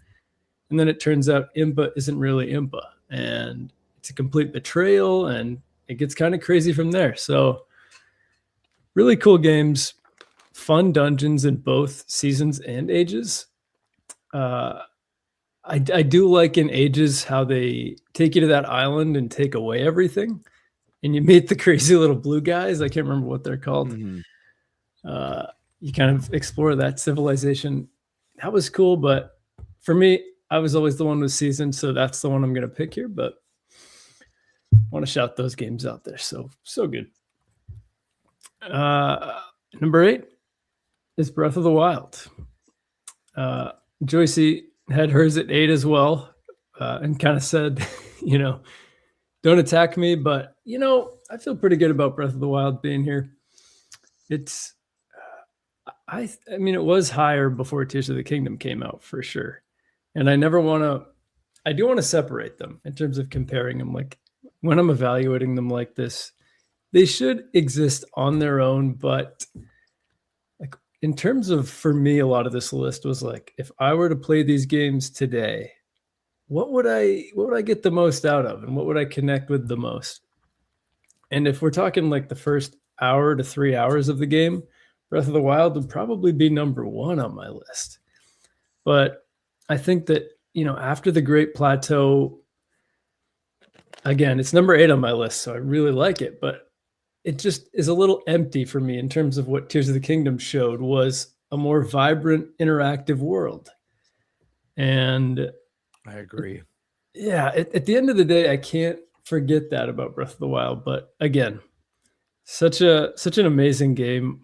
If I ever kind of like Prime was saying, with all the tough stuff that's been going on in his life, like going on the Great Plateau and walking around and just like seeing the old man just kind of doing different things. Like maybe he'll be lighting a fire in the forest there. Maybe he'll be cutting down a tree by his lodge. And I just think that what the Great Plateau does is so special that even though the rest of the game to me doesn't hold up as much as it did when I first played it, I think that it just sets a really beautiful foundation. And like just listening to the birds on the Great Plateau, the way it just kind of empowers you from the start it's so good. So that's number 8 for me. And then number 7, I had Link's Awakening. So like I said, I just remember like trying to play it on car trips or whatever, and like any single ray of sunlight coming in and totally making it so that I couldn't play the game. But I remember thinking it was so cool. And again, I'm a sucker for water. I'm a sucker for islands. Whenever ThunderStash talks about water graphics, I'm right there with you. And you know, Link's Awakening specifically here, it's not because of the water graphics. They are still cool, but I love games that take place just around water on an island. Yeah. Like I like it when it's present. I like that too. It just speaks to some kind of adventure. So Just a little shipwreck scene in the beginning. Just even that little bit did a lot for me at the time to be like, oh, this is crazy. This is so cool. Link stranded on an island, Castaway style. Even in Zelda 1, like when you get the raft, that was like such a cool moment because now you can travel on water. Yeah. Yeah, exactly. There's something about just being able to, be around water. So this game was, just cool finding out how crazy the ending gets. And I thought the dungeons were really fun. And again, I enjoy the fetch quest aspect of these kind of older 2D Zelda games because it helped naturally introduce you to so many weird characters. And like whether it was the monkey on the beach or any of the other cool, weird, interesting characters in Link's Awakening, I just always enjoyed like trying to find out who I'm supposed to take what to next. It required a cool attention to detail that I just always valued. So on top of, like I said, I really like the weird stuff in like Majora's Mask. And so this was a funky game. It's like Chain Chomp. What's going on with that? What's up with these Mario things? Love this game. Love that they got weird and wacky, and also really love the remake too. I love that style and was glad to see that. It gave me hope for the Oracle games, to be honest. So we'll see if that comes to fruition. So number 6 is Twilight Princess. So this was a list that, again, is ever evolving. I think this could easily be like number 3 on my list if you ask me like in a week. Because, again, different Zelda games, different emotions. Today, for whatever reason, Twilight Princess, when I made this list, wasn't at number 3. But tonight's number 6. So really love the game, though. I loved the contrast from Wind Waker to Twilight Princess.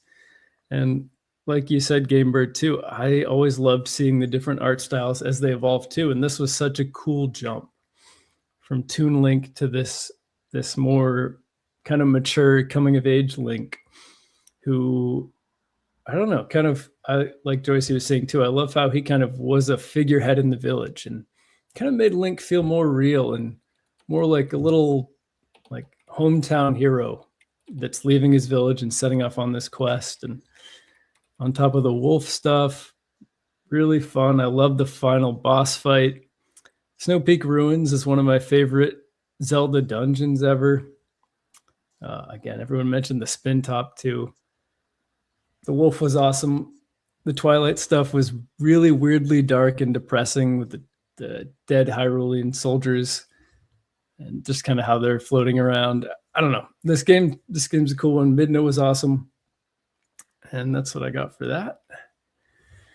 And at number 5, this is Ocarina of Time. So, I actually recently replayed this game, and it was just as fun as I remembered playing it. I probably replayed it 3 or 4 times now. Probably the last time I did it was high school or college. And it was just as fun as any of those other times. The camera stuff is obviously, I just don't find any of that to be a big deal. And part of that, I think, is because I grew up with it. So it's like, I have that, I'm fine with it. That's just a part of the process. It's a part of the charm. But I don't know, everything about this game is just really special. And the second you hit Hyrule Field, and I'm forgetting the name of the owl right now, but once he talks to you and it's a special kind of adventurous feeling that kind of hits you as a player there. And not too many games have really replicated that for me quite in that way. And even though Hyrule Field, there's not a lot going on. It's just kind of flat and there's a couple trees and stuff, and at nighttime, obviously it gets crazy. It's Kapora Gabora. Love that name. Kapora Gabora, yeah. That's right. Yeah, that's a great one, yeah. Yeah. Hyrule Field, just walking around that, you can feel the amount of to me at the time, and I still think even now, the depth of options of where you can go. And even though you can't access all these places, you can just see it all though.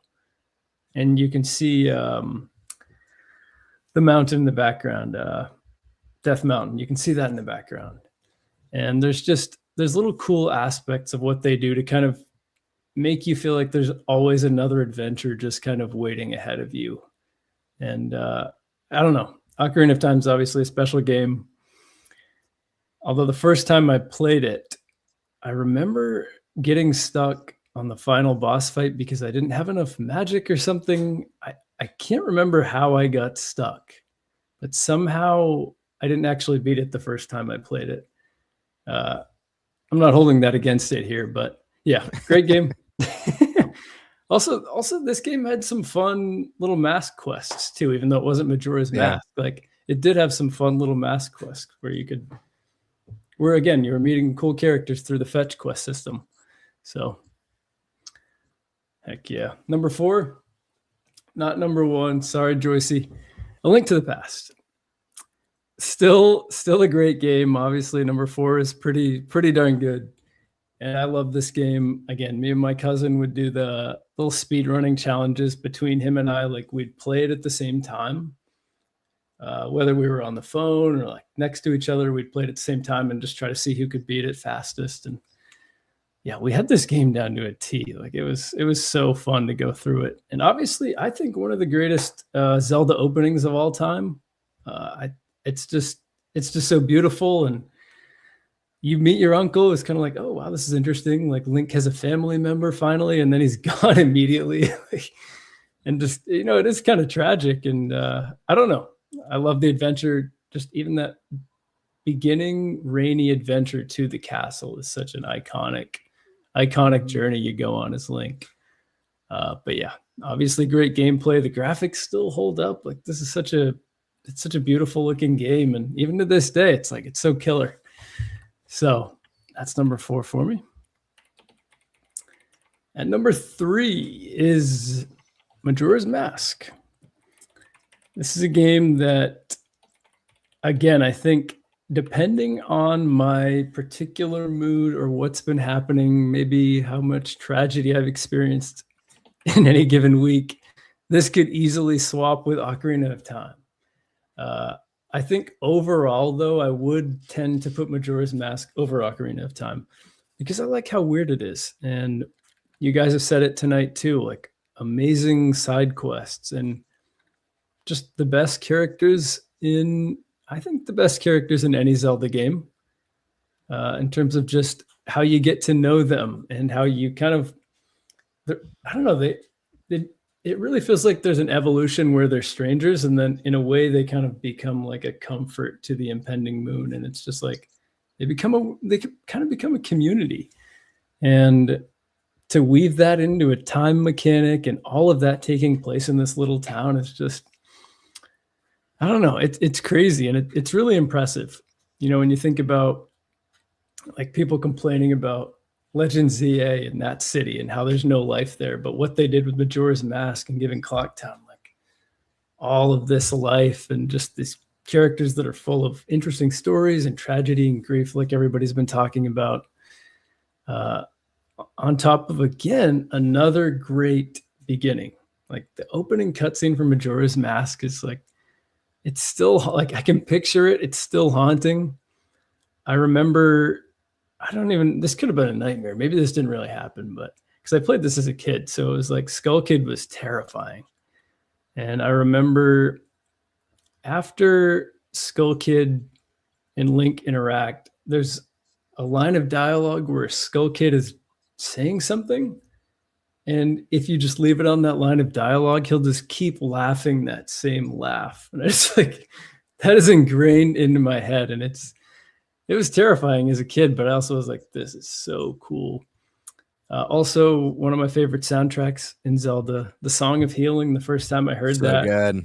It's so good. Yeah. Like when you first get into that area with the Happy Mask Salesman, and the Song of Healing is playing, is like, all right, you got to put the controller down moment. It's just like, I got to listen to this because this makes me feel like an emotion that I can't even describe, and that's a special thing. So yeah, Majora's Mask dungeons are fun too. Number 2, I kind of foreshadowed this one. The Legend of Zelda Wind Waker is, it'll always be a special game to me. no matter what. This one's, I mean, yeah, you can talk about the Triforce quest and all that stuff where maybe it doesn't hold up in terms of valuing the player's time, but I don't know. To me, even the Triforce quest, like I could listen to the Great Sea theme all day. Like that's one of those songs that I could just One of the best. It really is, man. Like It's one of the best. Dude. it's so insane. good. Again, it kind of like the Song of Healing, like it evokes a different type of emotion though, where it's like, I don't know, just like potential adventure. It's just like the perfect sound. Like the first time you hit the ocean, it's so good. But yeah, I really love this game. I think that Outset Island, probably besides the Great Plateau, is probably my favorite starting area in any Zelda game. I love that little spot. I love how you can swim off and just kind of explore a little bit. Not too far, obviously, but I just love the little village there. There's so many cool things you can interact with in that little town, little island, and obviously the creepy forest that's up top is also cool. Yeah, I thought that this was, again, it hit me at just the perfect time where it was like, I want to experience this adventure over and over and over again. And the amount of times I've replayed this game is pretty unreal. So, and along with that, my connection to growing up on an island. This will always be in my top 3. I can't imagine it slipping out. And then number 1, I want to give an honorable mention to Minish Cap. That was one that was a tough leave off. It was a real close call between Skyward Sword and Minish Cap, but yeah, just wanted to shout that out. So yeah, number 1, Tears of the Kingdom. Yeah, it's just so good. I don't know. I told you guys the story about how, I was joking a little bit about jeopardizing my relationship, but there were a couple times where where it got kind of feisty. But it was a game that literally, like, I must have had multiple days where I played over 12 hours. I'm like, I don't have that kind of time. I don't even know where I was finding that time. I but I was finding it. It was happening somehow. I think just like playing it docked, taking it off, playing it, falling asleep, probably waking up again and playing it, like that sort of thing. Like this game had me that way. Not too many games have ever had me just so hooked that I need to keep playing it. Like I can't stop. There's always a cool new adventure to find. Love the characters that they added into this. Just so many good touches of bringing the world to life. The side quests were a lot more interesting than Breath of the Wild, I thought.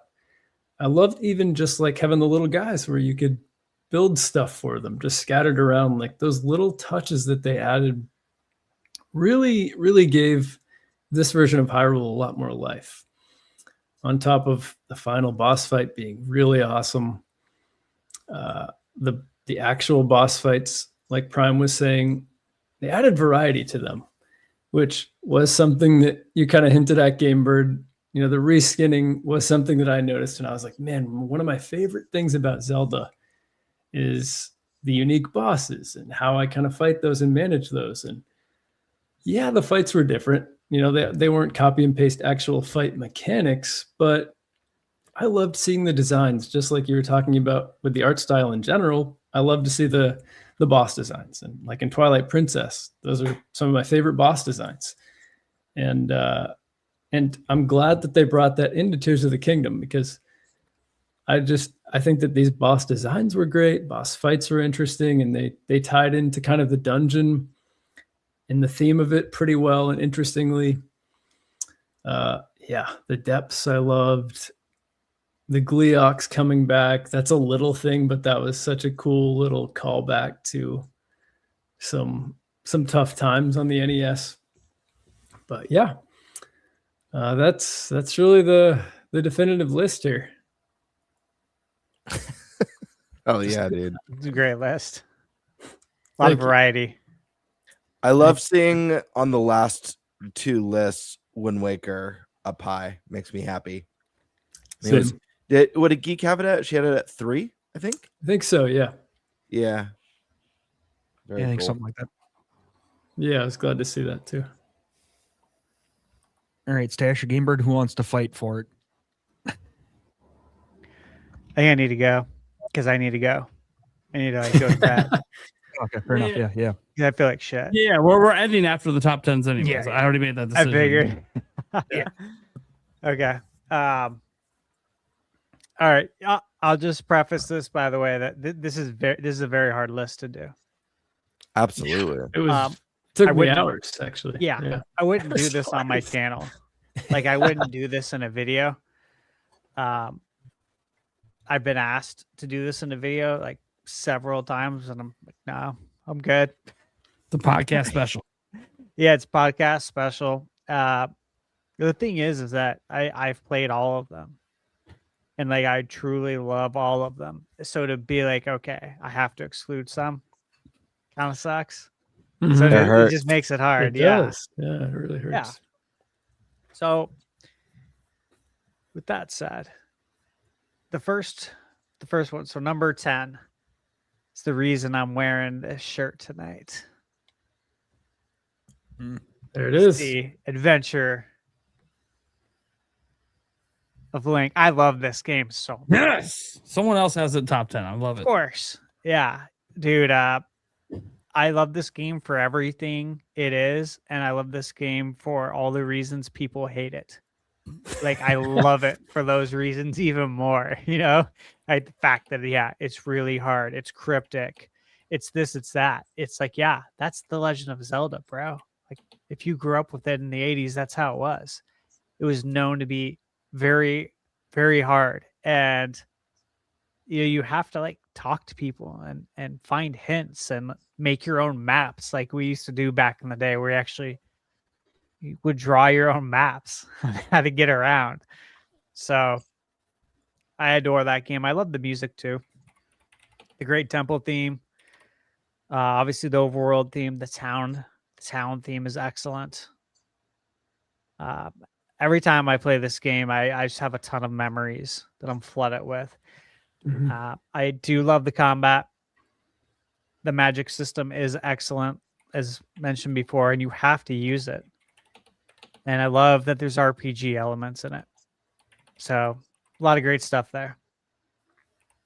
Number 9. I'm going to go with Wind Waker. And again, love this game. When it was first revealed,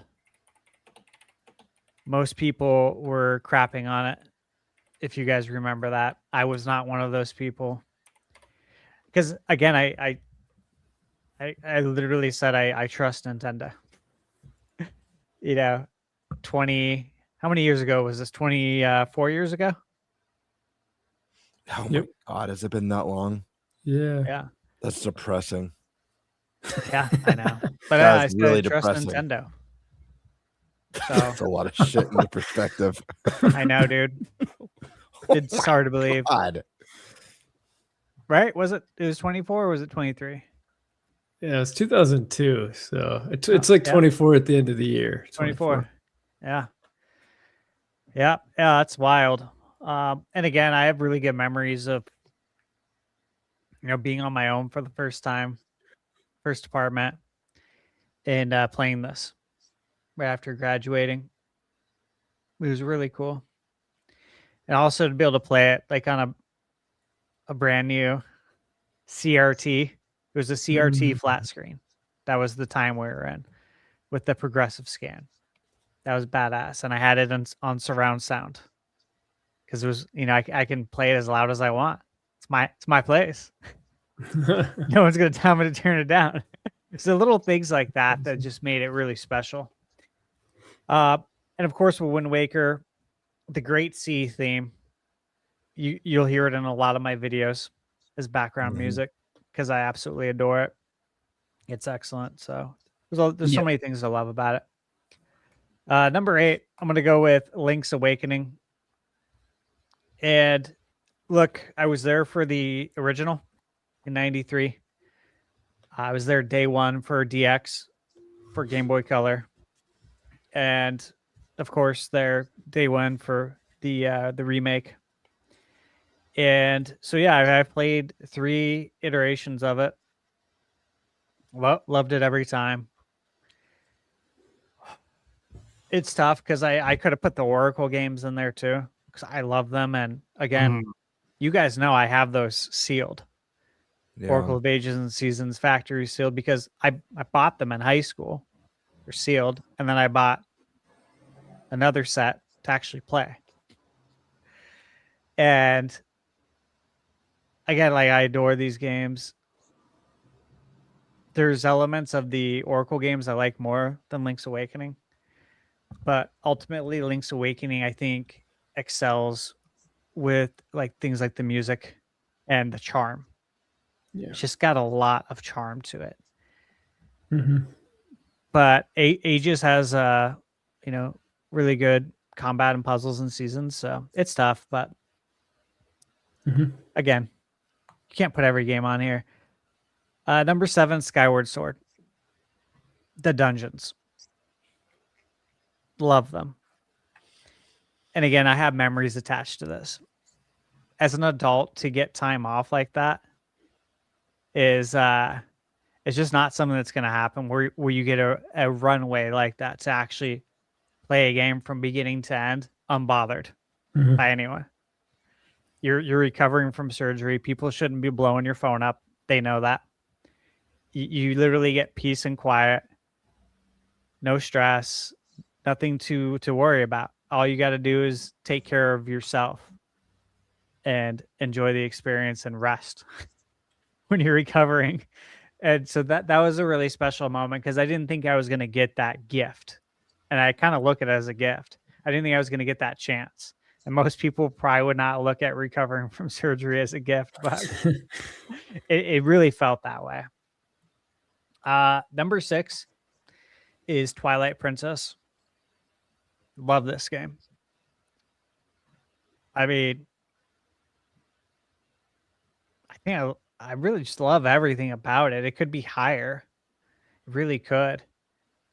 I remember, obviously, when we had the Space World demo, and it was the realistic Zelda, and then, of course, we got Wind Waker, and people were upset. But then after that, it was E3 2005, when Reggie was on stage. It was at the end of the conference.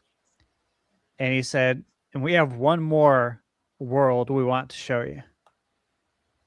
Take a glimpse into. And, the lighting fades. And the music hits. And that was when the classic IGN scene with, I think Pierre Schneider and I think Matt Casamassina, some of those guys were, crying in the crowd because they were so excited. That's the reaction meme. That was just so special. And then the next year at E3 2006, they showed the full trailer, and it had such a great mix on there. The music on it was awesome. And that was when they handed out the GameCube disc, right? With the preview on there. Or was it the DS? Do you guys remember that? At E3, they handed out either it was the GameCube I feel like it was with the trailer DS, or the DS. I forget. It was so odd though. That it was yeah, the DS. I know what you're talking about. Yeah, I think But it was really cool. Yes. Yeah. And then of course, I remember saying this back then. Before it, and again, this was before it was even announced. I remember telling everyone that to not buy a GameCube right now. Wait and buy a Wii, because I bet you anything Twilight Princess will be a launch title, and it will launch on both GameCube and Wii. They're like, no way. Why? That would never happen. I'm like, watch, it's going to happen. Sure as shit it did. And then that became the thing that they've consistently done ever since, right? Number 5, I'm going to go Breath of the Wild. Again, first open world Zelda. I think I've shown you guys my map that I have that I printed out. Yeah, that's sick. At Kinko's or whatever. Kinko's Copies or FedEx. I forget which one it was.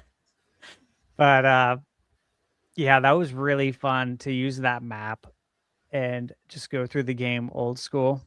And again, this game just has like that Zelda 1 feeling of open worldness where you actually do need to kind of make a map, make sure you hit all those shrines.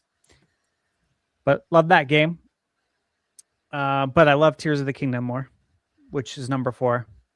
Because again, it's the same engine. It's bigger, but it's bigger and it's better. And there's more to do. So that's kind of easy one when it comes to those two. Number 3 is The Legend of Zelda for NES. And look, I've went back and replayed this. I did a video on my channel. Actually, I played the unofficial Super Nintendo port of Zelda 1 on my analog Super NT in HD. It was totally badass, and it had a fully orchestrated soundtrack added to the game. It's like, dude, no better way to experience Zelda 1. And they used the overworld theme from the Legend of Zelda cartoon in the game. I don't know if you guys are familiar with the overworld theme or like the heroic theme from the Zelda cartoon. It's really good. Like, really good. They put it in the game, and that's the overworld theme. I'm like, holy shit, this is so cool. So, love that. And look, one thing that people don't talk about with this game, you could literally play this game like every year. And you're only going to spend X amount of hours. This is a game you can revisit like the rest of your life and play through it. And there's something to be said for that, because a lot of these other games are massive and you cannot do that. But I could literally spend half a day and beat Zelda right now. I can beat it quick. And some of these games, like I look at on my list, like, man, I haven't revisited these in a long time because I don't have time to do it. But I do for some of these other Zelda games, like Zelda 1. And honestly, I still think everything holds up excellent. Yeah, it does. I adore that game. Number 2 is Link to the Past. You know, I've said this a million times. My 1 and 2 are really tough because my favorite 2D Zelda is A Link to the Past. And I played it, I think like 2 years ago. And I played the unreleased Super Nintendo CD version. And it has like 130 fully orchestrated tracks in the game. So all the music is fully orchestrated. And it did a couple other quality of life things to it that you don't even notice, but when you read about it and then you see it, like you appreciate it. But playing that game with a fully orchestrated soundtrack on the analog Super NT, so it's in full HD, upscaled, and then playing it on surround sound, and I played it on my 130-inch projector. That was badass. Like that's as close as it can get to like re-experiencing a game again. You know, like at a later age, even though I've played it so many times, it felt like almost like the first time again when you factor all those things in. So that was quite special. And again, that game is aged like a fine wine. It's aged like, 80s and 90s Disney animation. The art style is just beautiful. And seeing it in HD today is just, it's never going to go out of style. The light and dark world. I mean, there's just so much brilliance to this game, dude. So much. And Joycie touched on a lot of that too. And I agree with everything she said. But my number 1 is Ocarina of Time. And again, those two could be interchanged easily, but they're not. I always keep Ocarina of Time the first, and I'll never forget picking up my gold cartridge, the collector's edition, and taking that home and popping it in for the first time and experiencing the shift from 2D to 3D. I'll never forget that. I can like literally envision everything, where I was sitting in front of the TV, experiencing it for the first time, seeing. I remember, I'm sure you guys did this too, but when you first turn it on, you just let the video play. The title screen. The title screen And the intro. music. Yeah. Yeah. And it has a few Absolutely. different variations to it. I think there's like 4. Yep. That and Wind Waker. I let those run for a while. Yeah. Yeah. You just got to let it run because it's like the moment's finally here. We're finally doing this. It's been so many years from, Link to the Past. And the hype was just absolutely insane. It was just such a special moment. Everything about that game hit for me. Everything. It, like with Link to the Past, we had the light and dark world, and of course with Green of Time, you had the time travel, which you guys all know. I always talk about how much I love time travel. From TV shows, movies, video games. If it's got time travel, man, I'm hyped. I love that element. And then for you to put it in my favorite IP, my favorite game, I'm like, this is perfect. Yeah. So obviously, I really want the Ocarina of Time remake. We all know that. We've all talked about it here. But this game's just very special for me. I was in 8th grade. Was 13 years old. It was a fun time. That's a fun age, right? It was the Attitude Era. Monday Night Raw. Never missed an episode. We all used to watch wrestling a ton back in the day. During that time, it was a good time. And staying home from school for a week, and my brother John was staying with us during that time, so he watched me play. And again, he was the one who watched me beat Zelda 1. It was just such a great memory. So that's my list. That's my top 10. And look, I want to give honorable mention to Majora's Mask. That's not a title I expected to not make it into it, but again, it's tough. It's tough to get them all in there. The Majora's, yeah, it is. Majora's Mask and what do you call it? The Oracle games. I would have liked to have gotten those in. I'm okay with the DS games being outside of that. And the other one I would have really liked to get in, and I had it in there, and I'm like, I want to put Zelda 2 in there because I really love that game, but it was A Link Between Worlds. I really wanted to get that into the top 10. That and Majora's Mask caught some strays. That wasn't intended. It was just more or less like, yeah, I feel handcuffed with these other titles. I really can't move the other ones. Like, this sucks. This is why I don't make a video. Just too much planning. It's too much. It's just shit, man. They're all amazing, except for the CDI games. Those aren't real.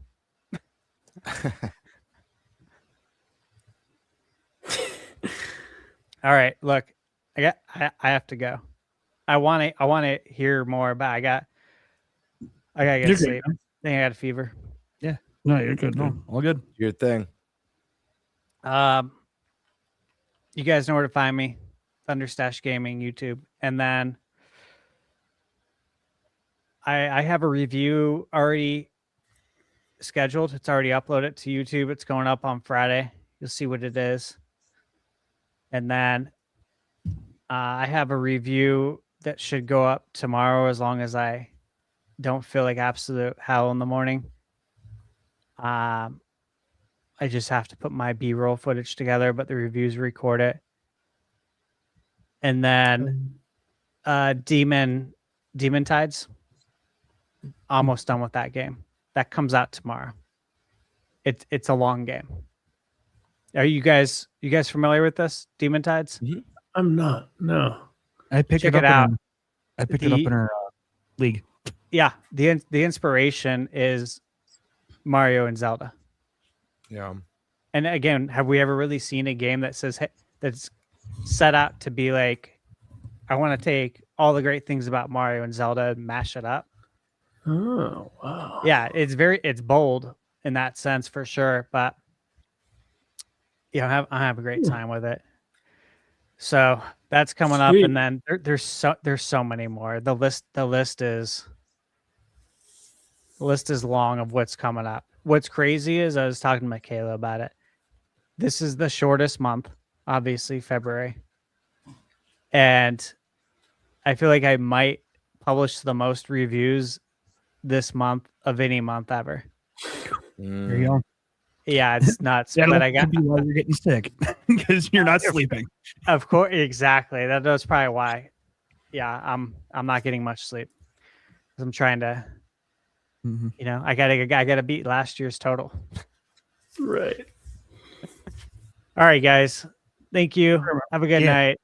Yeah, later. Feel better, man. Yeah, Thanks, you man. too. Hope you feel better. I Yeah. appreciate it. Thank you, guys. Good night. See you, man. Greenberg, go for it. Yeah, I'm gonna go through mine quick. I'm not gonna do a big story for all of them. I have a couple bullet points for each game. Number 10 for me is the original Legend of Zelda. This was my first video game of all time. I think this game has great dungeons, great bosses. It's filled with secrets and exploration, and I think it really set the bar for adventure games in general. Number 9, Skyward Sword. I really love this game. It's one that I think is deeply flawed in a lot of ways, but some bullet points that I really love about it is it's a Metroidvania Zelda game, which is really, really neat. It heavily focuses on story. Girahim is one of the best villains in the series. I think it has some of the best dungeons in the entire series. The Ancient Cistern, especially, I think is my personal favorite dungeon of all time. What was I going to say? Last thing. Anyways, I don't want to take up too much time. Amazing dungeons. Oh yeah, there's no torch lighting puzzles or block pushing puzzles in the game. All the puzzles in these dungeons were very original. Next up, number 8, Twilight Princess. This is a game that when Twilight Princess came out, I was bummed out on it. I was not that hyped. For me, it felt like a huge step down from Wind Waker, but it's a game that's grown on me a lot over the years. And while there's still a lot of things I really don't like about this game, some of the highlights is it has some of the best bosses in the whole series. I love the dual hook shot or dual claw shot and the spin top are two of the greatest items in the series. Some very memorable Ganondorf moments, and I really liked the horseback combat. Yeah, that's a good point. Yeah. Yeah. Number 7, Link's Awakening. I just adore this game. I had so much fun playing this on my Game Boy Color when I was a kid. I love how quirky it was, how it incorporated enemies from Mario like Chain Chomp and Goombas. And I think the dream concept in the moral dilemma in this game was amazing. It was kind of like the save the world versus like erasing the world. And it was just very, very awesome. The Eagle Tower, especially, I think is such a cool and challenging dungeon. Number 6, A Link Between Worlds. I think the paint style merging with the wall was just a brilliant mechanic. I think it made puzzles and exploration that much more unique and exciting. I think the ending of the game was fantastic. It had a nice twist to it, and it was a really cool modern take on A Link to the Past that didn't really just copy it, but really expanded on everything that A Link to the Past did. Great ending, great music. There's like acoustic in like the Hyrule, the overworld theme. I think is really cool. Number 5, Tears of the Kingdom. I feel like Tears of the Kingdom, it feels like they took the vision behind Breath of the Wild and fully realized it. They fully realized that open air concept. I think the scope is insane between the Sky Islands, Hyrule, and the depths. I think there's just endless imagination with the fusion system. Ascend is GOAT. It's a GOAT ability, period. And what an incredible start, just how cinematic, and it just throws you into like shit hitting the fan immediately. Just a really wild way to start it. And lastly, on Tears of the Kingdom, that journey to the Wind Temple is one of the most memorable moments in a Zelda game for me. It was like Zelda turned Mario and was just this epic journey up to the clouds to this temple that was just so memorable. Real quick. Numbers 2, 3, and 4 are interchangeable on any given day. Because these 3 games, it's a triple tie. I had to force myself into 3 separate numbers, but these are a triple tie that these games are so important to me. They're all 10 out of 10 games for me. But I just went with my gut on this one, but again, it could change tomorrow. Number 4, Majora's Mask. It's the darkest and moodiest entry in the whole series. I think the time control mechanic in it was absolutely brilliant with the 3-day Groundhog's Day style system. Way ahead of its time. Best side quests in the series. NPCs were on a schedule. They were the first time I ever really truly cared about NPCs in the Zelda game. Fierce Deity Link, so cool. Wanted more of it. And secrets galore in this game. Like all the different masks, all the different things that were there to discover was just what an experience. There's so much more if we had more time that I'd love to say about this entry in particular. The last thing I'll end to introduce one of my favorite characters of the entire Zelda series. I know Nate's a fan of this one, Tingle. I know a lot of people laugh when I say it or when Nate says it, but I truly love the character. It's not just a joke character to me. I hope he makes a triumphant return in a future entry. He's just that good. Like Nate said, play the Tingle games. Tingle freaking rules. Number 3, this was so difficult to put in the number 3 spot because this game is a 10 out of 10 masterpiece. It's a perfect Legend of Zelda game, period. That's a link to the past, my friends. The light world, dark world, the amazing items, the incredible music in this game, the incredible dungeons, the memorable bosses, and just an unbelievable open world design in the 16-bit era. That's just like, this game's flawless. You could re-release this game today with just HD 2D. I mean, you could keep the graphics, the game's stunning, but re-release it in HD 2D with a fully orchestrated soundtrack. It's a masterpiece still. Number 2, Ocarina of Time. Listen, this game is so special. Some of the best music in the entire series, in my opinion. So many memorable tracks, introducing time travel, switching between young Link and adult Link. So freaking cool. Seeing the changes between the future and the past. It's a perfect hero's journey story. It has some of the best dungeons in the series. The Forest Temple, for me, is easily one of my favorites. I also love the Spirit Temple, introducing the Mirror Shield where you can reflect light to solve puzzles. Some of the bosses are just so incredible and so iconic. And I just really love the rags to riches feelings of starting off as a child and growing up and just being this like hero with all these tools under your belt. Just really cool. Ocarina of Time. There's so much to say. Again, I'm powering through these compared to everyone else. But if we ever talk to Zelda again about our favorite games, I would love to go into more detail. Number 1, you guys all know my favorite, Wind Waker. It's my favorite Zelda of all time. This one I'm going to spend a little bit more time on just because I want to get into some of the reasons why this game means so much to me.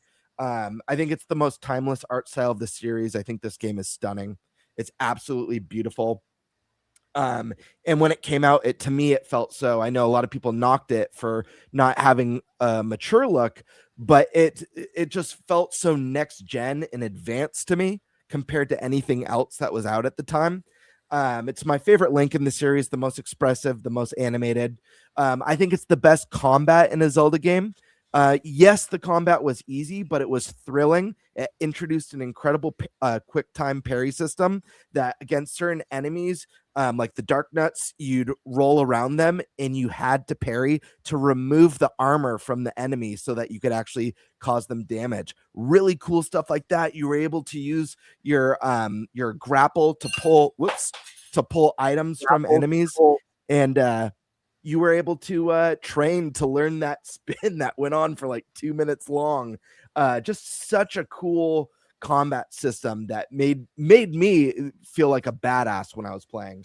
It also felt like the first true open world Zelda game, setting sail, seeing just like the horizon, that feeling of I can go anywhere. Was just really epic. It introduced 2 new races to the series that have become iconic staples, both the Koroks and the Rito, which are fan favorite staples of the series. I think it has, I mentioned this when Geek was here earlier, it has one of, in my opinion, probably the second best story of the entire series. If you really dig into the characters and their stories and the lore of this game, it is heavy, it is tragic. And Ganondorf, it's my most favorite version of him, very sad and nostalgic, but a morally gray. He's more like a Magneto than like I'm just evil and I want to destroy everything. And I really appreciate that. Again, Tingle, Return to Tingle. Gotta love the Tingle. Great sea song that was mentioned. The Big Octo. I'll never forget sailing, minding my own business, and the Big Octo just launches out of the ocean. And it's an epic open world boss out of nowhere firing cannons from the King of Red Lions. Such an epic moment. A lot of these moments you don't hear people talk about when they talk about Wind Waker, but these are things that made this game so special. Another one that was just really cool to me, the Forsaken Fortress. I love how your sister goes missing, you sail for the fortress, it becomes a stealth game, hiding in barrels, scaling walls. You make your way to the top and you lose and you get thrown out of that place, and you have to build your skill set and meet new friends along the way before you're finally ready to make that attempt to go back and save your sister. Ganondorf has scenes throughout the title. You feel the villain antagonizing you. Yeah, I just love this game. I love the sploosh battleship guy. It's it introduced Beetle, another great character. But yeah, I love this game. I love the Celtic music. And yeah, that's my list, guys. Did you know Breath of the Wild on there? Is that? There's no Breath of the Wild on my top 10. And real quick, I'll give a reason for that, because I know that's divisive. When Breath of the Wild came out, I loved it. I thought it was the greatest thing ever. In hindsight now, going back to it, I feel like I was able to take off the rose-tinted glasses. I really feel Breath of the Wild is the most important game of the last generation. And what that game has done for open world games and exploration is unbelievable. And this game is going to be important for years and years to come. I also think the game has the best tutorial. I think the Great Plateau is peak. I can't think of a better tutorial in any game, period. That being said, there's just so many elements of the game that fall flat when I look back or when I try and go back. For me, it has the worst villain in the series. Calamity Gallon's is boring. It's a storm. I mean, they describe it's a storm. There's like no interesting motive or anything. And yeah, you might like, oh, I just like that it's a storm of hate. Cool. If the main villain of Zelda is an earthquake, unless we stabilize the crust, I don't know. Just not that. I don't know. Just not that exciting. The music is the least memorable in the entire series. How many songs can you hum from that game? You know what I mean? I think the champions are just not that interesting. They feel very tropey, cliche characters. I think the divine beasts are terrible. They're just not good replacements for dungeons. I think the bosses were very weak in that game, bar a couple. A lot of them were reskins. I don't like the weapon breaking system. I think that was a bummer. I would have felt better about it if the Master Sword was the perfect weapon. But since the Master Sword would end up on a cooldown for 10 minutes after you do a fight or two. Really bummed me out. Mhm. And I don't know, there's just something a little bit sterile. I think the story's weak in it, and I really appreciate what it does. And without it, we wouldn't have Tears of the Kingdom. But ultimately, my final feelings on Breath of the Wild is Breath of the Wild feels like this insane proof of concept that was brilliant. And Tears of the Kingdom feels like the game that they took the proof of concept and they built a feature-rich, substantive game out of it with more interesting dungeons, way better bosses, and more interesting and more compelling storyline. And yeah, I don't know. I juggled Breath of the Wild in the 10 spot with the OG Legend of Zelda, but at the end of the day, I don't know. It just didn't quite make the cut. So I still love the game. And this is why we're not best friends. All right. Wait, we're not? That's what it is, man. All right. That's news to me. I'll run through mine. I'll run through mine real quick. just ripped his nipples off there. He's like, Right. what the fuck just happened? All right. Yeah, Eric, run through yours quick. Yeah, I only have 7 because I played that's 7. pretty much the only games that I've played. And yeah, so this one, number 7, could move up. I have to go back and play it again. I never really understood the concept when I was playing it to begin with. But now that I've played more of the other game, I understand it. That's Hyrule Warriors Age of Calamity. All right, and then after Like that, the spin-offs on here, baby. Let's Yep. go. Oh yeah, because I haven't played a whole lot of the main lines. After that is Triforce Heroes.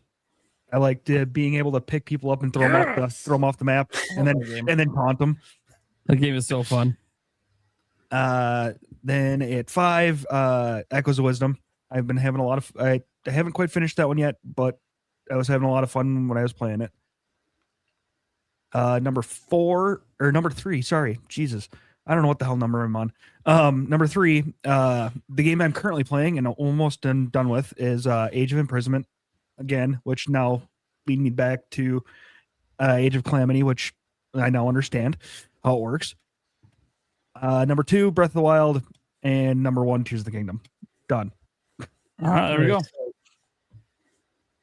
It's funny. Tulsa's like, most of these are titles Nate tomorrow. No. Only Triforce Heroes. And that was, he was helping me with a walkthrough back in the day on Zelda Informer. All the rest of the stuff, I borrow him those games. He owns Breath of the Wild. He owns Tears of the Kingdom. He owns Age of Calamity. He owns Age of Imprisonment. He owns that stuff. He bought that on his own. Don't be I technically have bought Skyward Sword too. I but could borrow haven't him. played it. I could borrow him Link's Awakening. I have other Zelda games on my. I could borrow him if he wants. He just never asked. Yeah. So I've technically bought Skyward Sword, but I haven't played it. You'll get around to it someday. I'll get around to it eventually. Yeah. Maybe. Yeah. All right. Let's get to the super chats we have quick here. Rapid fire these bad boys. We got Demonic Brawler saying, hey, Nintendo, let's get Pokemon Coliseum Gale of Darkness on NSO as soon as possible. Yeah. That's Great games. Yeah. Dude, it's kind of funny too. This guy in the chat said Eric's favorite 3D Mario is Mario Kart. He's played like every 3D Mario. Eric's a huge Mario fan. So just because he hasn't played as many Zelda, he's only into Zelda. Well, he got into it because of me. Now he's into it on his own. Oh, I mean, Breath of the Wild was my first full playthrough of a Yeah. Zelda game, and he loved it. And so yeah. he's good at I'm how kind of back tracing. Yeah, he's working on it. Yeah. He hasn't been playing it for like 35 years. I Like the rest don't of have us. much time to game. Yeah, So. there's that too. All right. Yeah. Anyways, the Brawler says bring back NFL Blitz, NBA Jam, and NHL hits. Got to keep it the streak alive on that one. Heck yeah. Demonic Brawler comes in here, says the Legend of Zelda is the GOAT of all video game franchises. Definitely agree with that. I don't know about other people. Yeah, it's gotta be that Mario or Final Fantasy for me. But yeah, I think it is. It is mine. I don't know about Gamer. What's your favorite franchise? Zelda's my favorite franchise of all time. There we go. Yeah. And for Eric, it's probably Mario, or is it a different one? I mean, it's probably a tie between Zelda and Mario. Well, Mario, I just say because you've played. I've played a lot more. A majority of Yeah, the Mario games, obviously, you've yeah. played. But no, I've.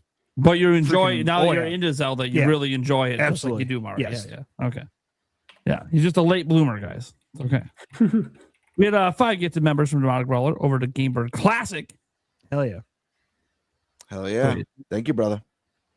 Then he just gifted me 1. You know, he only did all those other super chats on my channel, but he only gifted me 1. Anyway, thank you, man. He also gifted ThunderStash 1 as well. There you go. Demonic Brawler also said, "I want to go to Karaoke Village." Yes. Dude, that needs to be in the game now. That needs to be in a Zelda game. Someone needs to make Karaoke Village. It's on the opposite side of Kakariko Village. Is that the Dark Worlds version? The Dark Worlds version. Everyone instead of the guy sitting there playing the Song of Storm, everyone's got to sing, and it's got to be all just dark and depressing music that we're singing. All right, Demonic Brawler again coming in hot. Here's a serious note. I've never played Twilight Princess, and I had a GameCube, but not that game. And I had to sell my console to pay a bill. I never got a Wii or a Wii U. So my hype for Twilight Princess HD, I'm going to say potential Twilight Princess HD. We don't know if it's actually going to come back. On Switch 2 is on another level. Yeah, we didn't get into any predictions, but the bottom line is they're not going to announce anything Zelda this week anyway. So we'll have time later this year to get into some Zelda 40th predictions. And our other topics that we're going to do. We'll do them in another show. I knew this topic with the top 10 thing was going to take forever because it's like, we're so passionate about Zelda. That's the thing. Like everyone on the show loves Zelda. So like no one was going to be short besides Eric, who hasn't just played enough of them. But no one else, I knew literally no one else would be short because we love this shit too much, you know? But it's all okay. I was totally fine with the whole episode being just the top 10s would have been fine with me. Anyways, True Dude says, I personally never really gave Zelda a chance growing up until Breath of the Wild. Kind of like an Eric. He just experienced it a little vicariously, but not enough to make him want to buy it himself. Then he had Ocarina of Time on N64, but I didn't know how to do anything. But now I have all the games and you can't wait for the next one. Very nice. Hell yeah, man. That's what I like to hear. New fans growing from Breath of the Wild. Yep. We're talking about. Wink Demand. For the next big Zelda game, I'm picturing an expansive Termina map. Imagine lockdown with more streets and areas in the depths of Termina.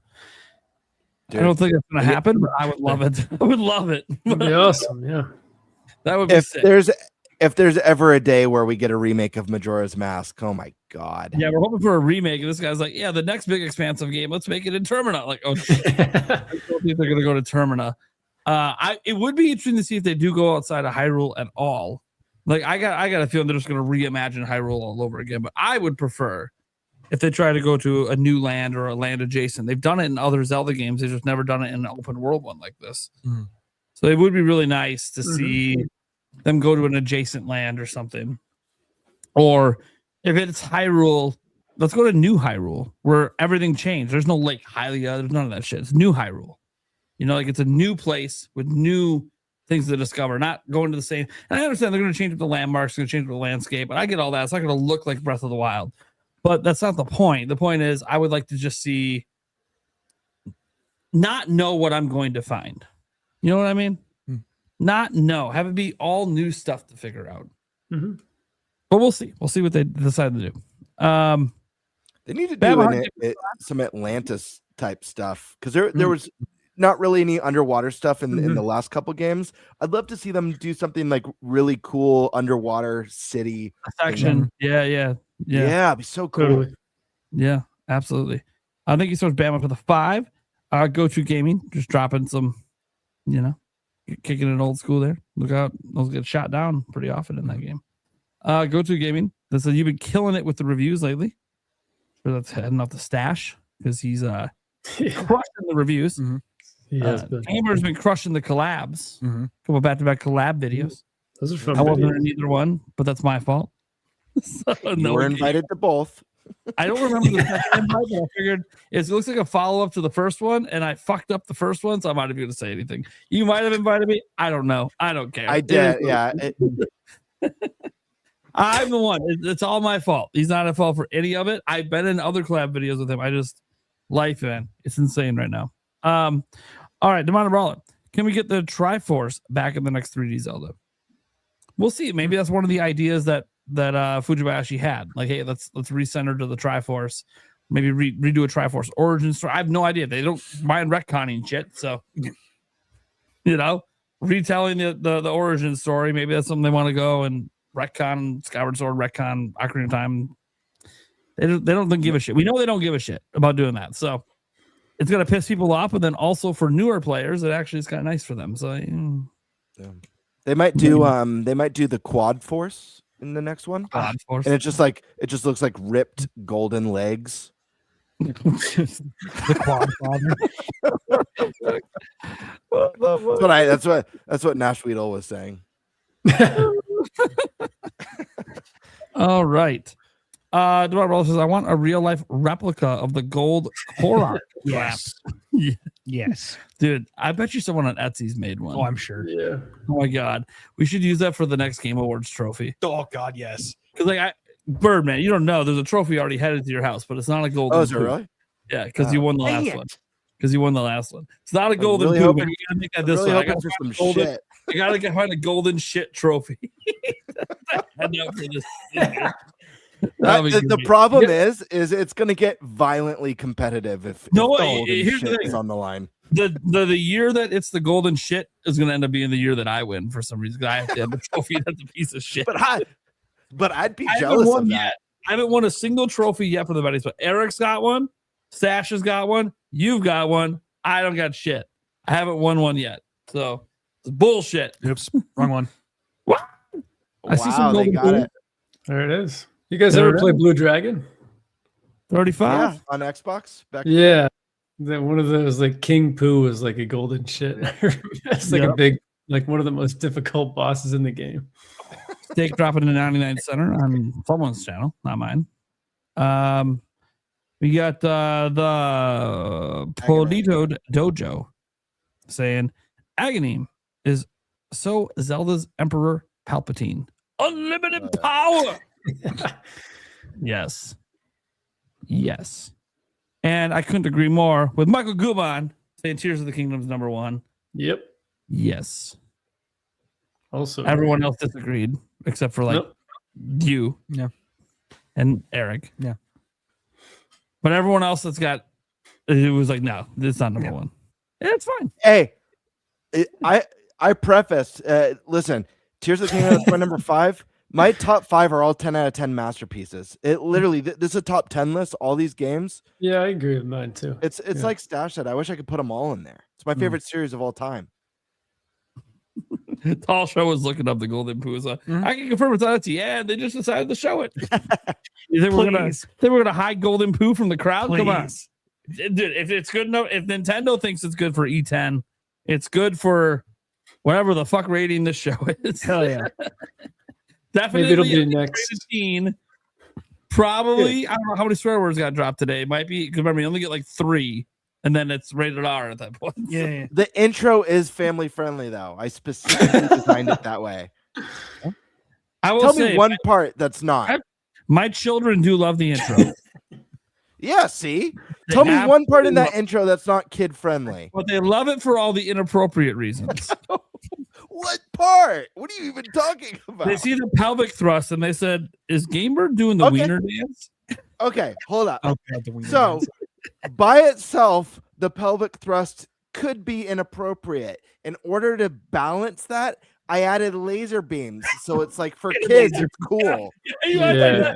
It's called it's a balancing act. No, it doesn't. No, it makes it kid friendly. Is that a Joy-Con in your pants? Or are you just happy to see me?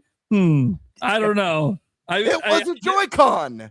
You just couldn't see that part because I was off screen. But it says, or are you just happy to see me? That is not a reference to a Joy-Con. I kind of loses it all there. Yeah. The Well, I milk, hadn't really thought about that part. the foaming milk, and I just look. I love all of it. Okay, the intro is great, and I literally can't wait for version 2.0 someday because it's going to happen, and it's going to probably be even more wild. My favorite part, no pelvises for harm to making this video.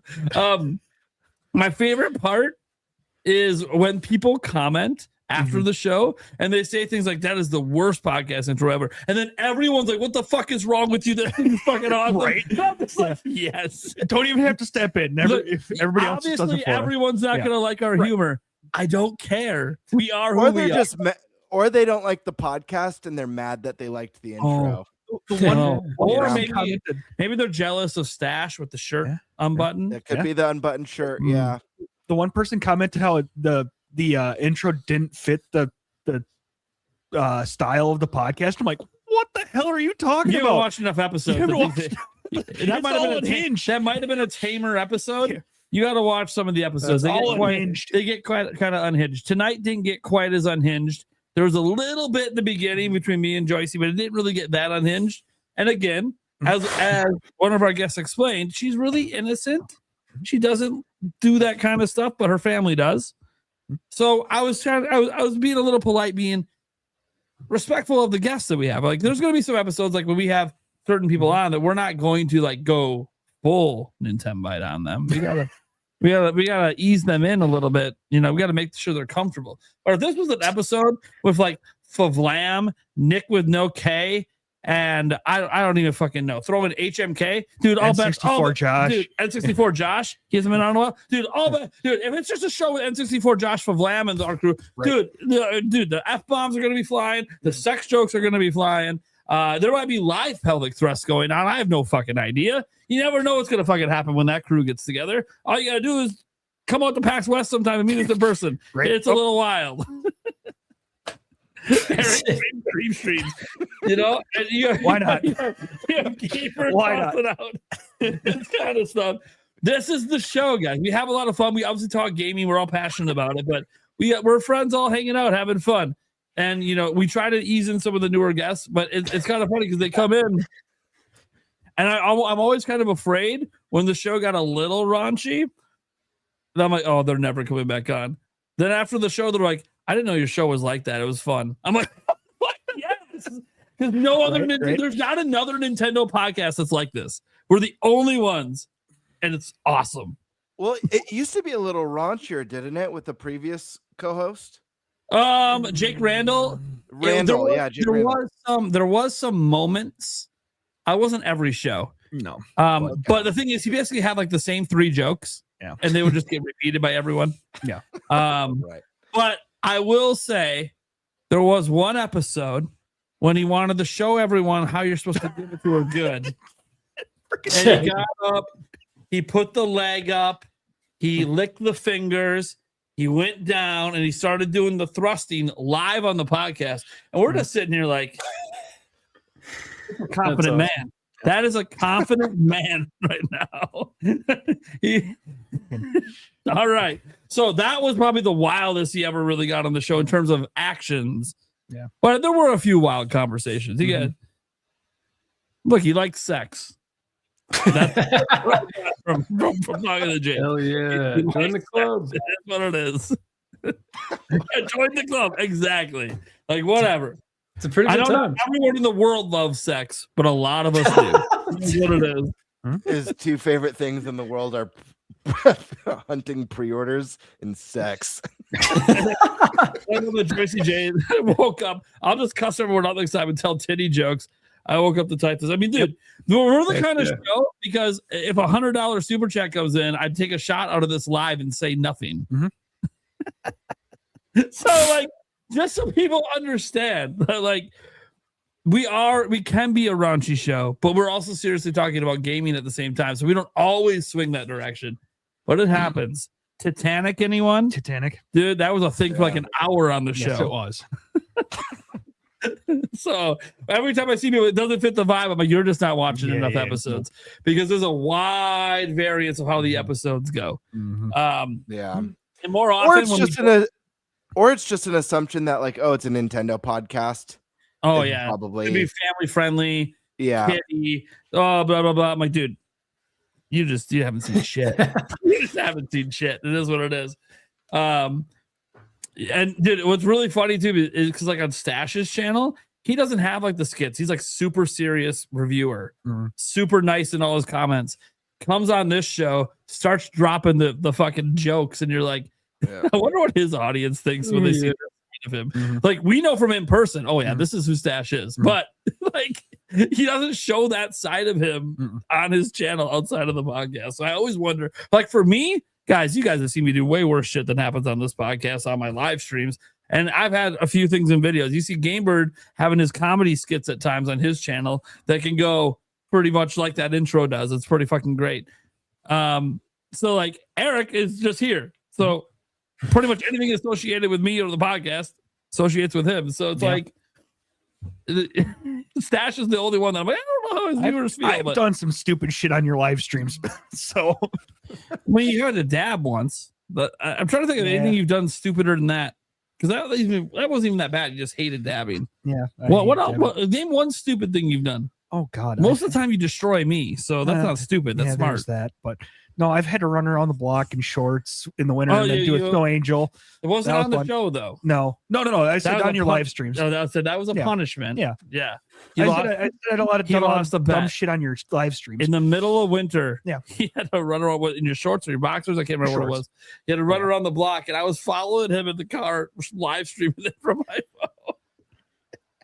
You did didn't you do I wasn't on for this. I wasn't a host at the time. Didn't you Drink do like cold water. No, didn't you eat Carolina Reaper or something like that? I've done mayo and pickle juice mixed together. Okay, never mind. You did the hot chip challenge with the stale chip. Challenge with the stale chip. Yeah, I've done a hot chip challenge with the normal chip. Yeah. The spice doesn't get him. I've done the he jerky. laughs. He laughs. Yeah. The spice. We've done yeah, and both of the us hot ones challenge. Both of us have done all the spicy stuff. Mhm. There's not a spicy thing he's done I haven't done. Obviously it hits me harder. Like, I did what pepper was it? Guys, what pepper was it? It was hotter than a mango habanero. I can't remember what it was. There's one pepper I did on a Was show. it ghost pepper? Might have been ghost. Might have been ghost, yeah. I'm trying to remember. There's a pepper that I did on stream because I lost a bet. This was like a long time ago though. So anyways. Yeah. All right. So either way, we're gonna call it there, guys. Yeah. I gotta go. Go check out our guests, obviously.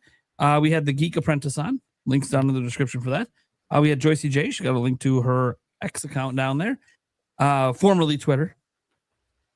For some reason, we still have to say formerly Twitter. Like, what long is it about? 7 years? Say X. I just say Twitter. Well, I say Twitter too. Some people say Twitter. Some people say X. I just don't understand why we say formerly. We know what you're talking about at this point, but whatever. Like it's Prince.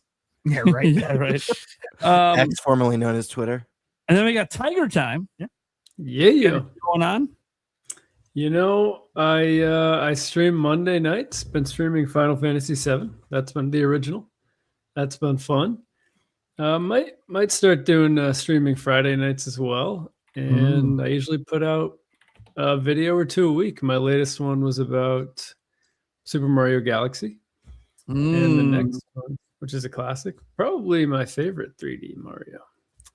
That's for another time. But the next video is going to be about why I hate fast travel.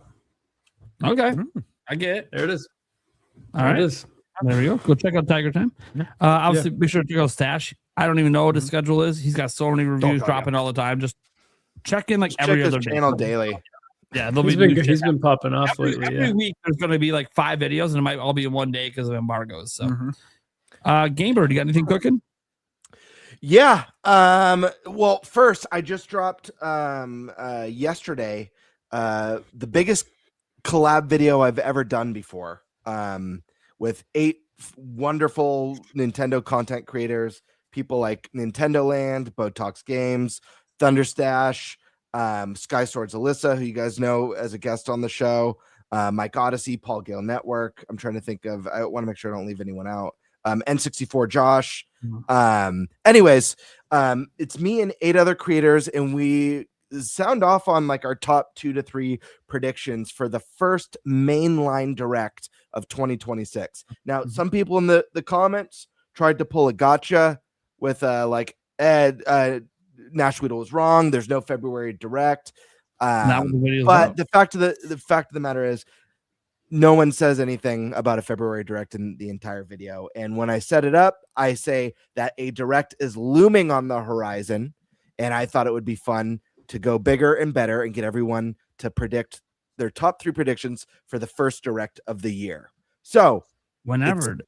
go ahead and check it out, guys. We had a crazy YouTube outage. I put a lot of hard work. It's my longest video I've ever done. And it like flat. I ended up getting decent views on it, but no joke, I couldn't believe it. But my views were shooting up faster than any video I've ever done, ever on YouTube. And then halfway through the day, it flatlined when YouTube went out. It climbed a little bit, but it flatlined. Yep, I had a video that was on pace to do 20,000, and then it just. Now I still got the 14, but it's like, dude, maybe it would have been higher, man. That YouTube outage, that really sucked for a lot of people. Yeah, it's a bummer. But if you guys haven't watched it, check it out. And then I am working on this. Is one I've mentioned a couple times on the show. I just got to work out scheduling because this is one that does invite or require me to have guests on. But I'm putting together a show that I hope to do an episode once a month of this show. It's called Super Game and Tell. And basically what it is once a month, I'll have a guest on the channel for Super Game and Tell, and we'll prepare 3 items from our video game collection. It could be newer stuff. It could be old stuff from like the NES and SNES days. And we do a back and forth show and tell talking about our items. I plan to have ThunderStash on. I know Bo I talked to about it is interested. If you're Prime, this goes to you too, Eric, or even you, TigerTyme. If you guys collect anything physical or you have anything gaming Nintendo related that would work for a show and tell, anyone and everyone's welcome. I'd love to have a huge thing of guests that I could cycle through. Oh, Sky Swords Alyssa, I talked to about it. She's interested. I know she's got a bunch of Zelda stuff. So that's something I'm working on. I just right before or last month, I think I finished a fun little intro of it, kind of like a retro intro that should be really fun. And then I've got some discussion videos in the works and reviews in the works. But busy. I'm my goal is to do at least twice as much content this year as I did last year, or hopefully more than that. But trying to get stuff done. All right, that's my rant. There you go. Well, guys, I'm Nintendo Prime. Daily news, rumors, leaks, all that kind of stuff. Do our live streams pretty often, Q&As. One thing I had thought about, and I'll just throw it at you. I'll talk about this some more behind the scenes. If we ever have like slow times, we always can come up with a billion topics. There's always stuff to talk about. But what about an episode where it's just the core 4, and we just do a straight up Q&A with the audience? Dude, good. That sounds awesome. They can super chat their questions in or not, but that would be let the audience drive a show for just one episode. Just see how it goes. That's something to do. I already do Q&As all the time, but we don't do it as a podcast, and I don't want to make it like because our podcast is just a Q&A show. And no, it's like a special thing, once or twice a year. That would have been a cool thing to plan after the 100th episode. I love that idea. I think that's a really fun idea. I think everyone in the community would really like it too. The community surrounding this podcast is exceptional, exceptional. So we'll talk more about behind the scenes, and if there's a episode that feels right in the future to maybe put that on at some point this year. Just something that crossed my mind about an hour ago. I was like, you know what? We do always do the questions at the end of every show, which you guys can continue to still do, and we'll still keep answering. But obviously, you see, we kind of rapid fire those. You don't really spend time on them a lot. But a proper Q&A would be different. If it's a topic that requires, obviously, that. If it's just, what's your favorite toppings on pizza? Well, I don't think we're going to be talking about that for an hour. I'm just going to throw that up there. You never know. It's not a debate. It's just what's your favorite. Hey. Another fun. Everybody says no, so I love pineapple. Another fun one would be to do this one's a lot more work, but I think it would be pretty funny to do the video submission questions. They mail in videos of the audience mails in videos of them. You know how they do on some talk shows and stuff. I think that would be so we play the video with the question and then we answer it. Someone awkwardly in a empty room. Hi, this one's for Eric. We know you don't like socks, but right. If you had to wear one, what brand would you choose? Hollow. I'm dead serious. How do you There know you what go. that is? It's the alpaca fiber ones. Oh, of course, alpaca fiber. Pack of socks. That's awesome. They're I, putting I don't awesome- wear socks, but when I do, they're made from real authentic alpaca. Yep. Baby alpaca fur. Damn straight. baby ones. Yeah. That I'm baby. dead serious. Baby, I know you're being serious. It just gets worse the Baby more you alpaca? baby That's alpaca. brutal. I'm gonna say it gets worse the more you talk. I know he's being serious. That's the best part. All right, guys. Thank you so much for tuning in. You can check out the podcast everywhere podcasts are heard. Check out the if you think the show's too long, that's great. We have clips. Gonna be some pretty long clips. Oh, this one's gonna be long clips. Yeah, this is gonna be some pretty long. The top 10 is gonna be a long clip. But hey, at least there'll be a couple clips out of this one. You guys are awesome. Be sure to check out the Clips channel. Be sure to check out everywhere podcasts are heard, audio podcasts. As always, we do appreciate if you guys, even if you don't really listen to the audio version, you're just here live every week or just on demand on YouTube. I would appreciate if you do happen to have like Apple Podcasts or whatever other one, Spotify or whatever. It would be awesome if you guys would go and at least look up our show and drop a review, whether you like or don't like the show. I do want to try this once. Radio show that I've listened to, sports radio show. They have people go out in the review of the podcast on Apple Podcasts or wherever. They have them put their favorite wrestler. So put your favorite Nintendo character. There we go. There you go. Just put that. Favorite Nintendo character in the review. So you don't even have to come up with anything. We'll see if it goes There you go. nuts. Maybe we'll read some of them off if it goes crazy. Yeah, right. Or wrestler. Oh, Which so one? 1-star review, but their favorite character is it's Tingle. Well, shit. I will ask if you actually do think it's a 1-star, please give it a 1-star. But yeah, if you legitimately don't do troll reviews, that actually will hurt the show. Yes, please. Yeah. If you really enjoy the show, but you're trolling, don't please troll with the character you pick or the comment you leave. Don't troll with the star rating. Right. Because we don't need to be like a 1-star show. I don't think that's the kind of maybe we are a 1-star show. I don't know. Looked. Dude, I don't. Yeah. I think we were 4.5 last time, but who the fuck knows? We only have like 10 reviews, so it's not like there's a huge pool of Fair reviews. All right, guys. Thank you so much for tuning in. We'll catch you same time next week. Don't ask me who the guests are because I didn't bother to look it up. Later, everyone. Bye.